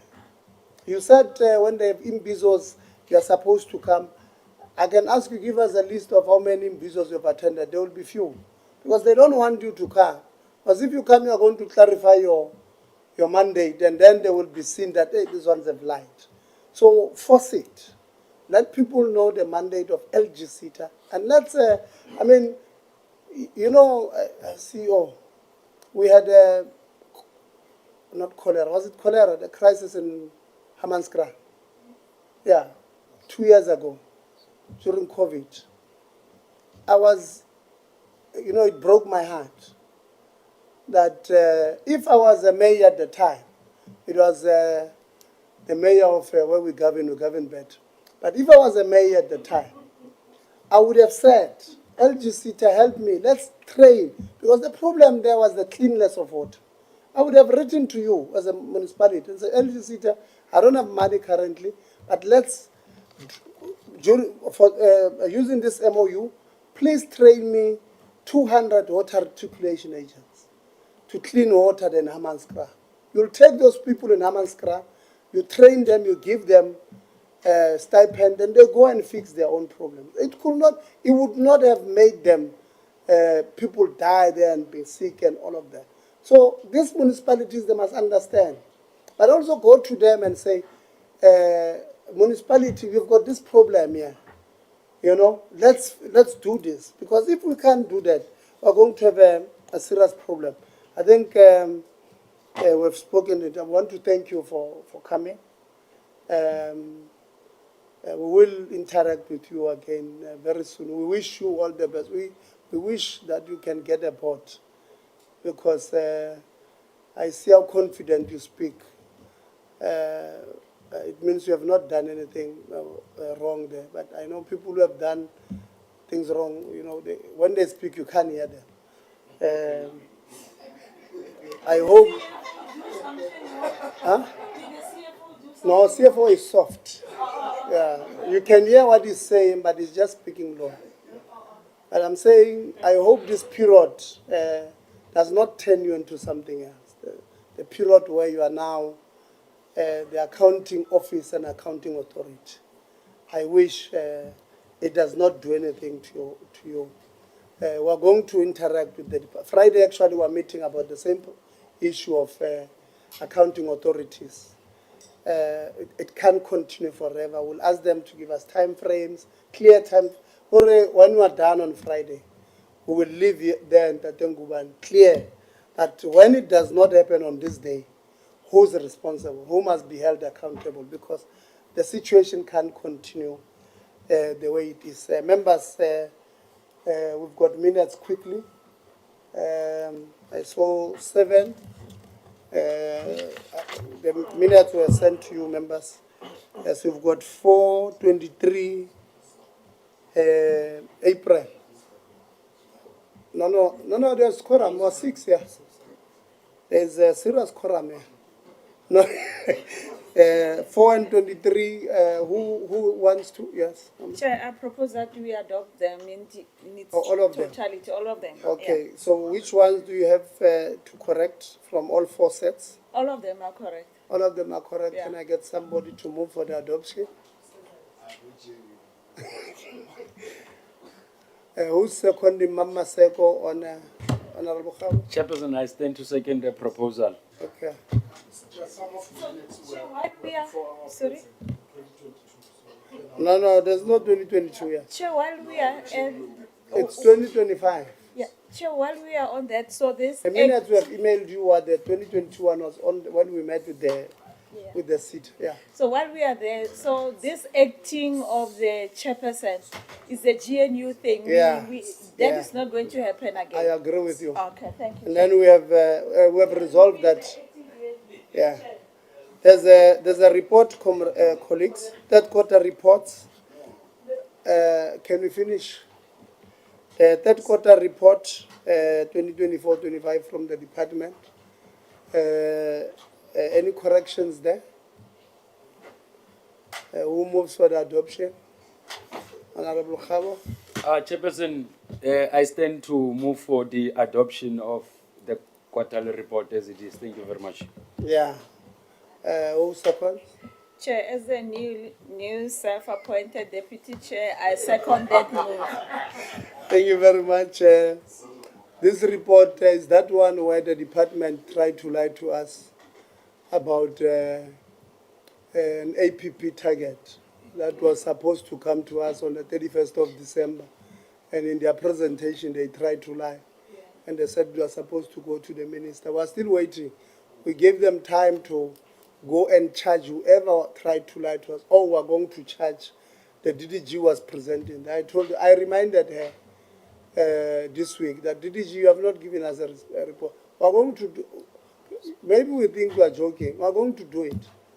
Because you can't come and lie in Parliament. And then we have the last one, the draft report of the oversight visit to the Free State province. We're very tired. The Honorable Msazana. No, Chair. No, Chair, I move that we approve that report of the oversight. Thank you very much, Mr. Konde. Honorable Khabo. No, I'm seconding, Chairperson. I'm seconding the proposal to approve the report of Fresh Start. Yes. No, thank you very much, members. Thank you very much, department. NSA CEO. You must tell your people there who are sitting at the back, when they need to leave in the meeting, they don't just leave. Well, they did not come to a club. They must indicate that they want to leave, and you send an apology early, say, we will, if we don't finish at this time, we want to leave. West Part, they left after they saw Honorable Lonzi had asked me, and I gave him permission, but he still spoke to say it's not disrespect. Immediately after they left, without saying anything, no note, nothing. We must tell them, those people of NSA, this is not how we deal with it. Is that the other one? I know the other one is the secretary of the board. The other one, I forgot what she said the position was. But please convey our message there. But we want to thank you, CEO, CFO, Audit, and Imatu Secretary General for coming. Thank you very much. We hope next time when we meet, we'll talk about what is it that the Setas must do and how are we doing that part. Because that's a core business of, and we always say that when it comes to TVET colleges, when it comes to Setas, we miss that point of speaking about the core business because of governance and other related matters. So we're hoping that we're going to then deal with the issues moving forward. Members, thank you very much. We are going to meet on Wednesday. Friday. Sorry, we're going to meet on Friday at 9 o'clock. Don't book your flights. The meeting is scheduled till 1 with the department, but don't book your flights just in case. We have two issues there. It's the issue of the accounting authority chairpersons, the process to appoint them, the process to withdraw them, and the process to deal with the entire accounting authorities and why they are late and all of that. That presentation must be in-depth. It must speak to us. One, to understand the content. Yeah, and then the second one is that the minister is also expected to give us feedback on the issues we have raised with the University of Limpopo. We have written to her to give us the issues, how far is her department and ministry. And I know some members sent me the videos when the department, when you went to Limpopo, and they said to us, Chair, we're asking that I know you're asking that we don't deal with University of Limpopo now, but these videos are concerning, especially when nowhere in the video talks about the matters raised of concerns, but only matters that were acknowledged from University of Limpopo and the assertion that the institution is stable. So members have said to me, no, Chair, I know you are saying we must postpone, but we are disagreeing. This part must be explained, because if it's not explained, it leaves issues for consideration. Honorable former Deputy Chair. No, Chair, just a very crucial point on what you are highlighting for, obviously, the DDGs here. When are we getting the report? We don't have a report, we don't have a presentation, and it's Wednesday evening. So if they could just assist us with that. Yeah, no, thank you very much. I will also speak to the minister now in the House. We have social services cluster questions. I'll also remind her that she did commit earlier on that they will do better. So we'll ask her to do better now, starting from today. Send us the presentations so that we're able to prepare for that meeting on Friday. Having said that, NSA. And I'll just share, thank you. We'd like to apologize on behalf of my team for the manner in which they departed the Honorable House. Thank you. Okay, no, thank you. We don't take that apology. They will. You also want to apologize on behalf of the DG? No. My Honorable Chair and Honorable members of the Portfolio Committee on Higher Education and Training, I just wanted to check the reports, presentations you require for Friday. Is that for the Setas as well as University of Limpopo? so that we are clear there. We have written to the department and the ministry. The letters are self-explanatory. And the fact that you are asking now suggests you have not seen them.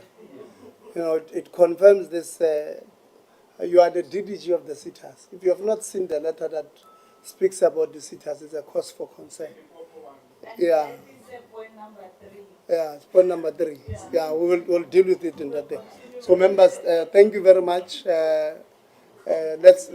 have prepared lunch for you, Secretary General of IMATRO. Before we leave, before we faint, let's try and eat lunch. CEO, you don't have to take anybody to coffee. We have coffee for you. Thank you very much. The meeting is adjourned.